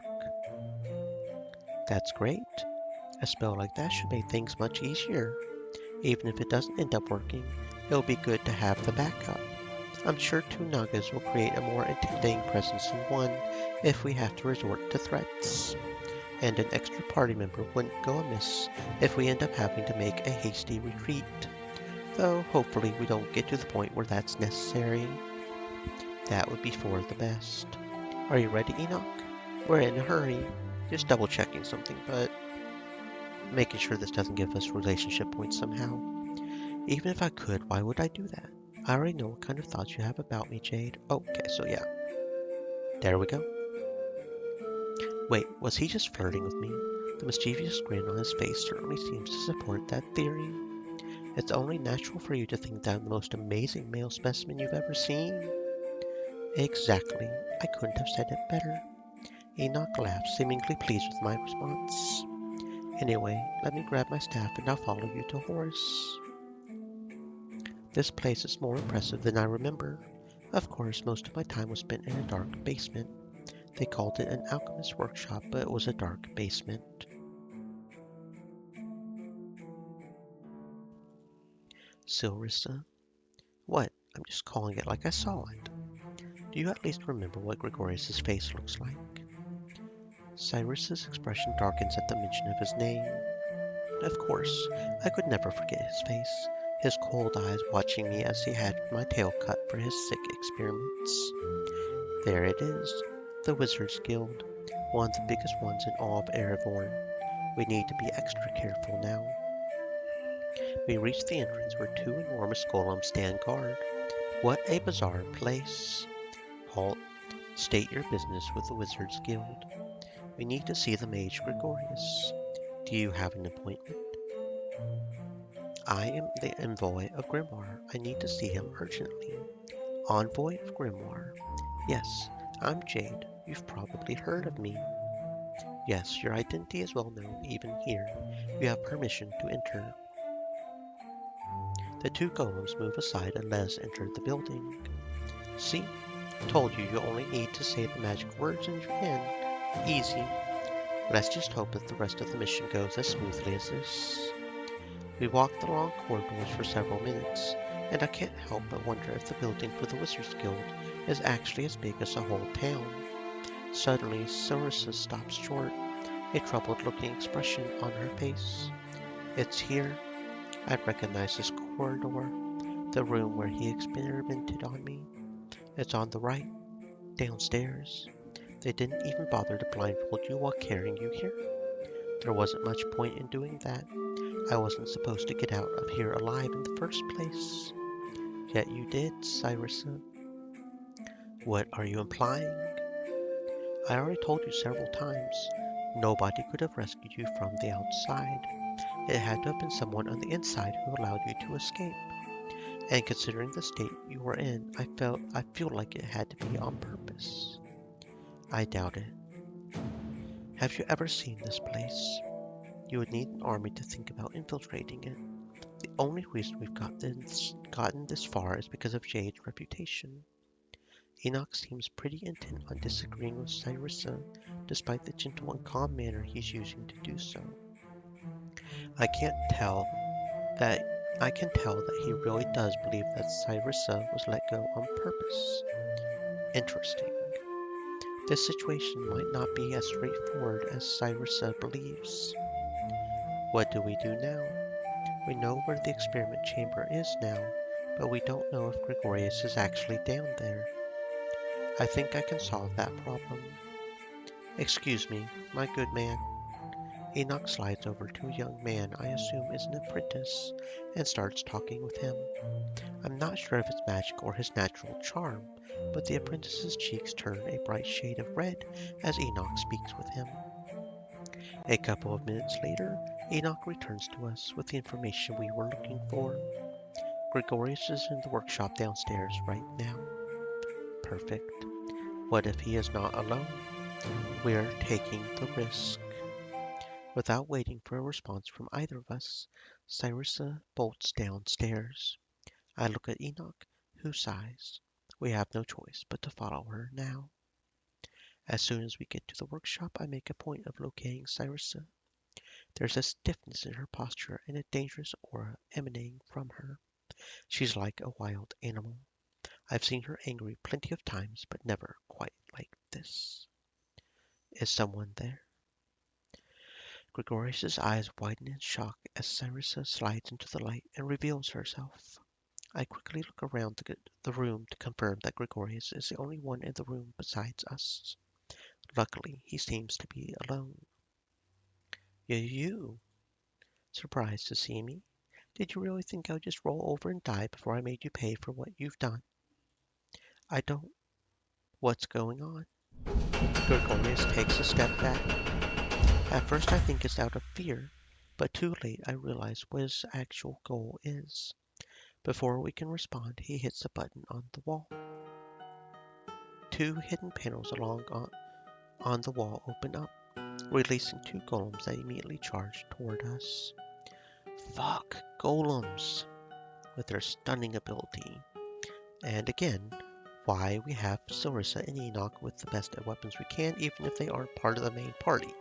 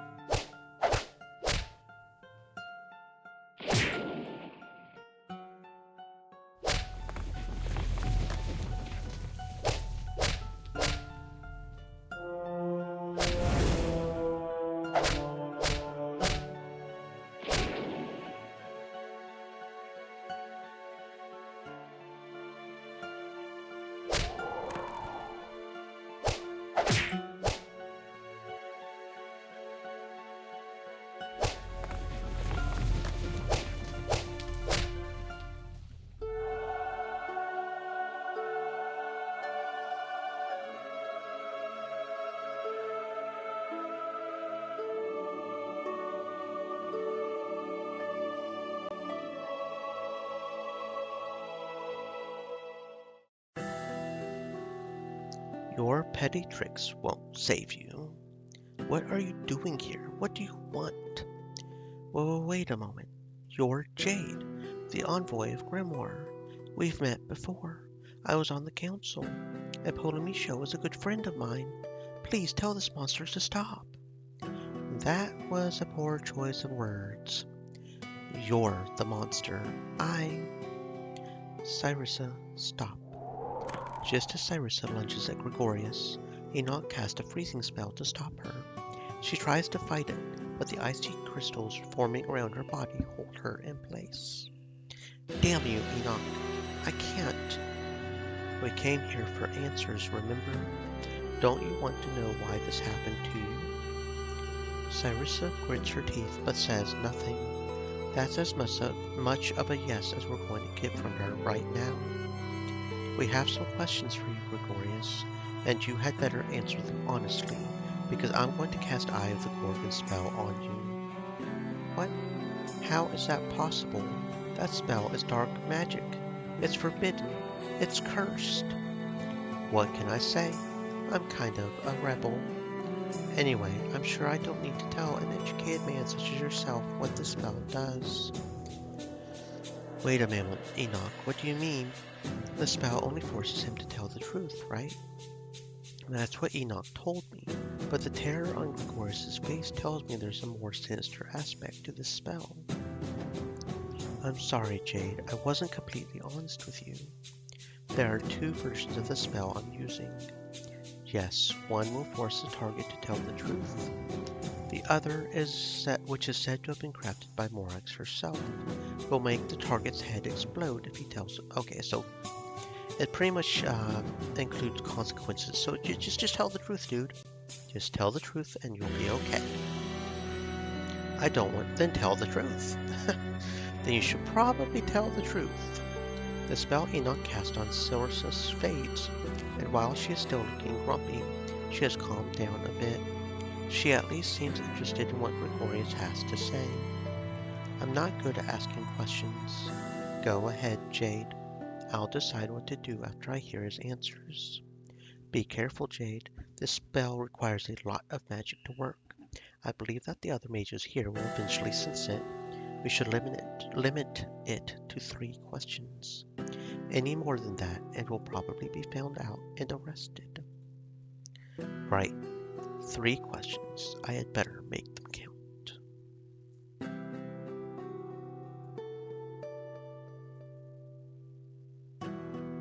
Do you know how Cyrissa escaped? Escaped? I released her. Lies. I can't lie.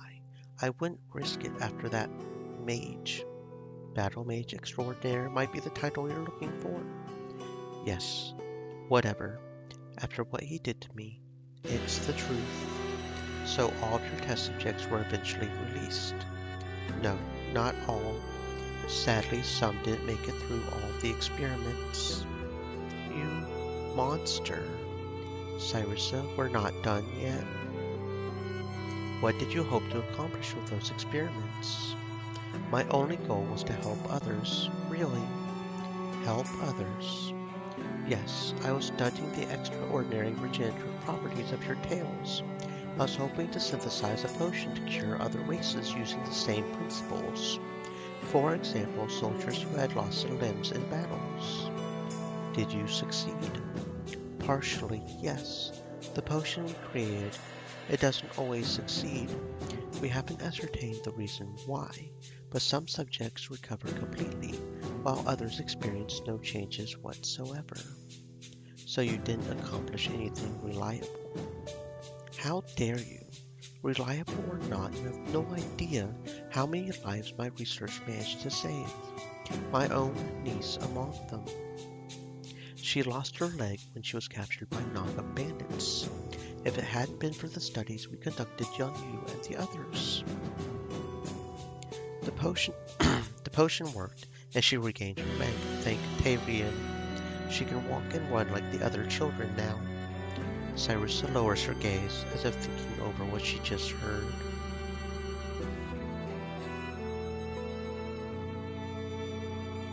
Why are you down here? Are you here to torture more innocents? No, I am not. This is my workshop. I work here. I find it easier to work underground, away from the noise of the upper levels. And I haven't done any more experiments involving live subjects.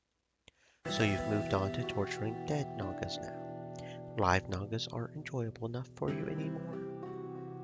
I didn't say they were Nagas. I was experimenting on the various undead creatures coming from Namar in an attempt to try to identify what kind of magic is making them behave like sentient beings. Color me intrigued. Any interesting findings yet? I'm the envoy of Grimoire. You can tell us. Sadly, no. The only thing I've been able to determine is that there is some incredibly complex and powerful magic at work here. I've never seen anything like it before. Enough questions. We've heard enough. Yes, we need to leave now before they discover us. What about Gregorius? Cyrissa goes quiet and looks Gregorius in the eyes. I can't tell what she's thinking. As the seconds pass, Gregorius' body begins to shake uncontrollably in fear. He's convinced that he's going to die.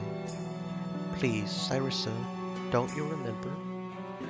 Remember what? I risked my career to return you safely to the swamp. A lot of the other mages, they thought that we should terminate you and the others. I argued against it. I had had enough of death. I didn't want to see you end up like some of the other test subjects. You bastard. You were killing young Nagas. Not on purpose. We tried to keep them alive, but some of them were just too weak. They didn't make it through the experiments. You think that makes what you did okay? That somehow the fact that you didn't mean to kill us absolves you of your crimes? No, it doesn't. I'm sorry, Cyrissa. Don't do that. Don't say you're sorry. You have no right. Stay moist, my friends. Hydrate. When I started the experiments, I didn't see you and the others as people. You were a vicious race of monsters that mercilessly killed my kind without second thought. I only knew the stories of your kind attacking our merchants, raiding our villages and devouring our children. What I was doing, there was nothing to feel guilty about. I was helping my fellow humans, and if I killed a few of your kind in the process, who cared? You were evil, unredeemable creatures in my eyes. Then I met you, Cyrissa. You changed everything. Of all the test subjects, you were the only one that tried to talk to me. With each new question, you showed me that you weren't the soulless monster I had assumed you were. You were someone I could understand, someone that I could relate to, someone I could be endeared to. I didn't wait for the others to make a decision on what we were going to do with the Nagas. I cast a spell on you to make you appear dead to avoid arousing suspicion, and smuggled you out of the guild. I suppose it had the unintended side effect of erasing a part of your memory. As impossible as this sounds, I was the one who took you back to the swamp. At the very least, I wanted to spare you. I resigned from the project a few months after that. I just couldn't bear it anymore. You were an exception. I always saw you a bit of you in all the Nagas that came after. That made it hard to continue seeing them as mere test subjects. In the end, we did release the remaining Nagas, but I don't know. Even with the somewhat successful results of our experiments, I still can't decide if it was all worth it. Shut up. I don't want to listen anymore. You were supposed to be a monster. I was supposed to kill you and feel good about it. I'm sorry for taking that from you too, then. Cyrissa, we need to hurry. I hate to rush her, but we've been here a while now. I can't imagine we have much time left. Cyrissa runs a hand through her hair and curses. Shit. Let's go. I don't want to be here. You're letting me live. Yeah, you can keep your pathetic life. I don't want it anymore. Thank you, Cyrissa. I won't tell anyone that the three of you were here. You need to hurry. I'm sure someone must have noticed the surge of dark magic by now. We really must go now. Spurred on by Enoch's words, we quickly make our way towards the exit. We don't have to worry about Gregorius talking to anyone. There's always a chance that we could be noticed by some kind of magic device or a wandering mage. Luckily, nobody stops us on our way out. For now, at least, I think we're okay. Not wanting to push our luck, we immediately head back to the swamps. Not a single word is exchanged on the way back. Enoch and I seem to have come to a silent agreement to give Cyrissa her space. She has a lot on her mind after all. It's only when I'm about to depart that I break that silence. Well, that was an unexpected outcome. I guess I'm just glad it's over. Cyrissa, before I go, can I ask one question? I suppose I owe you that much. Did you get the closure you were looking for? No, but I think this is better. I thought Gregorius was a monster, but he wasn't. Not really. I mean, yes, he did terrible things, but I might have done similar things in his position. And now that I've been thinking about it for a while, there were times when he was actually very considerate. He snuck me treats sometimes, patiently answered all my dumb questions, and after he got to know me better, he started using a spell when he cut my tail to make it hurt less. That doesn't make up for everything he did to me, but maybe if I focus on those things, I'll be able to forgive him. It's going to be hard, but it's what I want to do. That's pretty mature of you, Cyrissa. Well, I guess I made the mistake of trying to see things from his perspective. And it's not like I actually am any better than him. If I had to experiment and kill someone to save the people I care about, I'm pretty sure I would do it. You mean me and Enoch? Well, yes, but the others too. We're a team now. I care about all of us. Even Lena? No, maybe not Lena. Of course, only because she's capable of saving herself. There's no other reason in particular, really. No. It's not because I actually dislike her or anything. That's absolutely absurd. We all laugh, and I'm happy to see Cyrissa getting back to her former self.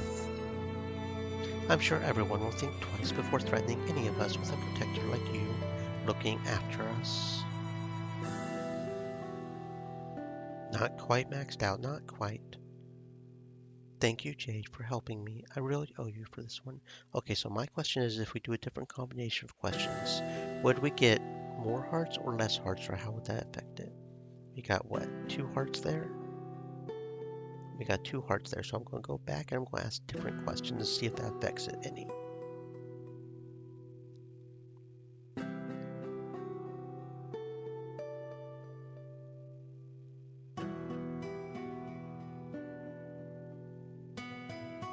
Oh, there's a limit to how far back we can go, okay. Why Cyrissa in particular?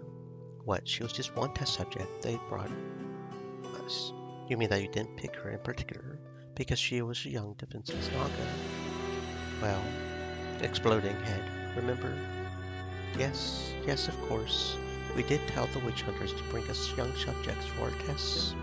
Obviously, they were easier to hold captive and to experiment with. It wasn't like we targeted her in particular. She wasn't special. She was just one of many.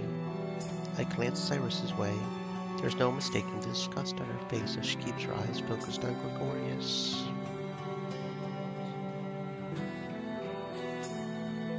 Did you do this to other Nagas besides Cyrissa? Enoch looks like Gregorius makes an exploding gesture with his hands. Boom. Alright, yes, we experimented on other Nagas. You experimented on them. That's what you keep telling yourself. No, you tortured them. You tortured us. Do you think I took pleasure in that? No, it was for science. I think I need to cut you in half now. For science, of course. Calm down, Cyrissa.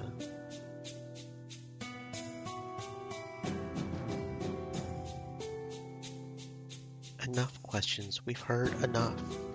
Yes, we need to leave now before they discover us. What about Gregorius? You aren't quite what I thought you were. Even so, someone... Okay, so she does kill him depending on the questions we ask him. Probably the questions that paint him more of a bad light instead of showing him as a person. Like exposing the fact that he has a niece and all that.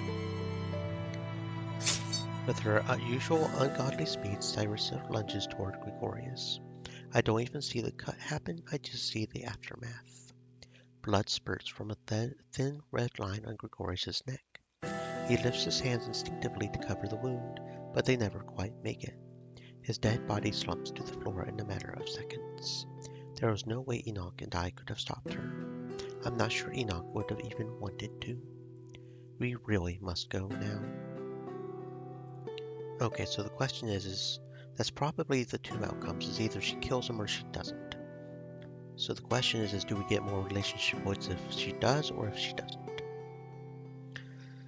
That's going to be the question. Did you really have to kill him, Cyrissa? Yes. Experimenting on me and my kind? What do you think a human would have done in my place? What would you have done? After everything he did, I couldn't let it go, Jade. I can't even begin to imagine what you went through. I'm sorry, Cyrissa. Cyrissa nods. To be honest, I thought killing him would feel better. Still, I think I can move on now. I feel like a curse on me has been removed. Then at least some good came out of this. No, it's two hearts either way, so since it's two hearts either way, I'm going to ask the questions that may paint him in a good light, and maybe having him alive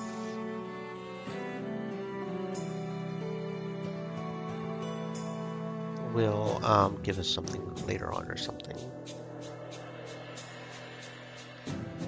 I'll go with this one because this one sort of paints him in a good light, like he's no longer doing those experiments.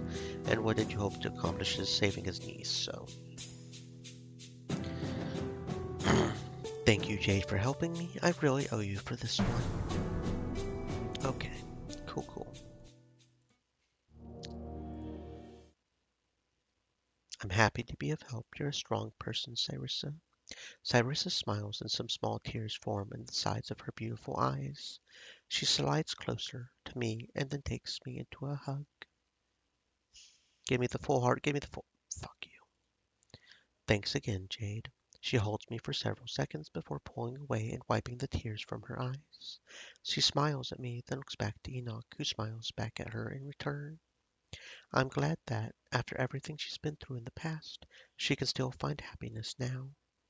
I need to go. Stay safe, you two. See you around, Jade.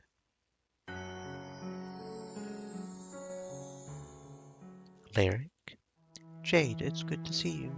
I've actually been thinking a bit about you recently, or at least our mission. What have you been thinking about in particular? Well, it has occurred to me that defeating whatever lurks in the Mars castle is really the most important thing I can be doing. I should act more like it. But the truth is, I spend more time doing many other things that aren't related directly to the mission. You've been doing other things, such as... For example, yesterday, I led several dune marchers to a jackal nest near our settlement.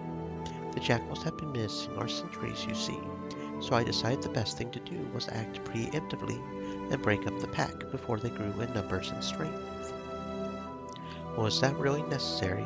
You said it was a small group. Yes, in fact, it was more important than ever to strike when we did. You must realize jackals themselves are communal animals. They travel in packs. So when you find a small group of jackals, it's likely that they splintered off from a larger group.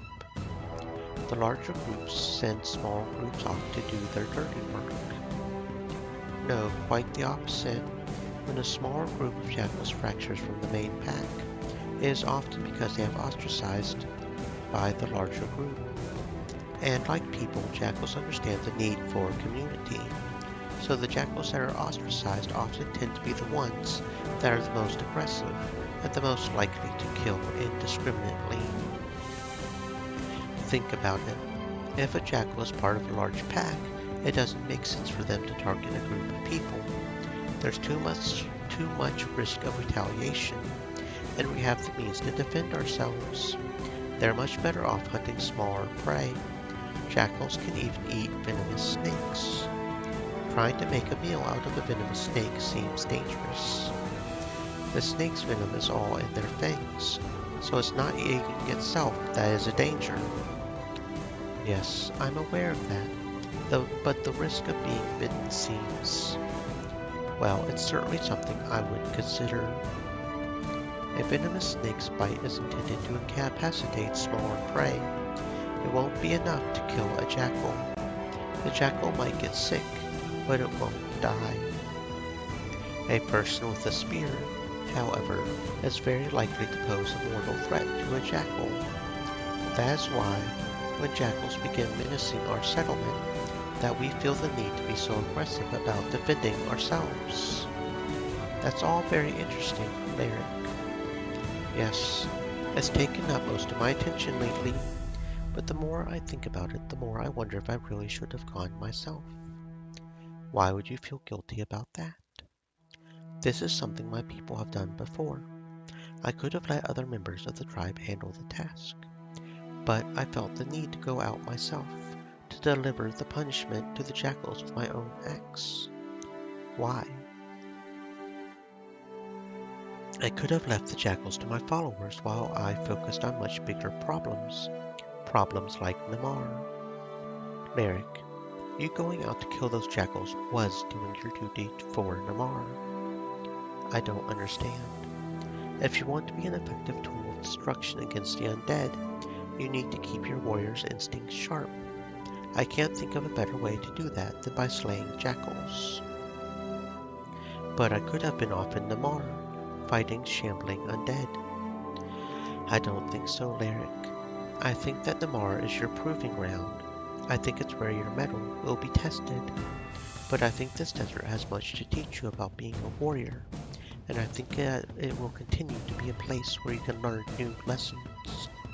You may pick up new skills in Namar, but also treat the desert as a place where you can improve yourself for the battle that lies ahead. Actually, this is why I travel alone, most of the time. The people that I fight alongside have their own lives to attend to, and oftentimes simply allowing them to live their own lives with a bit of suggestion and interaction from me is a way that they can come up with new skills to bring to the battlefield. I see. You say that you give them instruction. Do you lay out a training regimen for them?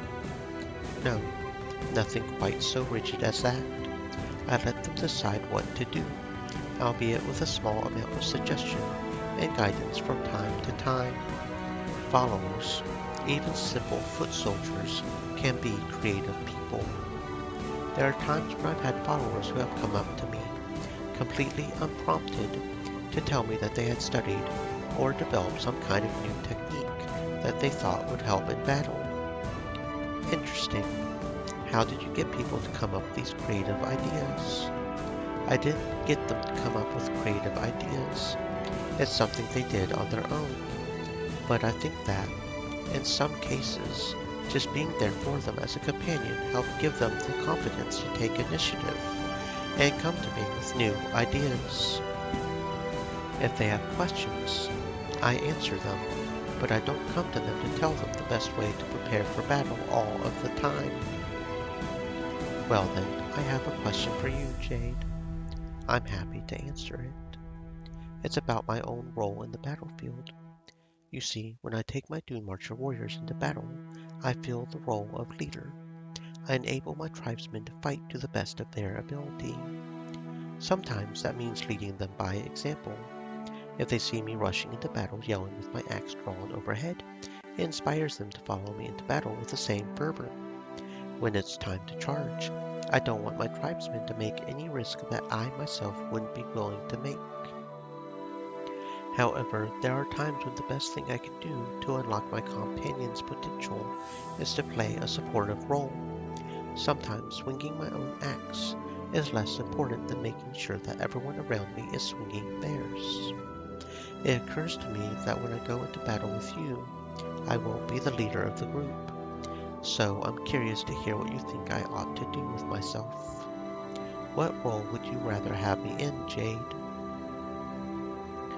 I want you to look out for the rest of the team and support them. Team synergy is important. Sometimes you have to sacrifice your own performance for the sake of your friend's safety. Obviously, we need to be prepared to slay monsters. But what's most important is that we keep ourselves safe. That means avoiding injuries and being there to help each other in critical moments. Almost there. Merrick looks at his axe and turns it over in his hands a few times. Thank you, Jade. I'll take this under advisement and see what I can implement in my own training. Truth be told, it's actually been a while since I've sparred with any of the younger warriors in my clan, but I think it's good to try out new things and make sure I don't lose my edge. I'll let you know if I come up with any creative ways to use my talents in combat.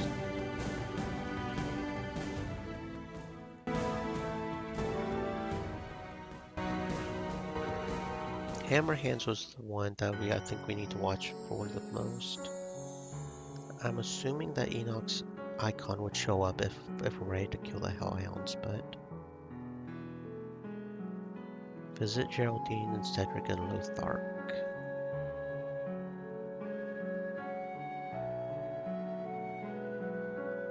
Help Kusho and Triberg. Near Hammer Hands, yeah.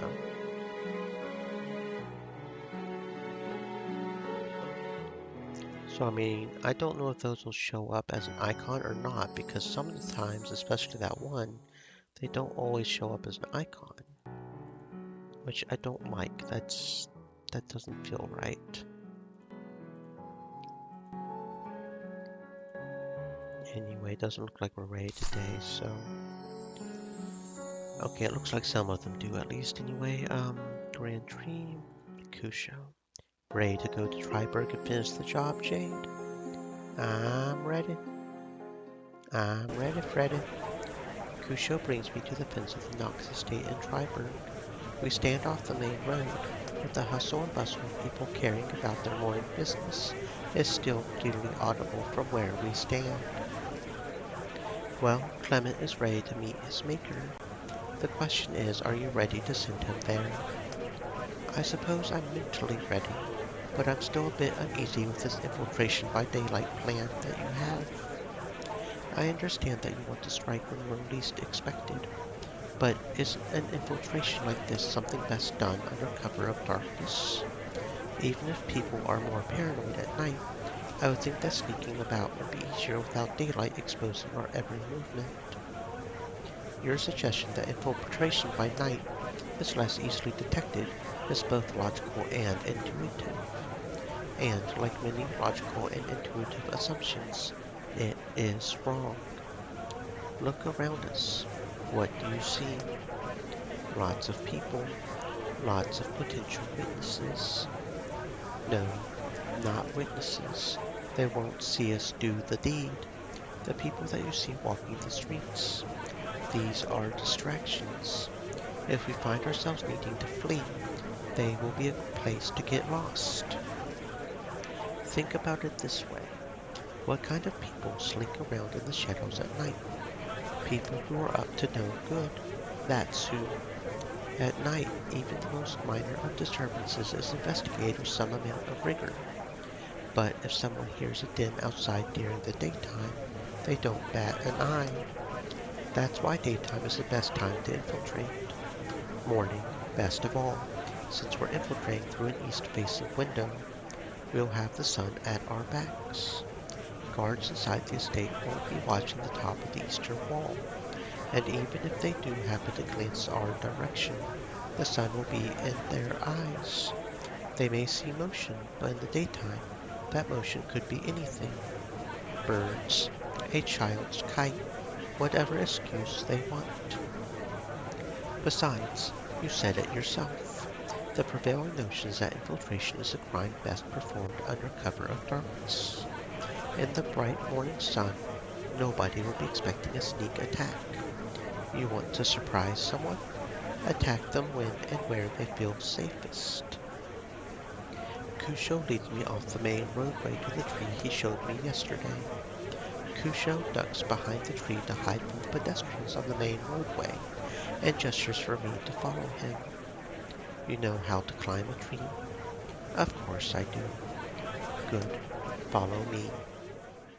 Kusho scrambles up the tree's trunk, and within moments he's concealed in the foliage. I follow as quickly as I can behind. Quite fortuitous for this tree to be right outside the estate walls. Knox is a man who prizes things like beauty more than safety. Even the guards patrolling the front of the estate are there mostly for aesthetic purposes. There for intimidation, not fighting. Just look at the size of the weapons they're carrying. They look deadly, but a lance like that is best suited to the battlefield, not a yard where they could face close quarters combat.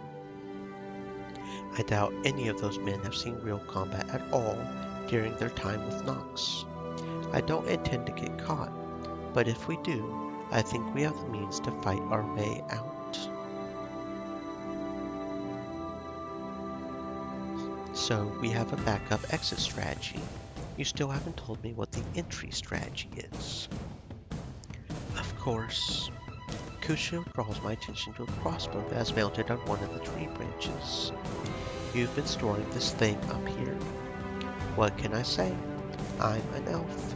When I see a tree, I feel obliged to make myself at home, and the foliage of this tree is dense enough to hide both us and any gadgets and tools I might want to store here. Kusho lays himself out on the tree branch and aims the crossbow. You're going to shoot him with that thing? Unfortunately, no. Although I consider myself an accomplished sniper, and I often take great pride in claiming credit for my kills, this is a special job. I don't want this to look like the work of an outsider. A crossbow bolt fired through a window just won't do. The kill is going to have to be more intimate than that. So what's the crossbow for then? Jade, do you know what a harpoon is? Yes, I once met a whaler who acquainted me with the device. It seems like a brutal way to kill a sea animals. My understanding is that the beast would often remain alive, as the harpoon remained embedded in its flesh, and it would bleed out as it was dragged back to shore. As it turns out, these hooks and barbs are good at catching things besides just flesh. Watch. Kusho fires the harpoon, and it flies through the air, embedding itself above Clement's open window. Nobody heard that. It's broad daylight. Loud sounds during daylight hours aren't an unusual thing. Kusho yanks the rope connected to the harpoon, pulling it taut before tying it to one of the branches of the tree. Now we have our entry point and escape route. Escape route. Right now the rope is angled downward, sloped toward Clement's window. I'll use this rope to descend into his room.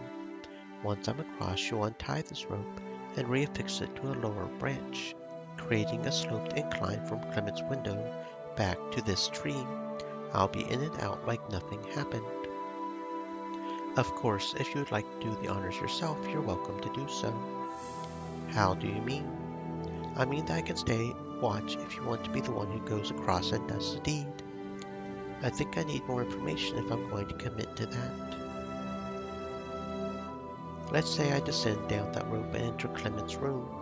Then what? Simple. He's out of his room, attending to the affairs of his state, but he'll soon be back to visit his wardrobe, as a man of means are often wont to do in the late morning hours. You'll find a place to hide, either under his bed or in a closet if you find one convenient. You wait for him to re-enter the room, and when the opportunity arises, you pop out and kill him. Kill him how? Kusho pulls out a knife wrapped in a leather sheath. This should do the job nicely. It's just like the ones that his guards use, so killing him with this will make the hit look like an inside job. Plant this blade between his shoulder blades or slide it behind his ribs. or you can slice his throat or stab him in the neck. Whatever suits your fancy. The possibilities are endless, really. Of course, if you go through the window, I'll be back here, keeping watch from afar. Kusho gestures to the crossbow. This thing is good for shooting more than just harpoons. If you run into any snags or find yourself in a bind, I'll give you the cover you need to escape. I'll make the hit. As long as you have my back, I feel confident in my ability to pull this off. Kusho hands me the knife. When you're done, leave the knife behind. They'll want to know how this crime was executed, and we don't want to leave too much to the imagination. Got it. As for zip lining, take this. Kusho hands me a small length of chain. Loop the chain over the rope, then wrap it around each of your hands to make sure you have a solid grip on it. Ease yourself on the branch so that your weight shifts to the rope gradually. Your legs will naturally swing downward. More importantly, when you hit the window, bend your knees. Don't lock them. Got it. Following Kusho's advice, I loop the chain over the zip line rope, then wrap each end of the chain around my hand several times, securing my grip before shifting my weight off the tree branch and onto the rope. I slide down the rope, slowly accelerating as I go. I bend my knees as my feet clip the bottom of the window and release my grip on the chain as my momentum carries me through the window. I hit the floor and stumble, and the chain clatters to the floor beside me. Did anyone hear me? I scan the room. The closet looks too small to hide in. The bed is the only place big enough to conceal me, so I drop to the floor and slide underneath it. From here, I can see only the bottom of the door, but that's all I need to see. Now there's nothing to do but wait. As I concentrate on the door, I take a note of my breathing and realize that my heart is racing. I concentrate on taking slow, even breaths and press a finger against my neck to track my own pulse. Several minutes pass without any sign of motion at the door, and I find myself somewhat grateful for the lull. With any luck, by the time Clement opens that door, any feelings of anxiety will be completely replaced with boredom. I hear the door creak before I see it open. A man's bare feet are all that's visible to me from beneath the bed, and I wait until I hear the door slam shut before I slide out, positioning myself behind the man. Clement is a slight man, with his long elvish ears being his most prominent features. I'm amazed at how old and feeble he looks. He's hunched over, and even from behind him I can hear his labored breathing. I draw the knife from its sheath and hold it inches from his back. Oh, I failed the accuracy check. Before this man meets his maker, he at least deserves to see the face of his killer. I grab his shoulder and spin him around. Terrence, what? He stops short at seeing my face, and his eyes look down to the knife in my hands. Oh gods. Oh gods, no, not like this. Clement lets out a wail. I push him to the floor, covering his mouth with one hand, and drive the knife into his chest with the other. Master Clement? I hear the voice of a young guard outside the door. I hold Clement down as he bleeds out, but the sounds of our struggle and his choking must be audible on the other side of the door. I pull the knife out of Clement's chest and slash it across his throat to be sure the deed is done. As I stand, blade in hand, I hear the door open behind me. Master. I spin around and catch sight of a young guard. His gaze shifts from the bloody corpse on the floor to my knife in my hand. The young man's face turns white, and his hands begin shaking. He reaches for his scabbard and draws his sword, but his hands are shaking too much to grasp it. His blade clatters to the ground. He stands before me, petrified and defenseless. If Kusho and I are to escape the city, we can't have a group of guards chasing us. Even if we escape, the consequences of a crime this grave will eventually catch up to us if we are seen and identified. This guard is no threat to my immediate safety, but there's no telling what will happen if I allow him to live. I lunge toward the boy, who crumples to the ground as I drive the knife into his chest. Sorry. I pull the knife from his chest and slash his throat, just as I did with Clement. His body falls lifeless to the floor, and the room is silent as another pool of blood begins to form. It's time for me to go now. I grab the chain that I zipped in on and loop it over the rope. I grab on tight and slide down the rope into the waiting branches of the tree where Kusho remains perched. You need to leave now. We'll split up. I'm headed back to the forest. You can meet me there in several days' time. Well, we did it. We killed the dude.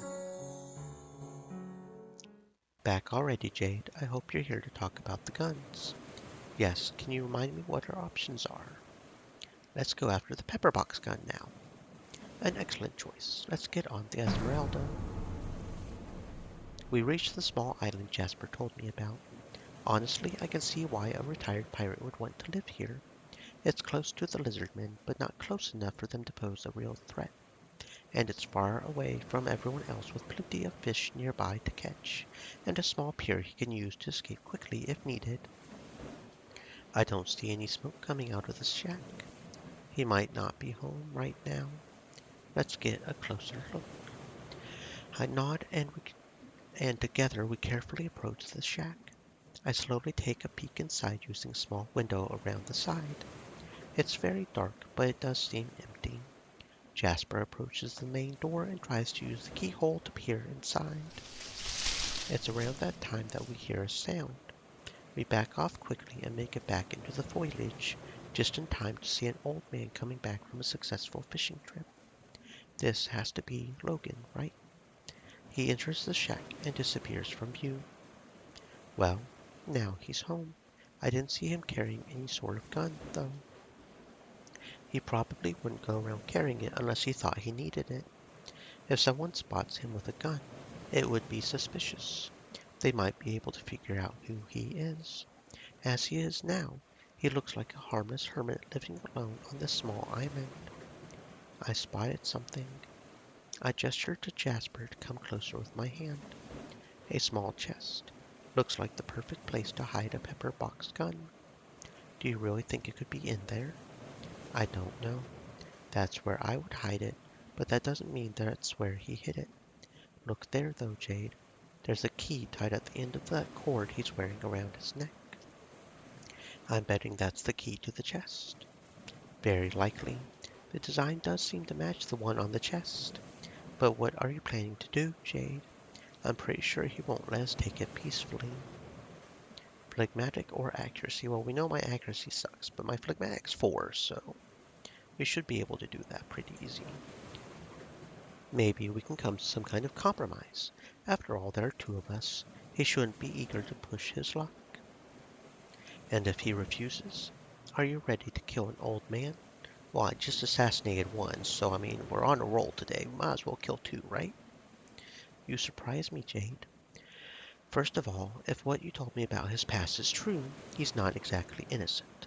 He's probably killed plenty of people over the course of his lifetime that didn't deserve it, so I'm not about to pity him. Being old doesn't absolve him of his past crimes. Second, despite that, I will still try to find a compromise. He risks his life only if he doesn't leave peacefully. Well, I don't have a better idea, so you're welcome to try. Oh yeah, we had twice as much phlegmatic as we needed to do it, so we're good. I go to the front door and knock. I hear some shuffling from inside, but don't think much of it until Jasper rushes forward and pulls me to his chest. What the? Sorry about that, but I saw Logan through the window. He grabbed the gun and aimed it straight at the door. I look at the old wooden door and, sure enough, there's a hole in it at the height of my head. Jasper just saved my life. Who are you? What do you want? Look, we're not looking for a fight. We're here to help. We admire what you achieved when you were younger. Are you calling me old? Jasper grins, barely holding back a fit of laughter as he gives me the thumbs up sign with both hands. He's definitely making fun of me. I'm tempted to slap him, but I settle for an eye roll instead before continuing. Yes, you're old, Logan. You can't deny it. But that just makes you even more incredible. Reaching your age isn't exactly an easy feat for someone who has done as much and has made as many enemies as you have. Your point, woman? Please call me Jade. We have come here to warn you and offer a solution. I already know people are after me. I've lived here. I've lived these last years of my life hidden away, and it's worked. So far, nobody has found me, except you. Yes, you have been good at hiding from other outlaws like your fellow pirates. Like I said, though, a lot of people want you dead. What you don't know is that the human empire has been added to that list. Silence. I take it he wasn't expecting that. I've heard about you, woman. The name Jade isn't new even in this remote area. I know you're acting as the emissary of Grimoire. Did they send you to kill me? What if they did? Then I'm afraid I would need to kill you and your quiet friend who thinks he can get away with spying on me through the window. What? Look, even if you kill us, the Empire will send someone else. There's a bounty on your head for 500 gold pieces. 500? Not bad. But when I was younger, I was worth more. Anyway, the point is, why should we fight and risk dying when we could both gain something? I'm listening. Here's what I suggest. You give us something belonging to you, something iconic that could have only been yours. I'm really hoping that the pepper box is the only thing he has that fits that description. Then we take it back to the council as proof that we killed you.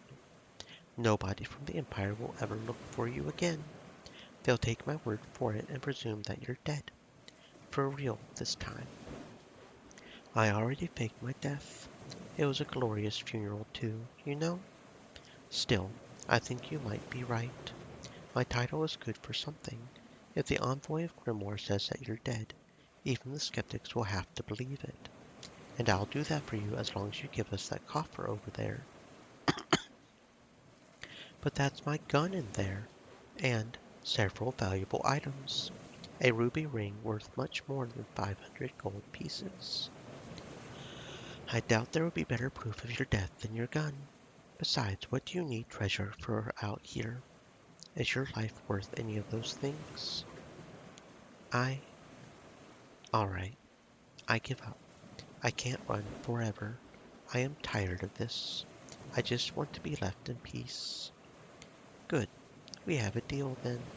The Empire won't be looking for you anymore, but you may want to leave this island just to be safe. Fine. Fine. Just take the chest before I change my mind. Once we've gotten the chest from Logan, Jasper and I quickly head back to our ship, eager to see its contents. Come on, we've waited long enough. Open that damn chest already. Somebody is impatient. Let's see. There we go. The chest lid clicks open, revealing the gun and some valuable looking rings as well. The pepper box. Wow, I mean I was here for the gun, but Logan had good taste in jewelry too. There's quite a fortune here. My friends will be thrilled. They might even owe us one after we bring them these. Thank you, Jade. I got the pepper box gun thanks to your help. Half a heart off. You're welcome. I'm sure you'll put this to good use in the coming battles. I can hardly wait to try it out. Now let's get back to Grimoire. And that's that.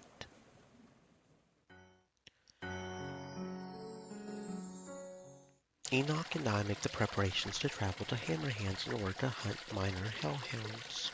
I still can't believe I agreed to go along with this crazy plan. It would be one thing if I seriously thought he wanted to go solely to prove he's immune to dark magic. But his idea was so specific, I feel like he has ulterior motives. Enoch, be honest with me.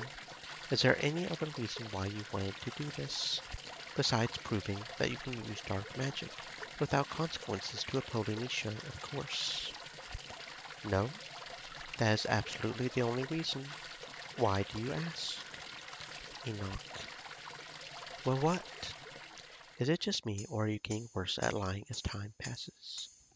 I mean, normally the more someone does something, the better they get at it, but in this case, you're so terrible. Like, really, really bad. I don't understand how you can be so awful at it. How rude. Come on, Enoch. Can you really stand there and tell me you aren't lying to me? That's what I thought. But why lie in the first place? I think about it for a few seconds before realizing the answer is really obvious and really dumb. Please don't tell me this is about cooking. Why aren't you talking? You told me not to tell you that. Okay, to be fair to Enoch, I completely and totally understand, and I am also curious about what a hellhound tastes like. If you read that book, you would understand the description of that hellhound pot roast. It sounded so good, Jade. My mouth is also getting watery just hearing about it. Then again, it's probably best that you don't read about it, since eating it would probably instantly kill you. Or, well, hey, I am okay with going insane for food now. I'm already a little insane. In that case, it might be worth it, though. That's it. You owe me a dinner. I'm going to need some kind of reward for putting up with this. I obviously can't eat hellhound meat, so if you want my help, you're going to owe me dinner for this. Got it?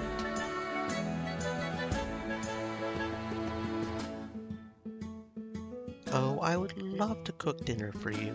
That little spot near the river is so lovely at night. You can see the stars, hear the crickets. It's very romantic. Enoch stops as if to think about what he just said. Not that it would be a romantic dinner, of course. I was just saying. I smile at him, and he cautiously smiles back. I don't push the topic any further. Instead, I notice that he's carrying a bag that looks like it's stuffed with various books. Do you have the recipe book with you? Yes. Here, take a look. Page 102, Hellhound Pot Roast. He digs around in his bag for a moment before pulling out the right book and handing it over to me.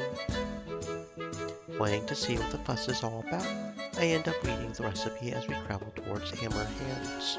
Between the description and the drawing of the dish, I can kind of understand why Enoch wants to try it so badly. I just wish I could eat. Hey, let's just go insane. It's okay. Let's try a little bite. It's okay. You really do enjoy cooking, don't you? You sure seem to have a lot of books on the subject. Not all these books are recipe books. I do like cooking, but I also just like reading in general. I'll read any book I can get my hands on. Back when I was being a bad Naga, I used to take all of the books we'd find in the caravans we assaulted. None of the other Nagas were really interested in them either, so I didn't have to worry about sharing them. I got to keep them all to myself. Anyway, because of that, I ended up reading about all sorts of things and decided that cooking seemed like a worthwhile art to pursue. In general, Nagas don't have a very developed sense of taste. Most of my companions were content just eating raw meat. Of course, that's probably mostly due to the fact that they never bothered trying anything else. It's like what you were getting at before. When people stop asking questions and blindly follow the rules set by others, ignorance prevails, and that unquestioning attitude can be surprisingly harmful. In a way, this all relates to our mission. We need to get out there and get more information, be more curious, more hungry. Why are the vampires doing this? What is this mysterious mist? Is there some higher magic at work here? Those are all good questions that we still need to find the answers to. I look at him and smile as I take his hand in mine and squeeze it gently to show my support. He blushes shyly for a moment before looking me in the eyes. You're right. Knowledge is power. but not only in the way we're used to thinking of it. There's definitely merit in the search for it. We're going to end up getting close to the mist. Maybe hunting hellhounds might inadvertently lead us to some new information. This trip may end up being more productive than I originally thought. And even if we don't find out anything useful, I'll still get a good meal out of it. Enoch's grin widens as he says the last sentence. Eventually, we arrive on the outskirts of Hammerhands and immediately start scouting our surroundings for any signs of hellhounds. Do you have an actual plan to find the hellhounds, or... Finding them should be quite simple, actually. Hellhounds are like big dogs. The adult ones are roughly the size of horses. The ones in this area probably don't grow quite as big as the ones in the Everburn Mountains, but they should still be quite heavy. When such a heavy animal goes through a place, it's bound to leave large tracks. So you're saying that you're just going to follow their tracks like a normal hunter? Exactly. Sorry if you were expecting something more grand. Maybe a dark magic ritual to locate the hellhounds. If you want, I can pretend to cast some obscure spell and... I punch him on the shoulder. Considering his muscles, he probably barely felt the blow, but, as always, he does like to exaggerate. How rude. Anyway, try to keep up, Jade. I think I've found some fresh tracks. I'm going to try following them. Already? That was fast. Us Nagas have to hunt for food to survive. We're a nomadic race, and we don't do any farming. It's only natural that we would end up being skilled hunters, no? When we aren't robbing trade caravans. Well, in a way, robbing trade caravans is a form of hunting. I mean, technically, you're just hunting humans. I guess it would be hard to start up a farm in the middle of the swamp. Hey, you could start up a mushroom farm just fine. I can see how hunting would... Mushroom and fish farm. A mushroom and fish farm would work just fine in the swamp. Maybe even some rice paddies. Maybe not rice, but yeah, you can farm in the swamp. An alligator farm. Alligators are tasty. Still, I doubt Enoch's skill is due exclusively to him being a Naga. I imagine all of the extreme things he's done in order to get ingredients for his recipes has given him more experience than your average Naga. I follow his lead, and after a few short minutes of searching, we reach a small cave. Do you think there are hellhounds inside? Probably. Let's investigate it more closely. Isn't it dangerous to go inside? It is. That's why I'm going to cast my ice shard spell inside the cave. The cold should draw out whatever is inside. It should give us a fairly significant advantage. Clever. I guess I should have expected something like this from Enoch. I'm sure he's coming up with all sorts of fascinating ways to hunt. It might be interesting to tag along on more of them in the future. I prepare myself for a fight as Enoch starts casting the ice shard spell. As soon as it hits the inside of the cave, we see a big flash of ice and then 3 smaller hellhounds come rushing out from it.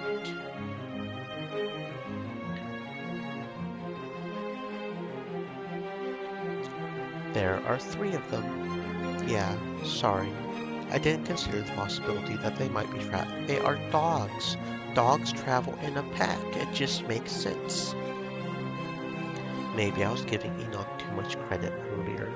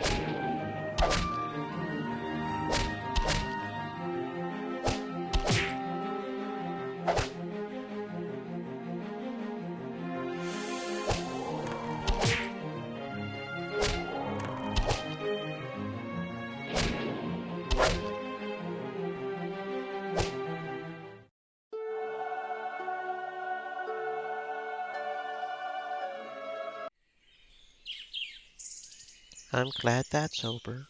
All that's left is to collect the meat I need. All right, I'll go keep watch on that hill over there to make sure we don't run into any more surprises. The last thing we need is another fight. Good idea, Jade. I'll try to keep this quick.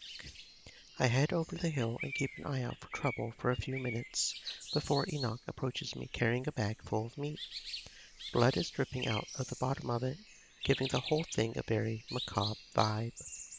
Wait, we need to cook it or it will be rancid by the time we reach Grimoire. Don't worry, that shouldn't be an issue. Enoch snaps his fingers and a minor version of his ice spell freezes the meat instantly. It also happens to solve the blood dripping problem. Nice idea. This way we can cook the meat right in front of Polynice. Then he'll have no choice but to admit that you're immune. That is the idea. Enoch and I continue chatting as we start our way back to Grimoire. Well, I've held up my end of the bargain. You had better start thinking about what amazing dish you're going to make to pay me back. That's going to be a difficult decision to make. There are so many options to consider. Do you have any requests, Jade? Oh, no. I'm not helping you with this decision. I want it to be a surprise. Besides, I'm sure I'll enjoy whatever you make, no matter what it ends up being. Thank you, Jade. I'll be sure to surpass your expectations. That's some confidence. Still, I'm sure he will. We drift into silence for a bit before Enoch eventually speaks up again. You know, I guess it's kind of pointless to tell you this now, but I would have made you dinner even if you didn't help me with this mission. All you had to do was ask. I know. Then why did you ask me to make you something as a reward? I guess it just seemed better this way. I mean, it wouldn't be fair if you to me. It wouldn't be fair to you if you cooked for me all the time and I didn't do anything for you in return. Enoch flashes me a smile. I wouldn't mind. After a few hours of travel, we are back. Enoch and I then go find a Polymisho and get started. Enoch cooks the hellhound meat in front of a Polymisho, who looks surprisingly bemused. It's a nice change from his usual annoyed expression. Once the dish is done, Enoch digs in. I can't help but be a little envious as I take note of the euphoric look on his face. The hellhound pot roast looks and smells delicious, but I know I can't eat it myself unless I'm ready to die or go insane, which I'm not. Life can be cruel. The dish eaten, Polymisho proceeds to administer the test. The divine juice trembles ever so slightly, but grows still shortly after. Well, it looks like you were right, Enoch. It's true that the juice moved a little, but considering how much dark magic you just ingested, it's nothing short of incredible. A man, elf, or dwarf would already be suffering severely. I suppose you're satisfied now? Yes. While I still don't approve of the use of dark magic, I can say with absolute certainty that it won't drive you mad, Enoch. I am comfortable with you remaining on Jade's team. We leave Polymisho's room shortly after, and when we do, Enoch turns to me and grins broadly. Yay!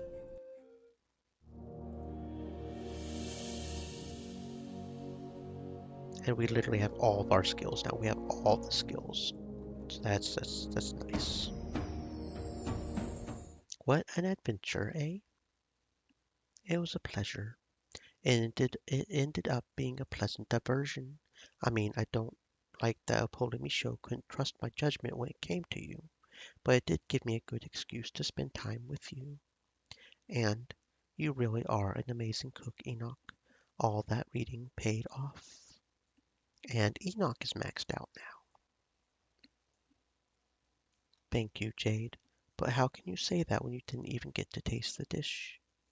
Well, experience with your cooking for one thing, and I may not have been able to taste it, but I could definitely smell it. The aroma was nothing short of amazing. I'm sure it tasted fantastic. This may be insensitive to say, But yes, it really was. Anyway, I've taken up enough of your time today. I need to start heading back to the swamps, and I know you have your own tasks to get back to. Before I go, don't forget that I owe you dinner. I'll let you know when I have the time to make something really good. Naturally, I'm looking forward to it. Just make sure to do it before the next full moon, because after the next full moon, I'm probably only going to be wanting to drink your blood. So, I mean, we can still do dinner, Extreme but it might Elements be more awkward. said, "Stay moist, my friends. Hydrate." Enoch flashes me one last smile before taking his leave. Well, I guess that's my cue to get going myself.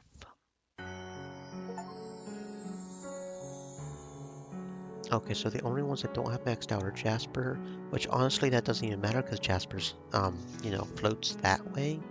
And it actually says it in the game description and everything. Jasper only goes for male characters. And I think there was one that only goes for female characters, but so Sarissa has a half heart, Cleric has a half heart, the Sierra and Galen have a whole heart. So we've almost maxed out the relationships, and depending what Galen wants to do here, we could very well be about to max out Gallian and Asira. Actually, her portrait's there too, isn't it? We've already got Lena maxed out, so that's not a problem. But that being said,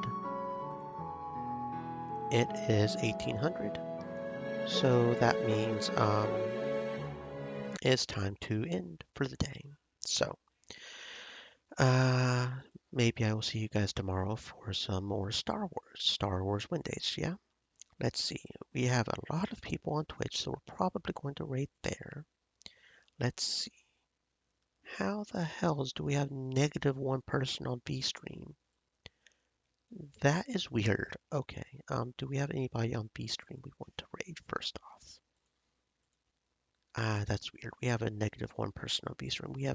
We don't only not have anybody watching on B-Stream, we have somebody who is unwatching? How does that even work? Oh, yes, I think I know who we might raid, assuming she's still on, which would also be a raid for almost all V-Stream raids would be a raid for Twitch as well, if I do both. Because all the people I followed on V-Stream, no, she's not on anymore. Okay. And V-Stream is a bit harder to see if they're on, but because they don't have a currently live follow thing. I don't even know what that is. Okay. Okay, no, it doesn't look like anybody on V-Stream, so we won't be raiding on V-Stream, but we will be raiding on Twitch probably. Let's see what we've got over here. Let's see what we've got over here.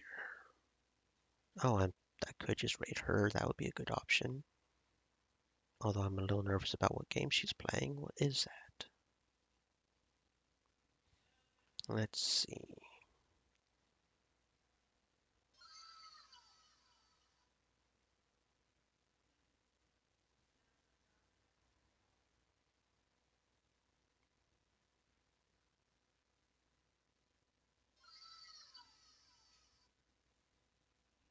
Okay, you know what? Let's raid. Have I raided her this month? No, I have not. So let's raid her. Feel free to use the raid message right there.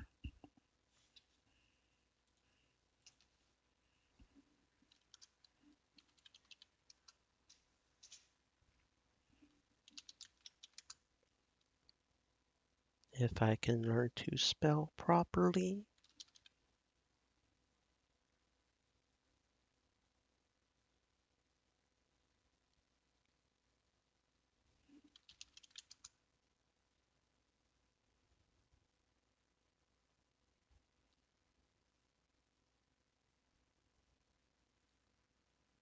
Okay.